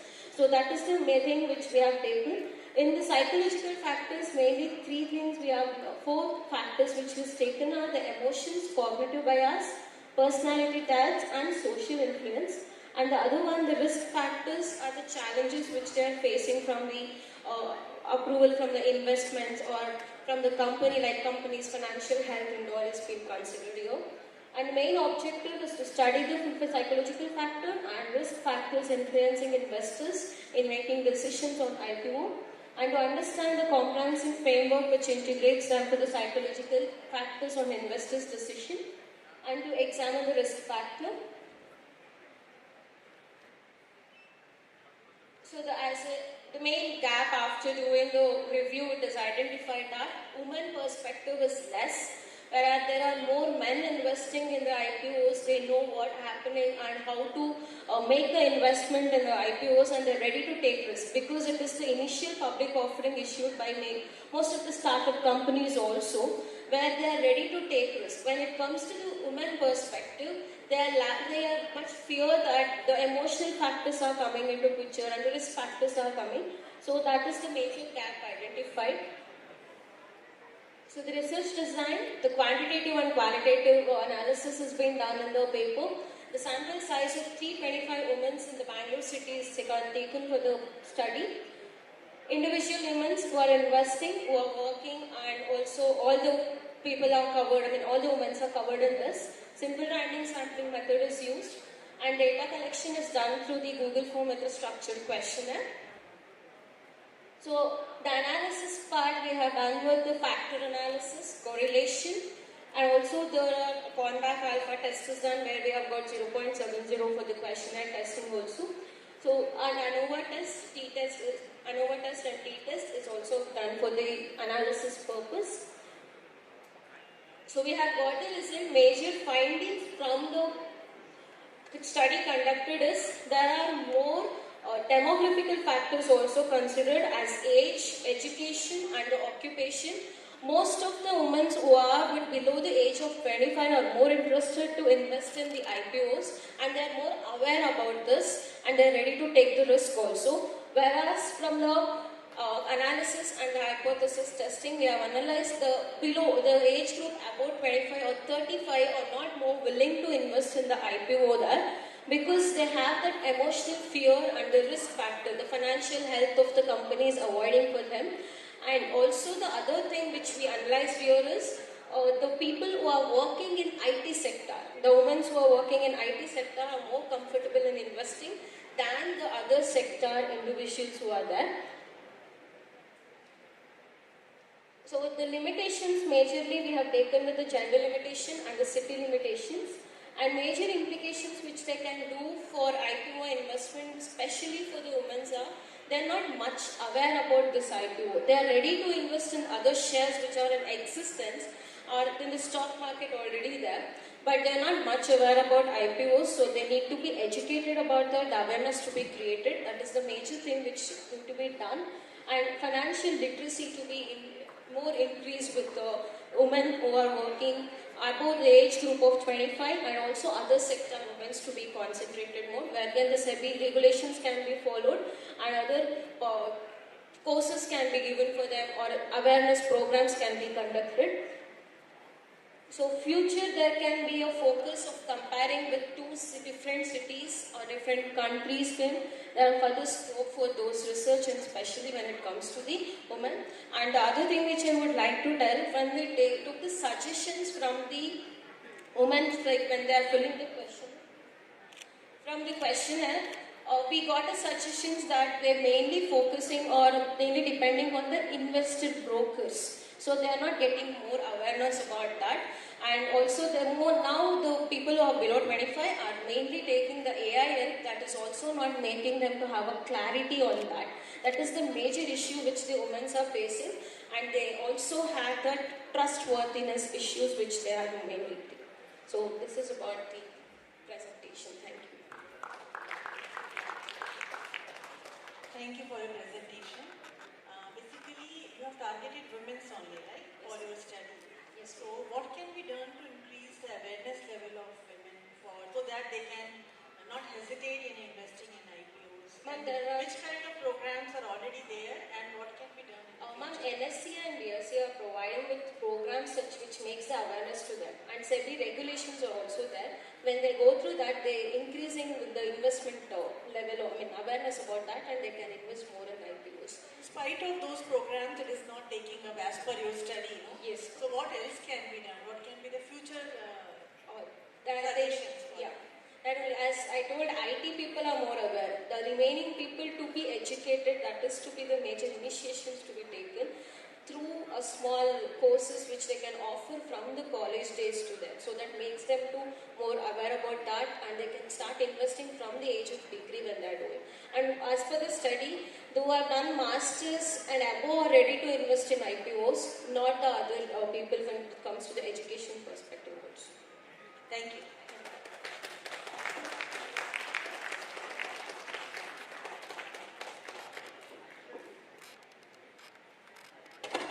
Thank you for your presentation. Next, I'd like to call upon Rakesh Vasmani to present their paper.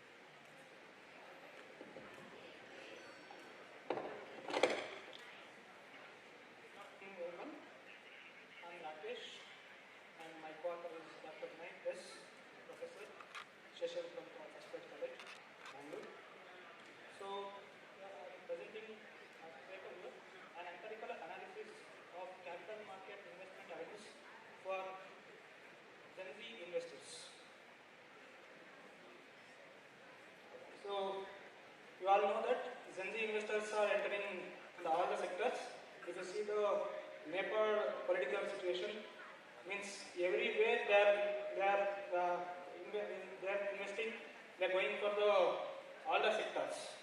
Like that, now they are entering to the capital market also. So here in this study, how these Gen Zs are investing in capital market, we have studied. So based on our research literature review, we have identified few literature gap, that is research gap. That is, limited studies have been done on the Gen Z's investment perspectives. Then there is a very limited researches on Bangalore city investors' mindset and the social media influence on the investment decisions of the Gen Z investors, and very few studies that is integrating the key behavioral factors of Gen Z investors. Okay, here for the research, I have used descriptive cross-sectional study. A sample taking around 263 samples. Out of that, I have taken only 240 as for the valid respondents, age group between 18 to 25 years. Then data collection, for the data collection I have used Google form. So snowball sampling and purposive sampling method I have used.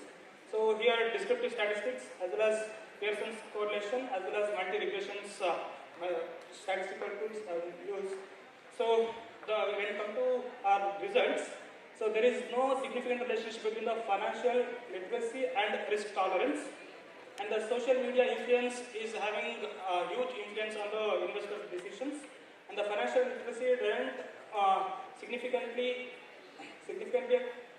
helps or the impacts on the investors' decisions, and there is no significant difference in risk tolerance between male and female investors, and the her behavior is showing significant negative relationship with the investment satisfactions, and the monthly income is not going to affect on the investment decisions, especially preferred when it comes to the investment related to age between 18 to 25. Then, so we have found out that direct equity is the most preferred investment avenue for the Gen Zs, and the social media is the strong tool for them to take the decisions, and the financial literacy alone doesn't help them to take the decision. Along with that, they are going for the social media influence as well as then her behavior reduces the investment satisfactions. Then when come to conclusion, digital social influence has the strong impact on the financial literacy. Then social media significantly shapes the Gen Z investment behaviors, and the financial education alone is insufficient for the taking the decisions. Okay, so if it comes to practical implications, we need to introduce our social media influencers part for the educational part, and we should wait for the SEBI to take the regulations related to social media influencers related to at the time of influencing related to investment decisions. Thank you. So thank you, Rakesh, for your presentation. And as you have found that social media is the strongest influence. Yes, for the Gen Zs. For the Gen Zs. So, which kind of social media awareness should be further created to motivate Gen Z for further investment? Now, I think SEBI should go for the social media. So they need to create their social media accounts. Through that, they need to target on the youths. So according to you, there should be new regulation which should come from SEBI? Not any kind of regulations. As a part of awareness, they need to go. Thank you.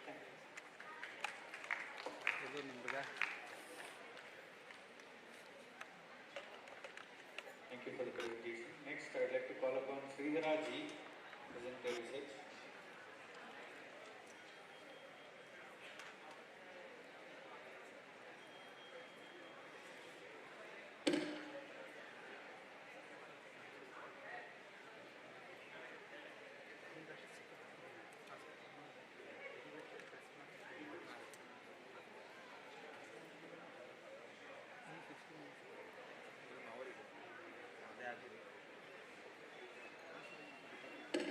Good afternoon all.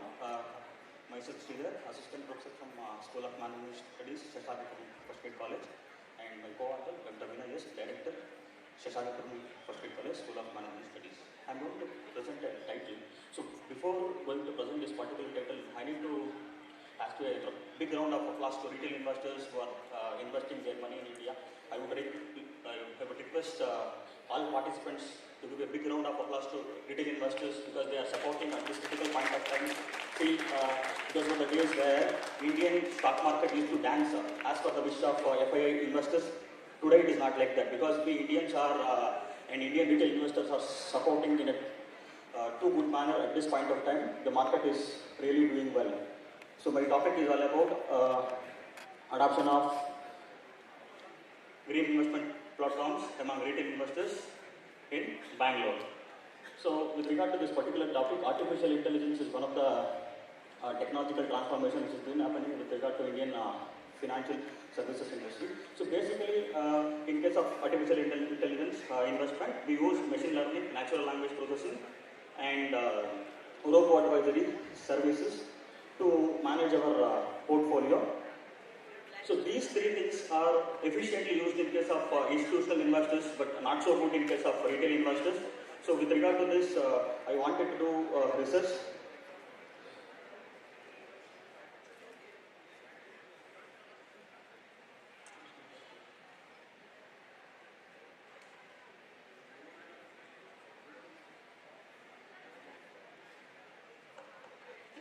Okay, thank you. So I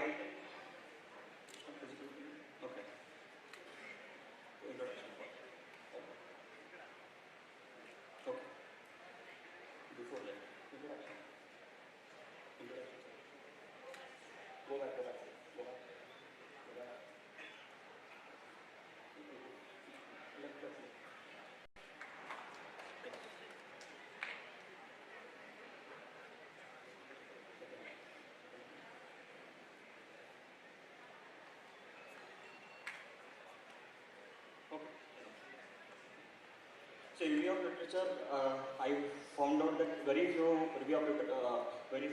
studies have been conducted with regard to artificial intelligence-driven investment platforms in India.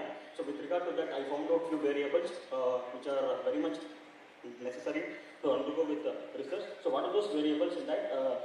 Artificial intelligence trust, perceived utility,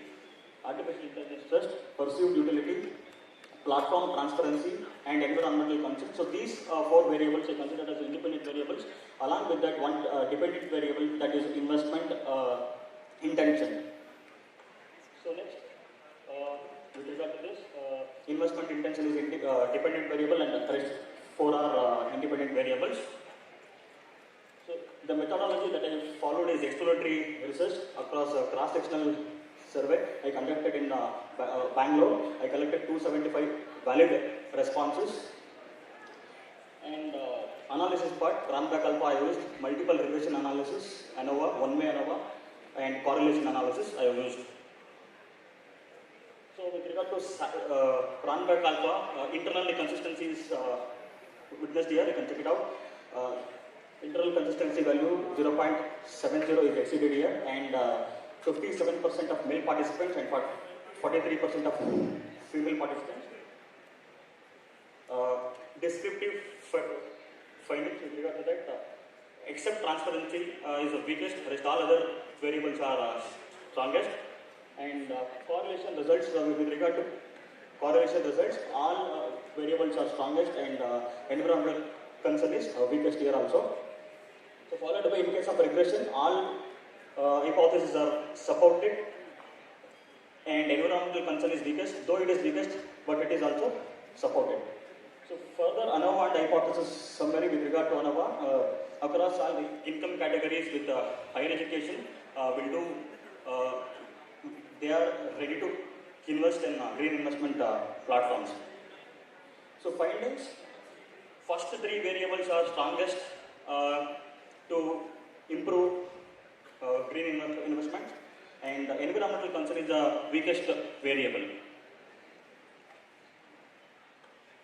Suggestions, SEBI has to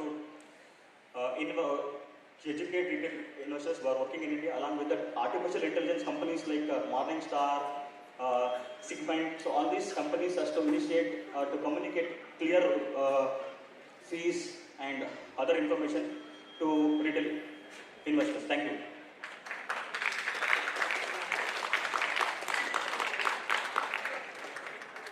Okay, thank you for presentation.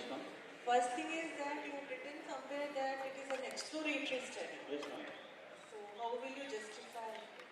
Ma'am, exploratory study in the sense, very few studies have been conducted with regard to Bangalore as a research area. So here, by collecting data, I just collected data across retail investors who are very much interested. I met them in finance conferences, which has been held in Bangalore. From that time, I collected data. No, you have done a good work, but it cannot be an exploratory. Exploratory is only based on secondary data. Yes, ma'am. Once you have done a quantitative data study and all that, automatically it becomes conclusive. Conclusive means it can be either causal or it can be descriptive research. Okay, so there is a small correction. Okay. Otherwise, what do you mean by green retail investment? Green retail investments are investments across green infrastructure projects. Apart from that, investments where the companies were working with GST and those companies are not spoiling the environment. And the companies which are supporting environment at the same time they are making profit. So how you have selected your sample companies?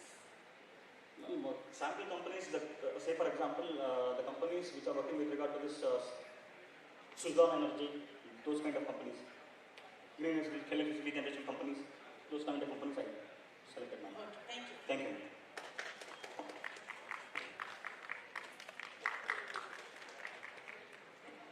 Thank you for the presentation. Next, I'd like to call upon Dr. G. Ramanjanelu for the presentation.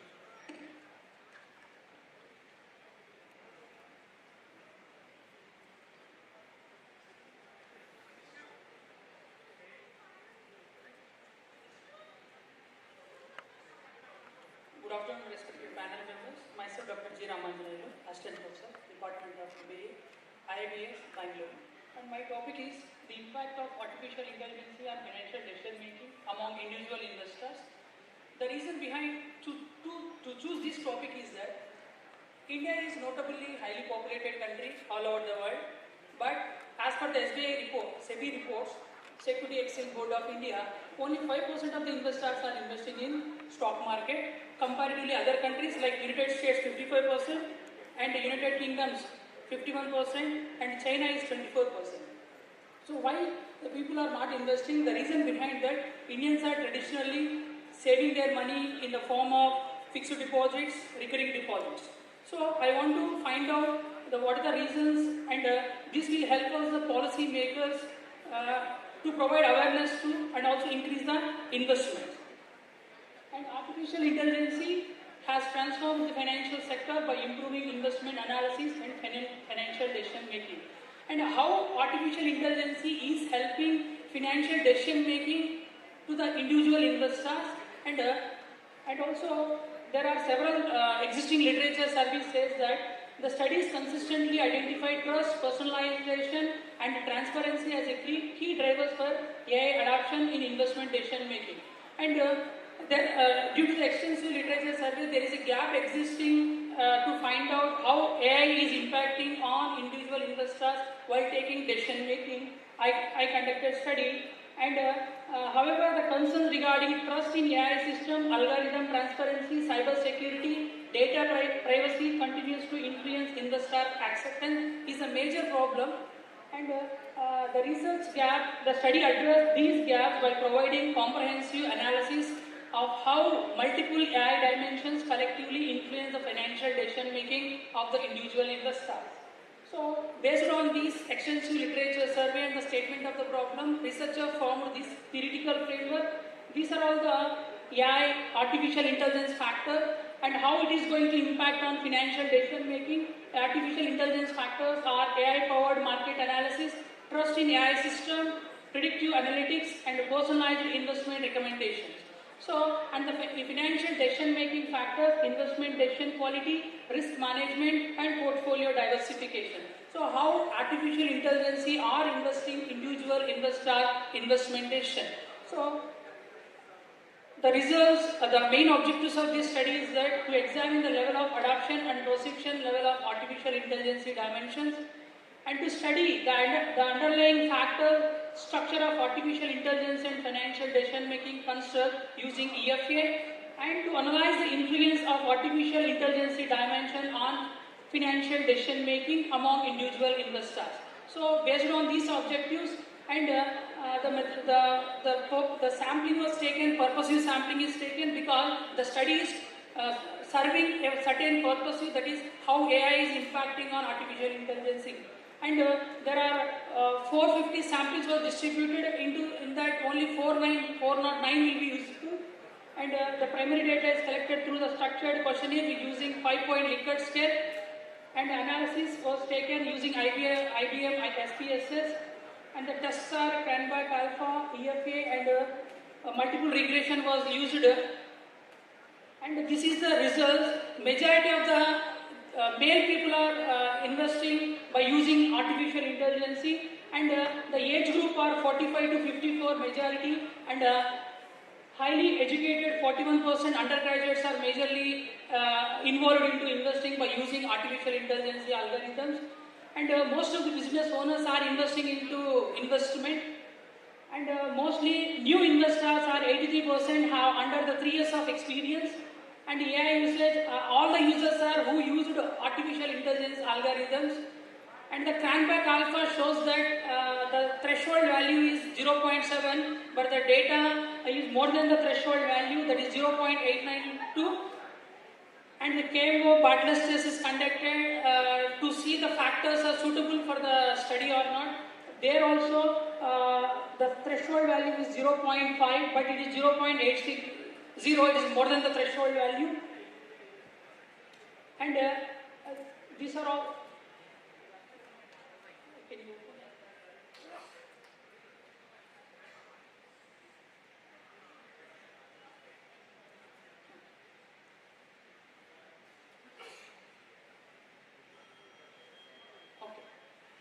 And finally, I want to say that there are 8 constructs are used, 4 from artificial intelligence, 4 from financial decision making for the individual investor. Out of that, there are 3 factors was eliminated due to low loadings. And finally, the implications, the KMO test extract 8 factors, 25 valid items, and artificial intelligence has positively statistically influencing individual investors' financial decision making. Thank you, sir.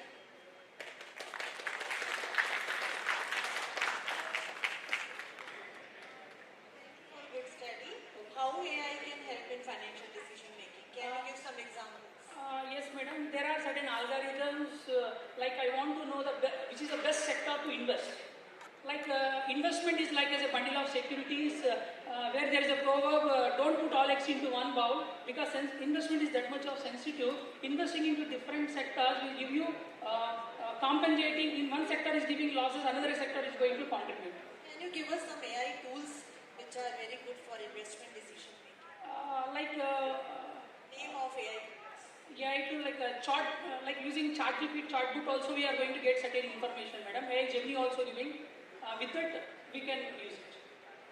Did you try using any of these? Yes, ma'am. I also a part of investment. I am using Zerodha platform to investing, and that may help me little bit, not 100%. Sometimes given me a positive result, sometimes that may also give a negative result. But obviously, I feel that instead of previously, I am looking into like NDTV profit or something, Indian Express newspaper I am reading. But this will be little bit better than that, where I am spending much time in that, but with the less time I am going to get benefited somewhat better. So, is there any red alert for the investors, those who are using AI tools? Yes, obviously. What are those red alerts? Sorry? How will you come to know that whether AI is showing you the right decision making or not? Because of algorithm predictive tools. Thank you. Thank you so much, madam. Thank you so much.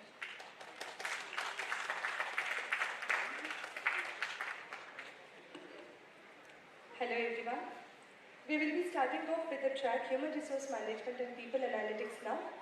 I would like to welcome Nivedita P. Patil, who will be presenting on mental well-being and employee performance in hybrid IIBS firms, investigating the mediating role of job autonomy. Welcome you, ma'am.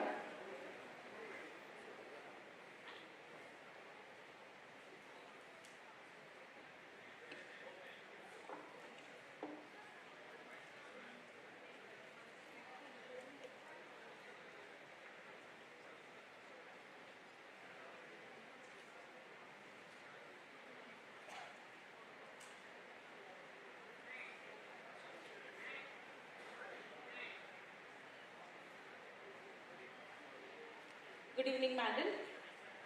So, I am Professor Nivedita P. Patil. My topic for today is mental well-being and employee performance in hybrid ITES firm. I am going to investigate the mediating role of the job autonomy. Before I could dwell into the picture or the study, I would just like to make you understand about the job autonomy. Autonomy is, we can all imagine a faculty who has taught us so well in one of the subjects. And already we are ready to write the exam there. And imagine that faculty coming and standing beside you when you are writing the exam. So what will be the autonomy? What will be your psychological well-being there? Your thought process or the thought or what you were supposed to write will be interrupted. The same thing if you are going to take that into the setup of the organization of the hybrid employees, I mean to say, where the employees are going to work in the ITS sector in the 3:2 ratio, where 2 days they are going to come to office and 3 days they are going to work from home and vice versa. Here, I would like to check the mental well-being of the employees. So, my study examines how the mental well-being influences the employee performance among the employees working in the hybrid environment in the ITS sector specifically. Here, I also wanted to investigate the job autonomy, whether it is going to act as a psychological link between the psychological mechanism that helps the employees to convert their well-being into the better performance in their given job. So, why I chose this topic is since it is very trending and after COVID, the emergence of the hybrid workforce has evolved very rapidly. So, the research gap.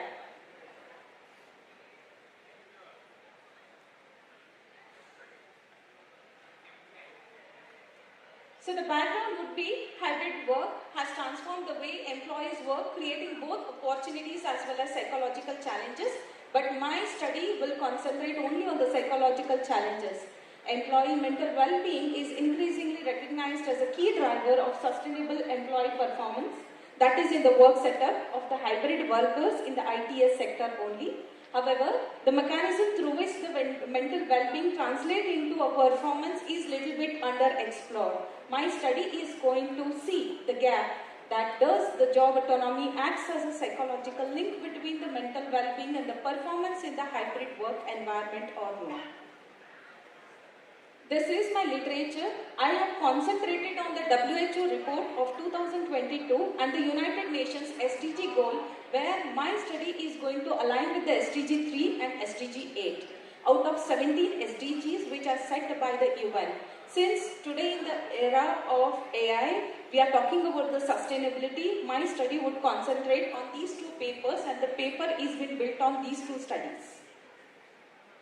So the methodology will be the design, that is a quantitative and it is as we all know it is a cross-sectional survey, it is a positivistic approach and it is a deductive one because this study has been supported by two theories of mine which I am going to discuss in the further slides.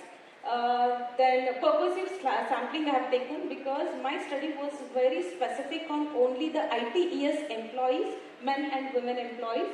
My sample was 310. It was a structured online questionnaire. Likert scale was used, and the mental well-being. I have used this tool to measure the mental well-being of the ITS sector employees who are working in the hybrid setup. And the tool will be PLS SEM model, that is structural equation model using the smart PLS. So this is the result. Since you can see the variables here, The result will be the hypothesis where the mental well-being is positively impacting the job autonomy. Job autonomy is again positively impacting the employee performance. Mental well-being is influencing both the job autonomy and the employee performance. So the conclusion, the mediator, that is the job autonomy, is resulting in partial mediation. Hence, mental well-being influences employee performance both directly and indirectly through the job autonomy. So I would like to conclude this saying that in the era of, these are the two theories which I have taken into consideration. That is, AI can reduce certain job demands, and that is, for example, the repetitive work, and increase the job resources. However, mental well-being remains a critical personal resource that determines how effectively employees use this technology. The self-determination theory, that is, the AI should support, not diminish the quality of the employee's need for the autonomy. Okay, thank you. One quick question. You talked about doing the study around 310 employees. Sir? Ask you a question, but sir, you have something to be told. Can I ask a question? Yes, sir. Yes, sir. So you talked about the study conducted about 310 employees. What is the distribution among male and female employees? Do you have any kind of a data which I couldn't find it there? So See, it is there in the paper. It is 40-60, sir. 40-60? Yes, sir. Many of the female employees filled the data. Oh, okay. Because when I approached certain ITS sectors, the Google form link was floated to the HR manager. And there it went on to be collected. That's why there is little variation of 10%. Because you talked about both mental well-being, you talked about mental well-being or overall employee well-being? No, sir. Only mental well-being. It is not a holistic approach. It's not a holistic approach. Because the concept of ITSM is now changing. So I was only wondering why because really we look at it, not only mental, it also has impact on several other yes, sir. That itself is a limitation. The further studies of mine would be concentrating on the other sectors of the industry. Yes, sir. Okay. Which are the industries, just to understand, because ITS is very large. Have you looked at the top ITS, or it's yes, sir. Startups, or it is what kind of According to the MHRD report of 2024, the top 15 companies of the ITS was taken into consideration. Do you have any companies to be named on this? Yes, sir. TCS was there, Infi was there, and many of such kind of, the Wipro was also there. This was all the back-end enabled services companies, sir. Thank you. Yes, sir. Thank you, sir.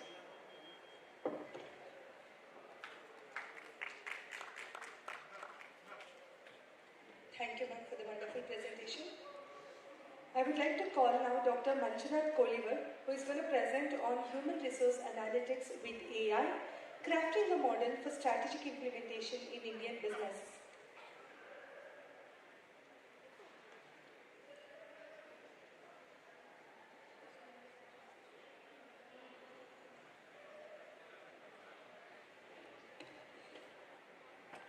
Good evening, everybody.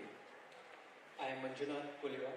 I represent International Institute of Business Studies.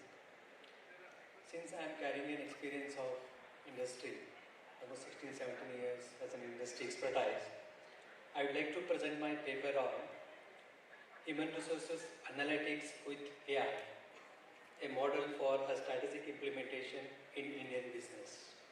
So my study, my work is more into a content analysis than any AI tools which I use.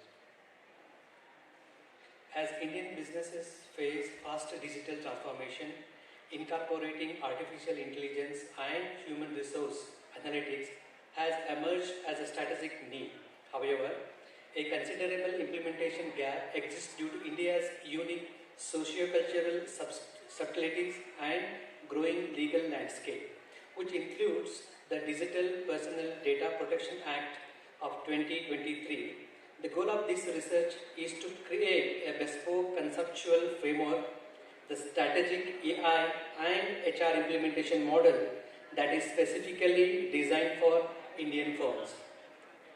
In order to bridge the gap between the global technical potential and local operational reality, This study takes a conceptual approach dissecting two prominent management theories. Number one is RBV, that is a resource-based view, and the second one is the technology acceptance model. It combines modern literature of 21 to 26 with the unique legal and cultural parameters of the Indian workplace. The strategic AI and HR implementation model framework is thus going to be proposed.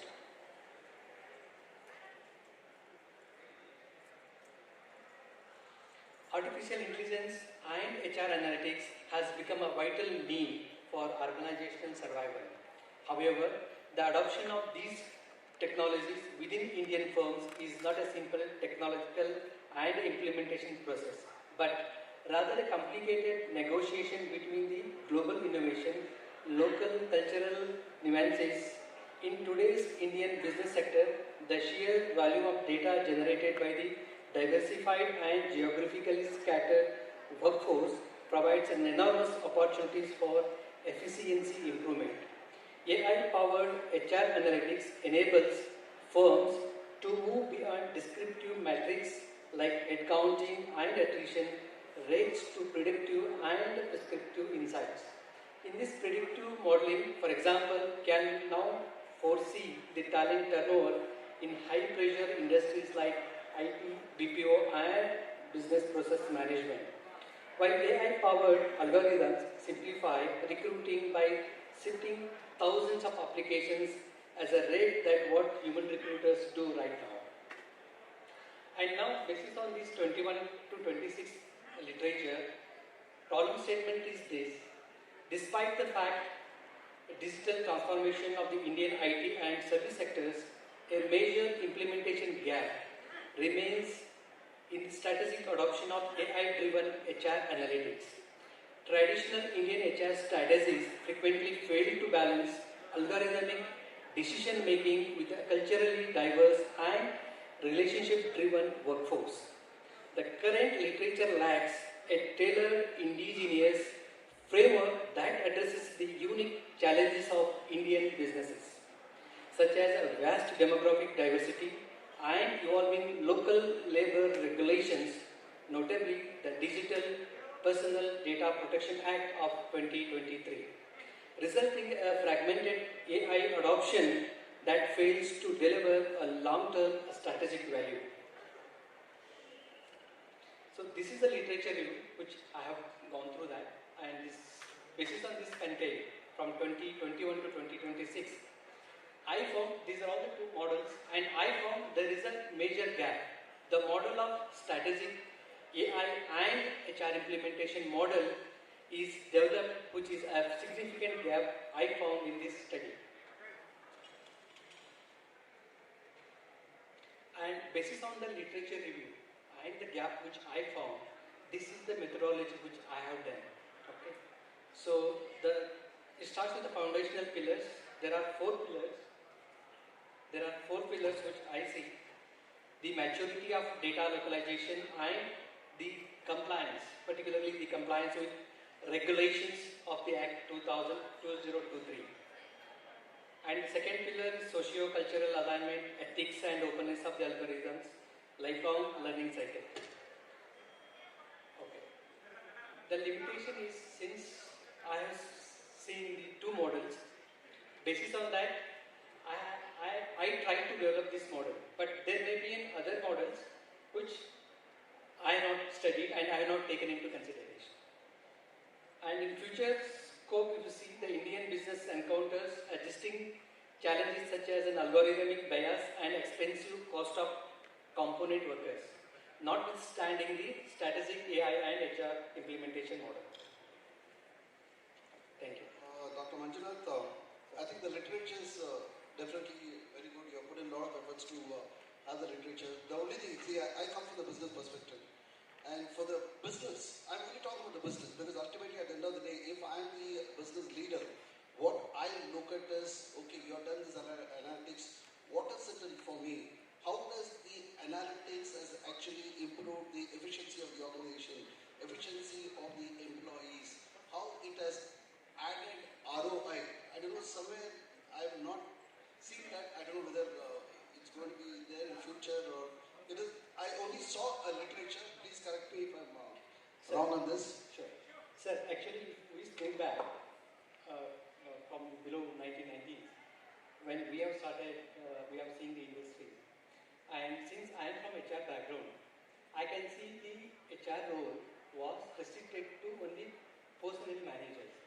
So the personnel manager used to sit in one corner of the factory and he used to do the Sorry, HR analytics. sorry, this is one of time. I understand here. I'm also come from the industry HR background. I'm not talking about that. I'm talking only when I talk about this particular presentation, what you made. Okay. I was looking at, because since you talked about HR and analytics, I was trying to look out for a data which talks about these are the study I've done and how the performance of the company has increased and added ROI to the industry based on this, which was not there before because earlier it was done manually. Now, by leveraging AI tool, you could see that the improvement. It can be, for example, simple things like automating the entire HR process itself as things. So I couldn't find that, so that's why I was just asking this. So that's what it starts from the if you see the lots of HR functions which HR does, like earlier they used to do only the recruitment happening through the screening the profile manually. But now it's a tool. It's an AI tool wherein AI is going to screen the employees biodata and it understands how best he will fit in the organization. So it starts with recruitment, then training and development. This other tools wherein the training model can be assessed in such a way that what exactly the company is looking at as far as vision and vision of the statement is concerned. Yeah, thank you.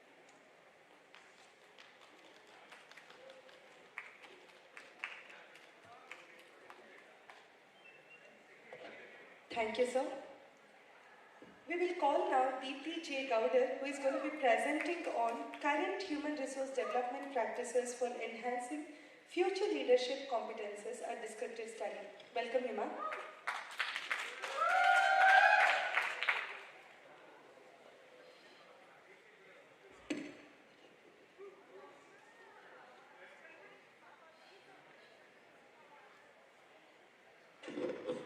Very good evening, respected panel and all the representatives of PCU, IIBS, Mount Carmel and everybody. It's my pleasure to introduce myself to you all and students as well. It's my pleasure to introduce myself to you all. I am Deepthi J. Gowder, Research Scholar, Davangere University, and I take the privilege of presenting a paper titled in the track 4, Human Resource Management.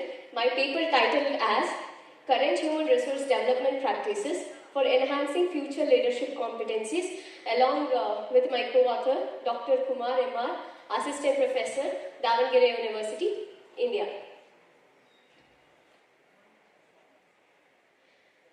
So as we are well aware that the world is changing drastically with global challenges and market shifts and also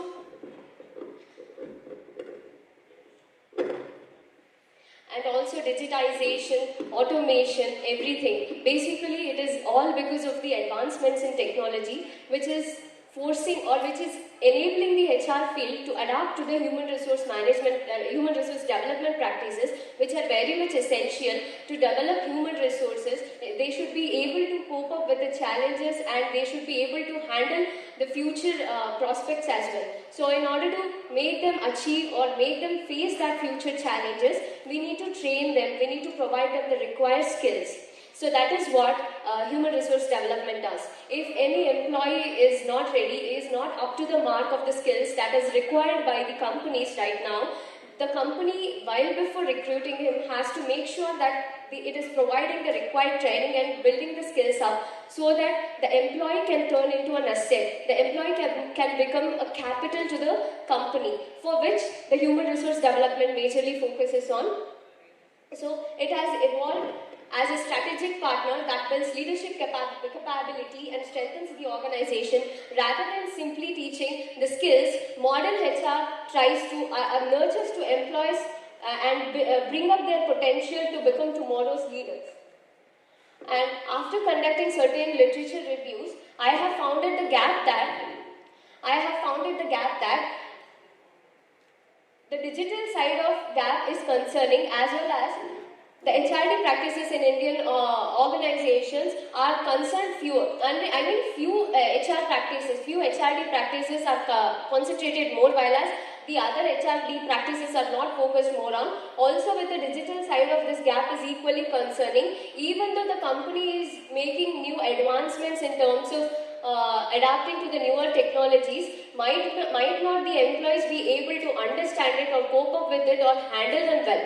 So it becomes the responsibility of the company to make them understand and help them adapt to the newer technologies, newer digitizations that has been approached to the world, to make them future ready competitors, to make them future ready leaders. So this study currently aims at understanding the effective practices and prepare the people for leadership challenges that they are going to be facing in the future. My objectives are to examine the concept of future leadership competencies, to identify current human resource development practices used for leadership development, to analyze the leadership between human resource development practices and leadership competency, to provide recommendations for organizations seeking to strengthen their future leadership competencies. So what we can focus right now is the human resource development practices make the people ready to face the future challenges that are yet to come, and it focuses on both people-centric and AI-driven approaches in building leaders. As we all know that the world is very much into automation and very much into adaptations to newer technology, it becomes the responsibilities of the people as well as the companies to make sure that the employees employed in the company are learning, are adapting to the newer technologies brought in. So I have done a descriptive research, and the major data source for my paper is secondary data. I have collected the research, I have collected the reviews from research articles, scholarly journals, leadership development studies, human resource development and talent management literatures. I have also identified the variables. The independent variables are training and development, coaching and mentoring, digital learning, succession planning. Whereas the dependent variables are adaptability, emotional quotient, ethical behavior, clear communication. My results and discussions focus on strategic thinking, digital and AI literacy, emotional intelligence, adaptability and agility, innovation and creativity, ethical and empathy, communication and collaboration. So all these are the key aspects that the future leader should imbibe in order to face the future challenges, and it makes them future ready. I meant to say, the leaders, if they adapt all these qualities within them, they'll be able to face whatever the challenges comes. So these factors help them build that confidence level and everything.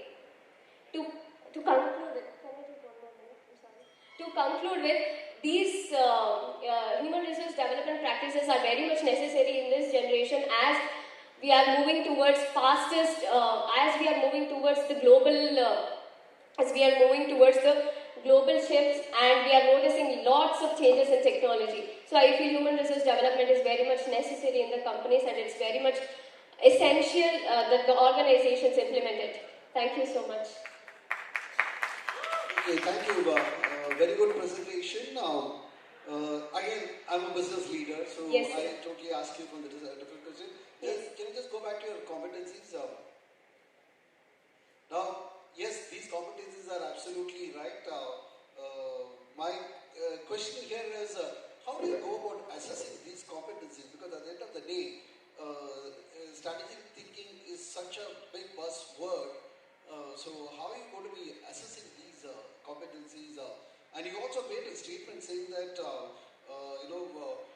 when you talk about human capital management, it is also, how do I bring in the HR good practices and all that? So how do you relate all this to these competencies? What are the best methods today available to assess any of these competencies? If you have to say somebody is really good in communication or somebody is really good in strategic thinking, how do you say that, yes, here is a person whom I can identify as the guy who has the strategic thinking capability? performance, based on their performance and based on whatever, like how do they convince to people, how do they communicate to people, that matters. Whatever I have in my brain, even though I do the strategic thinking, it's very important that I should communicate clearly to the other person so that they can understand my point of view.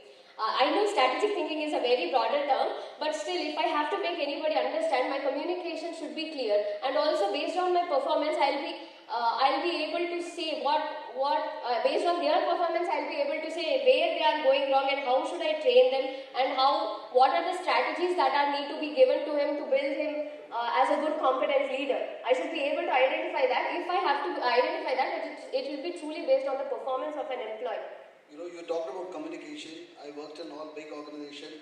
We have so many tools and platforms for communication, but that's one place where we always get less scores. Yeah. So that's where I was asking these questions. So how many? I think you have gone only through the secondary sources, correct? Secondary sources. You are not actually approached any of the companies to get the. That is in the future for sir. Yes, I have to approach to the companies. Because that is where you get this. Yes, sir. Because of the time constraint, I couldn't make it to the first-hand data, so I went with the secondary data. Okay, right. Thank you. Thank you. Special mention, I would like to thank Bengaluru City University and all the sponsors and co-organizers of this event for giving all of us this wonderful opportunity. We are pleased to be here. Thank you so much. Thank you so much for being the audience. Thank you.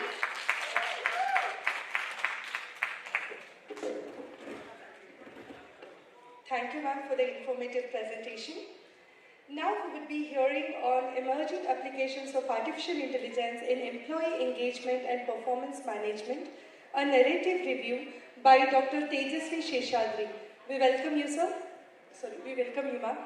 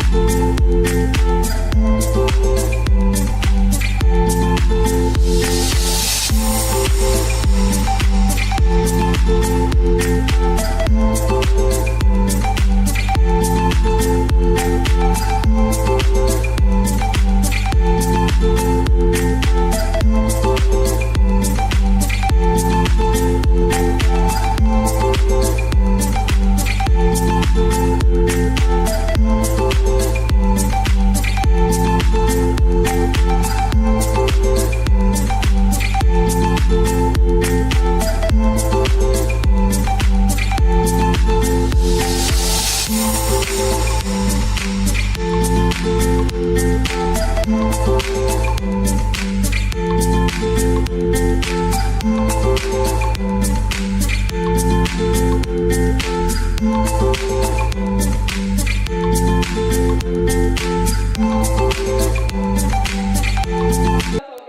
to anticipate workforce trends and plan for optimal resource allocation with unprecedented precisions, because that is very, very important. Today, AI technology is helping organizations to predict the mental status that we know, sentiment analysis we call it as.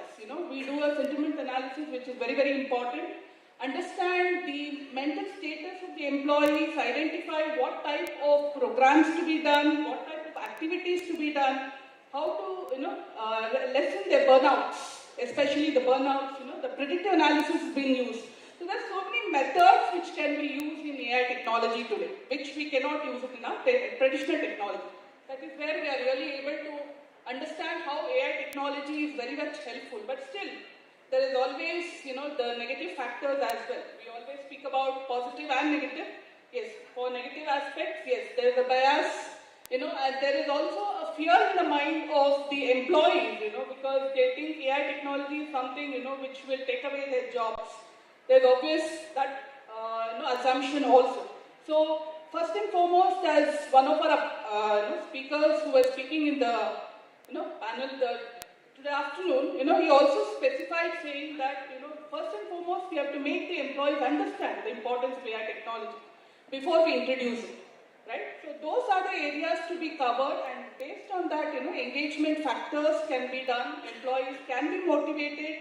We can understand their performance patterns, because every individual is different in an organization. So there is no, same type of mindset people. So to bring them to a strategic decision, today speak about strategic management as well. Most of the organization is working towards bringing one, goal. Employees go towards the organization goals. So organization has to reach that goal through the employees. Employees are the workforce, so we need to bring them out. To bring them into that, there is a lot of strategies to be identified among that, motivating employees, bringing their attention towards the organization requirements. All this plays an important role. For that, AI plays a very, very important role, according to me. So the major objectives, I'm just consolidating together because of the time constraint.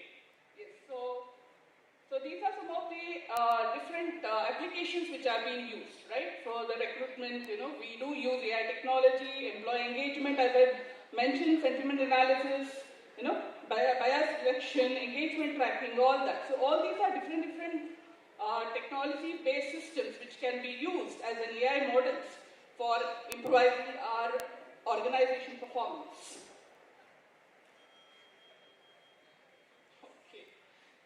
Fine, I had to wrap up, but yes, I will just make it more precise. Yes, so as I mentioned, digital transformation, there is a requirement of that, adapt as, and again, we cannot deny without taking up AI technology, because we are running with that. We need to adapt, but organization have to analyze what technology at what point of time, what area at what point, and how do they convince the employees is a very important task today, because just implementing technology doesn't make any sense. I think that has to be taken into consideration. Understanding the requirement of the organization, making employees understand, that makes a very important thing. So in that, yes. So these are some of the, there are some more. If you can just move the slides, I will just keep moving the slides. Yeah, so these are the positive, negative aspects which I have identified and showed on.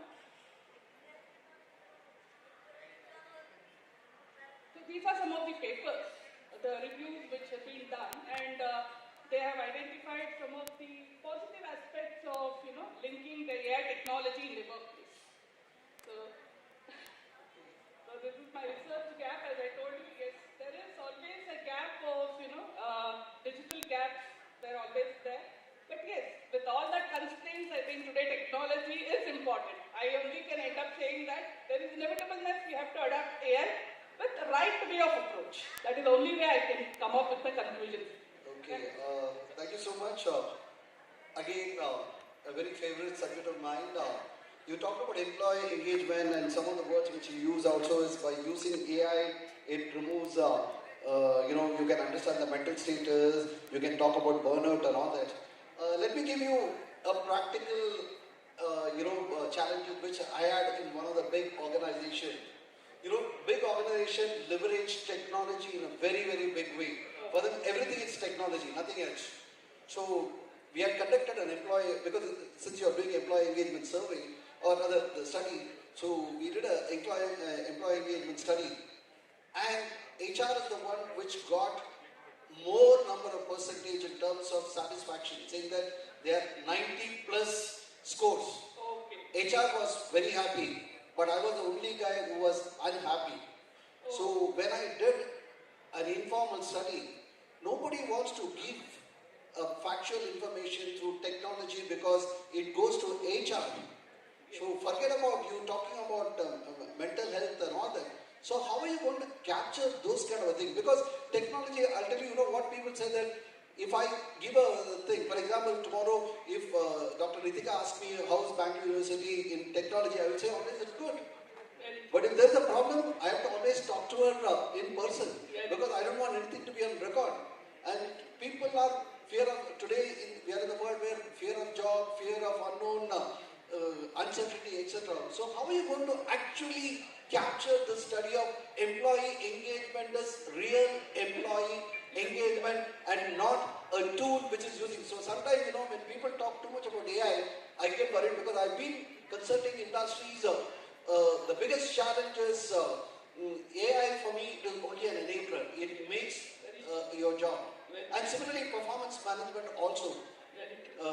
It can give you this thing, but how do you, the assessment part, the emotional and human element, somehow I could not see that. Sorry, it was a longer answer. That is a major challenge today. Actually, as you say, people are not ready to expose their, internal feelings. That is where the drawback, again, that negative factor we are still holding on and a lot of studies are required. But yes, what you say is absolutely I agree upon. The traditional practices we had, when the friendly way we used to share our feelings to people, when known people, and it is more of consoling and sort of support we used to get. But today it is happening, technology is like being used in all these areas. But my recommendation when you are doing a study, you should also do a study one-on-one instead of this thing where you get the opportunity. Yeah, I know it's going to be tough, difficult, but I think the informal inputs, that's the one which is the thing. And in fact, I always very strongly believe an informal group in an organization is more permanent than the formal group. Yeah? I agree upon it. Sorry, I think mainly of a literature review based one. Too many alarms. He's kept that AI with him, so he doesn't even require to speak. Later then about this. Thank you so much. I thank everyone for giving me this opportunity. Yes, thank you. Thank you, ma'am. That was really a narrative review. Now it's time to welcome Tina Kumari BM, who will be presenting on mental health support programs and employee engagement among healthcare professionals. Welcome you, ma'am.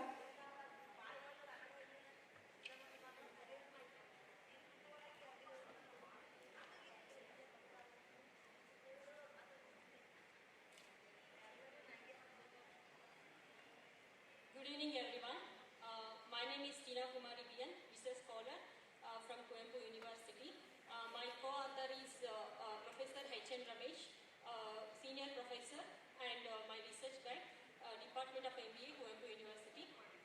In this international conference, I am going to present the paper on the topic Mental Health Support Programs and Employee Engagement Among Healthcare Professionals.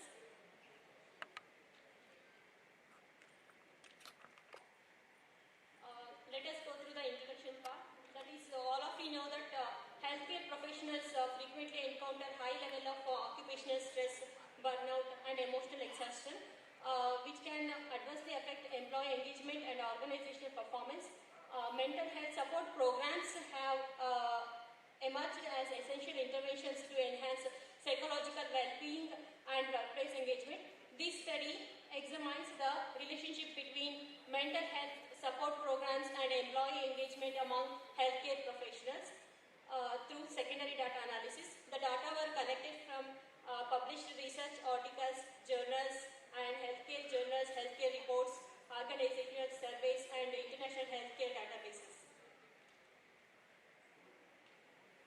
And objective of this study is, first objective is to analyze the importance of employee engagement in the healthcare industry, and the second objective is to know the relationship between mental health and employee engagement, and the third objective is to examine the mental health factors which influence employee performance.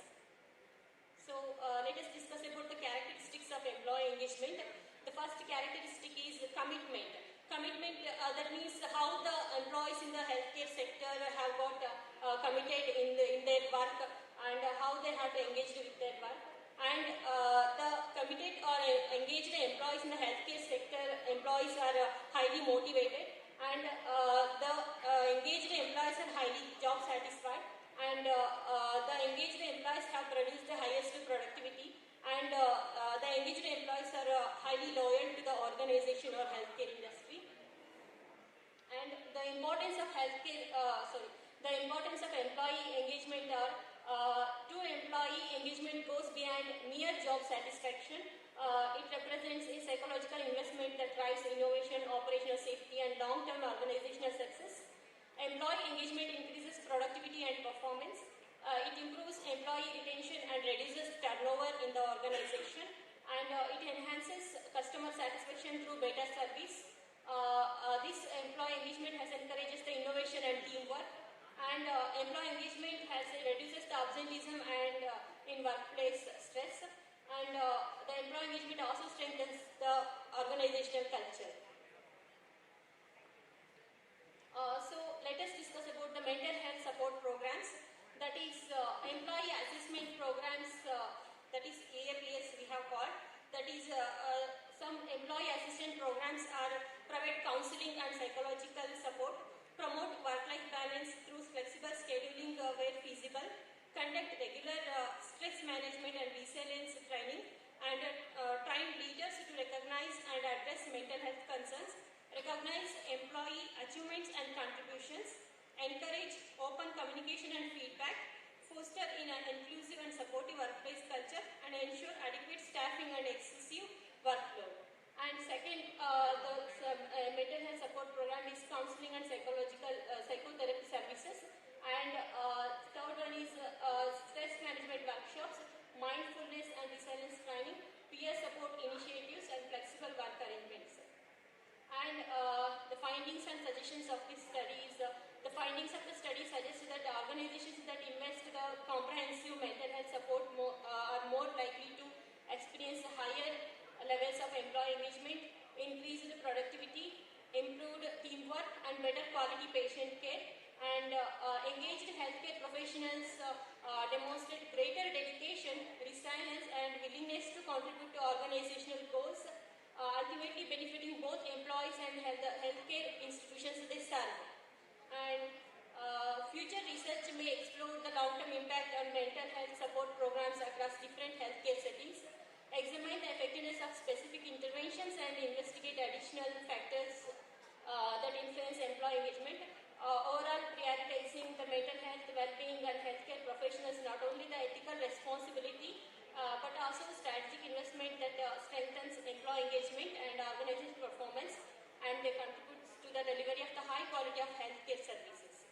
And mental health support programs play a significant role in enhancing employee engagement among healthcare professionals. The secondary data indicate that organizations providing comprehensive mental health resources experience better workforce outcomes, including increased engagement, job satisfaction, and retention. Healthcare institutions should prioritize employee mental well-being, and as organizational objective, these mental health support programs help to reduce the stress, burnout, and emotional exhaustion while fostering positive work environment where healthcare professionals valued and supported. Thank you. I mean, the literature is very good. You know, it is like an article which has been written.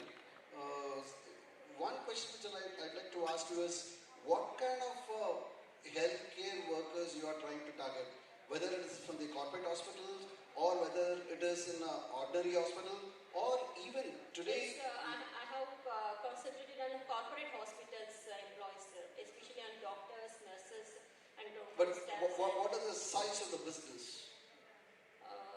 That means It is, it is like, is it like Apollo or Manipal or those kind of I hospitals? have taken in Shumaga hospitals, that is Sarji Max hospitals and some others. So it is more of a corporate hospital, but you also have to look at, because there, I'll tell you, corporate hospital engagement is much more better, because I've also worked with a couple of, consulted a couple of healthcare businesses, but probably my recommendation, but I don't know whether it's going to happen or not.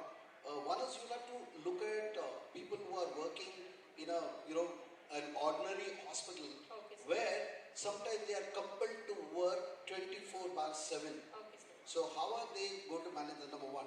And number two is, I don't know whether it comes under your category, especially the old age people, they need a 24/7 support. So obviously some of these healthcare workers, they're supposed to be called as the nursing assistant and all that. They work 24/7 with a patient who could be one of the tough time for them. They don't even get time to go, take off and go and all that. So many factors are there. So if those factors can be, if you are able to differentiate with the factors like this, you really know where exactly the impact of engagement when it comes to healthcare workers. That means some mental health support programs like employee engagement programs, that is recognition and rewards, and your study has to think, because I didn't get the data, because what is the employee engagement score? Probably I presume that you're going to make that study there. So unless you have the score, it's going to be very difficult to even make a recommendation as to what kind of a remedy or what kind of engagement measures which you can propose. Remedies means the organization or the healthcare sector has to provide the recognition and rewards to the employees and fair compensation packages to the employees for the extra workload, and also have to give a positive workplace culture and better work-life balance facilities to the employees. These facilities has to boost up the employees who have worked in the especially healthcare sector, have worked more productively and effectively 24/7 they have to do. Thanks. Thank you, one and all.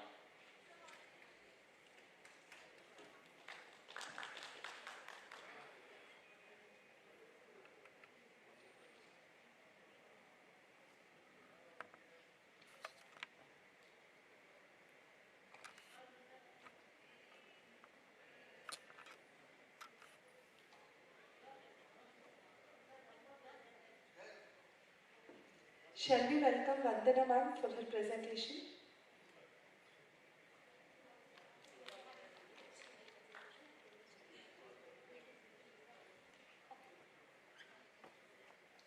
Good afternoon, everyone. Myself Vandana, research scholar, Keynote University. My guide name is Dr. Gidhar KV, Keynote University. Today I am going to present the research paper on women empowerment through entrepreneurship development programs and Shumoga.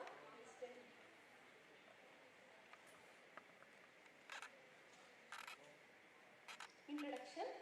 My topic, introduction. Women empowerment through entrepreneurship has become an important strategy for achieving inclusive economic and social development in India. Entrepreneurship development programs provide women with entrepreneurial knowledge, business skills, financial literacy and self-confidence to establish and manage successful enterprise in Shumoga district. Various government agencies and institutions have implemented EDPs, encourage women to become economically independent and socially empowered. However, the limited research has examined the effectiveness of these programs in improving women entrepreneurial skills, confidence and overall empowerment in local context. Therefore, This study evaluates the entrepreneurship development programs in promoting economic and social empowerment and women entrepreneurs in Shivamoga district. Then objectives of the study of the role of entrepreneurship development programs in promoting the economic and social empowerment of women. Second point, to study the effect of entrepreneurship development programs, EDPs on enhancing women entrepreneur skills and self-confidence.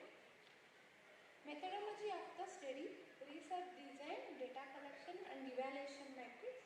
Data collection, the primary data and secondary data. So primary data collected questionnaires and secondary data books, journals and reports. Then result and discussions. The demographic profile of respondents, age group, material status, annual income, area resident, type of enterprise and business enterprise. Next, second point, types of entrepreneurship development programs attended, types of EDPs, frequency and percentage, government sponsored 22 frequency, percentage 44%, NGO sponsored, MSME Development Institute and Private Training Institute, total frequency level is 50. Then types of respondent opinion on increase in the decision making and power within the participating EDPs, response and frequency and percentage, strongly agree, agree, neutral and disagree, strongly disagree. So frequency level is strongly agree is 20, agree is 18, neutral is 7, disagree is 3 and strongly disagree is 2. Then social barriers outcome through entrepreneurship development programs EDP, social barriers outcome, frequency and percentage, lack of family support, mobility, next gender bias in market, lack of professional network, none of the above, total is 50.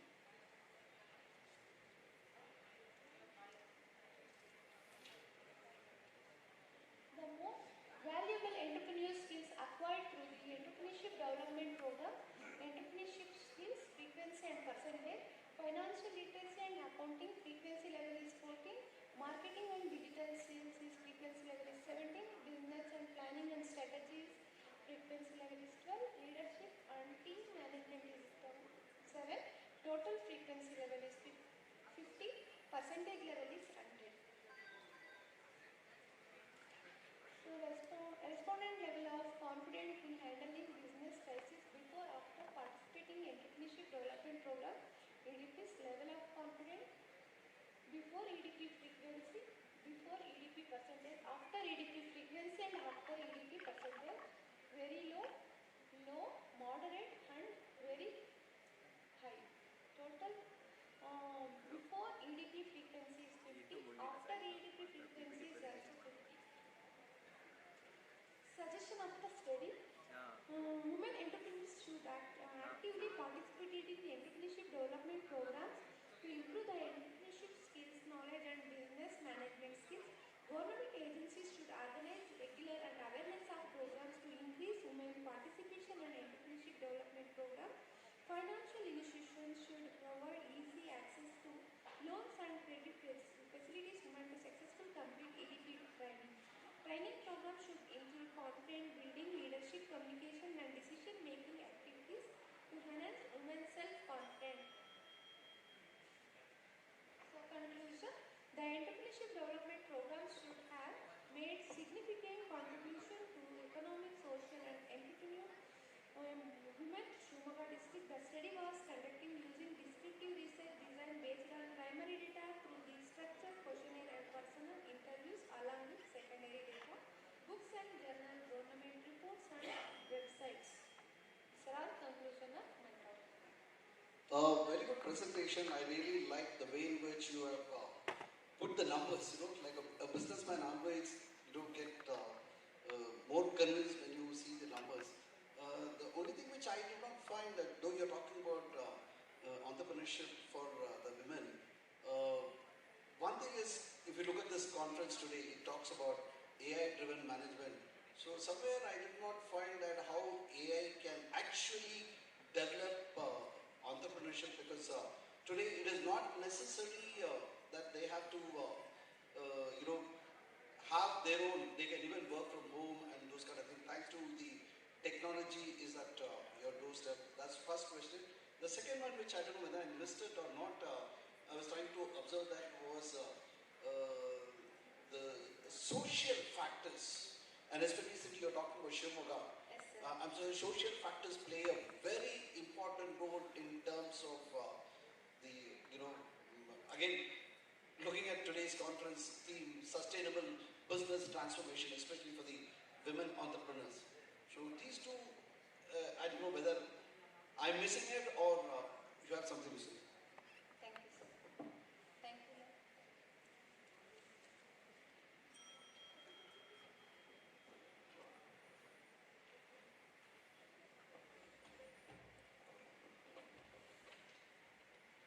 Thank you, ma'am. We have successfully concluded the presentation for this track, Human Resource Management and People Analytics. Today's presentation covered a wide spectrum of contemporary HR themes, including employee well-being and job autonomy, AI-driven HR analytics, AI-enabled employee engagement, leadership development practices, workplace communication, and mental health support in organization. A common thread across these studies was the growing integration of artificial intelligence with people-centric management practices, while emphasizing the importance of employee well-being, skill development, and sustainable organizational growth. I sincerely thank all the presenters for their valuable research contributions. Now I would like to call Dr. Shesha sir to continue with the felicitation.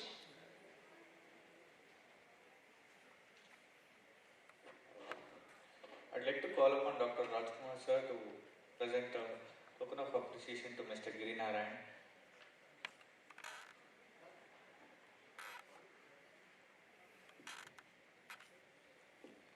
Thank you, sir, for chairing the session on HR and People Management and Analytics at the two-day international conference.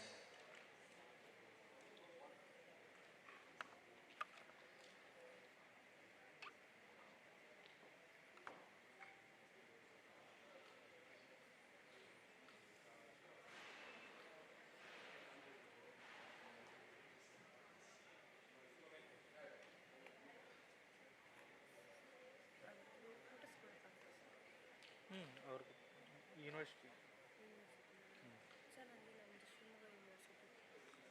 They will provide. He. That student. I now request Dr. Stanley Vincent to present memento to Dr. Vitika Sinha Madam for chairing the technical session on finance, fintech and financial analytics.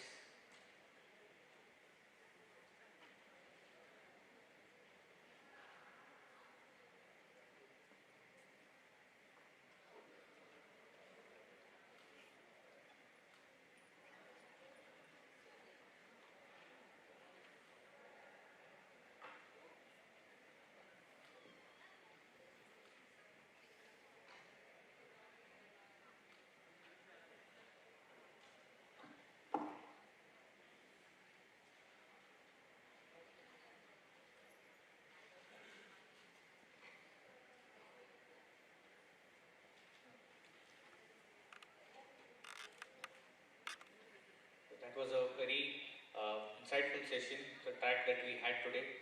So that brings to close of day one of the international conference, two-day international conference. Tomorrow there are much more tracks that are lined up in different venues in the university.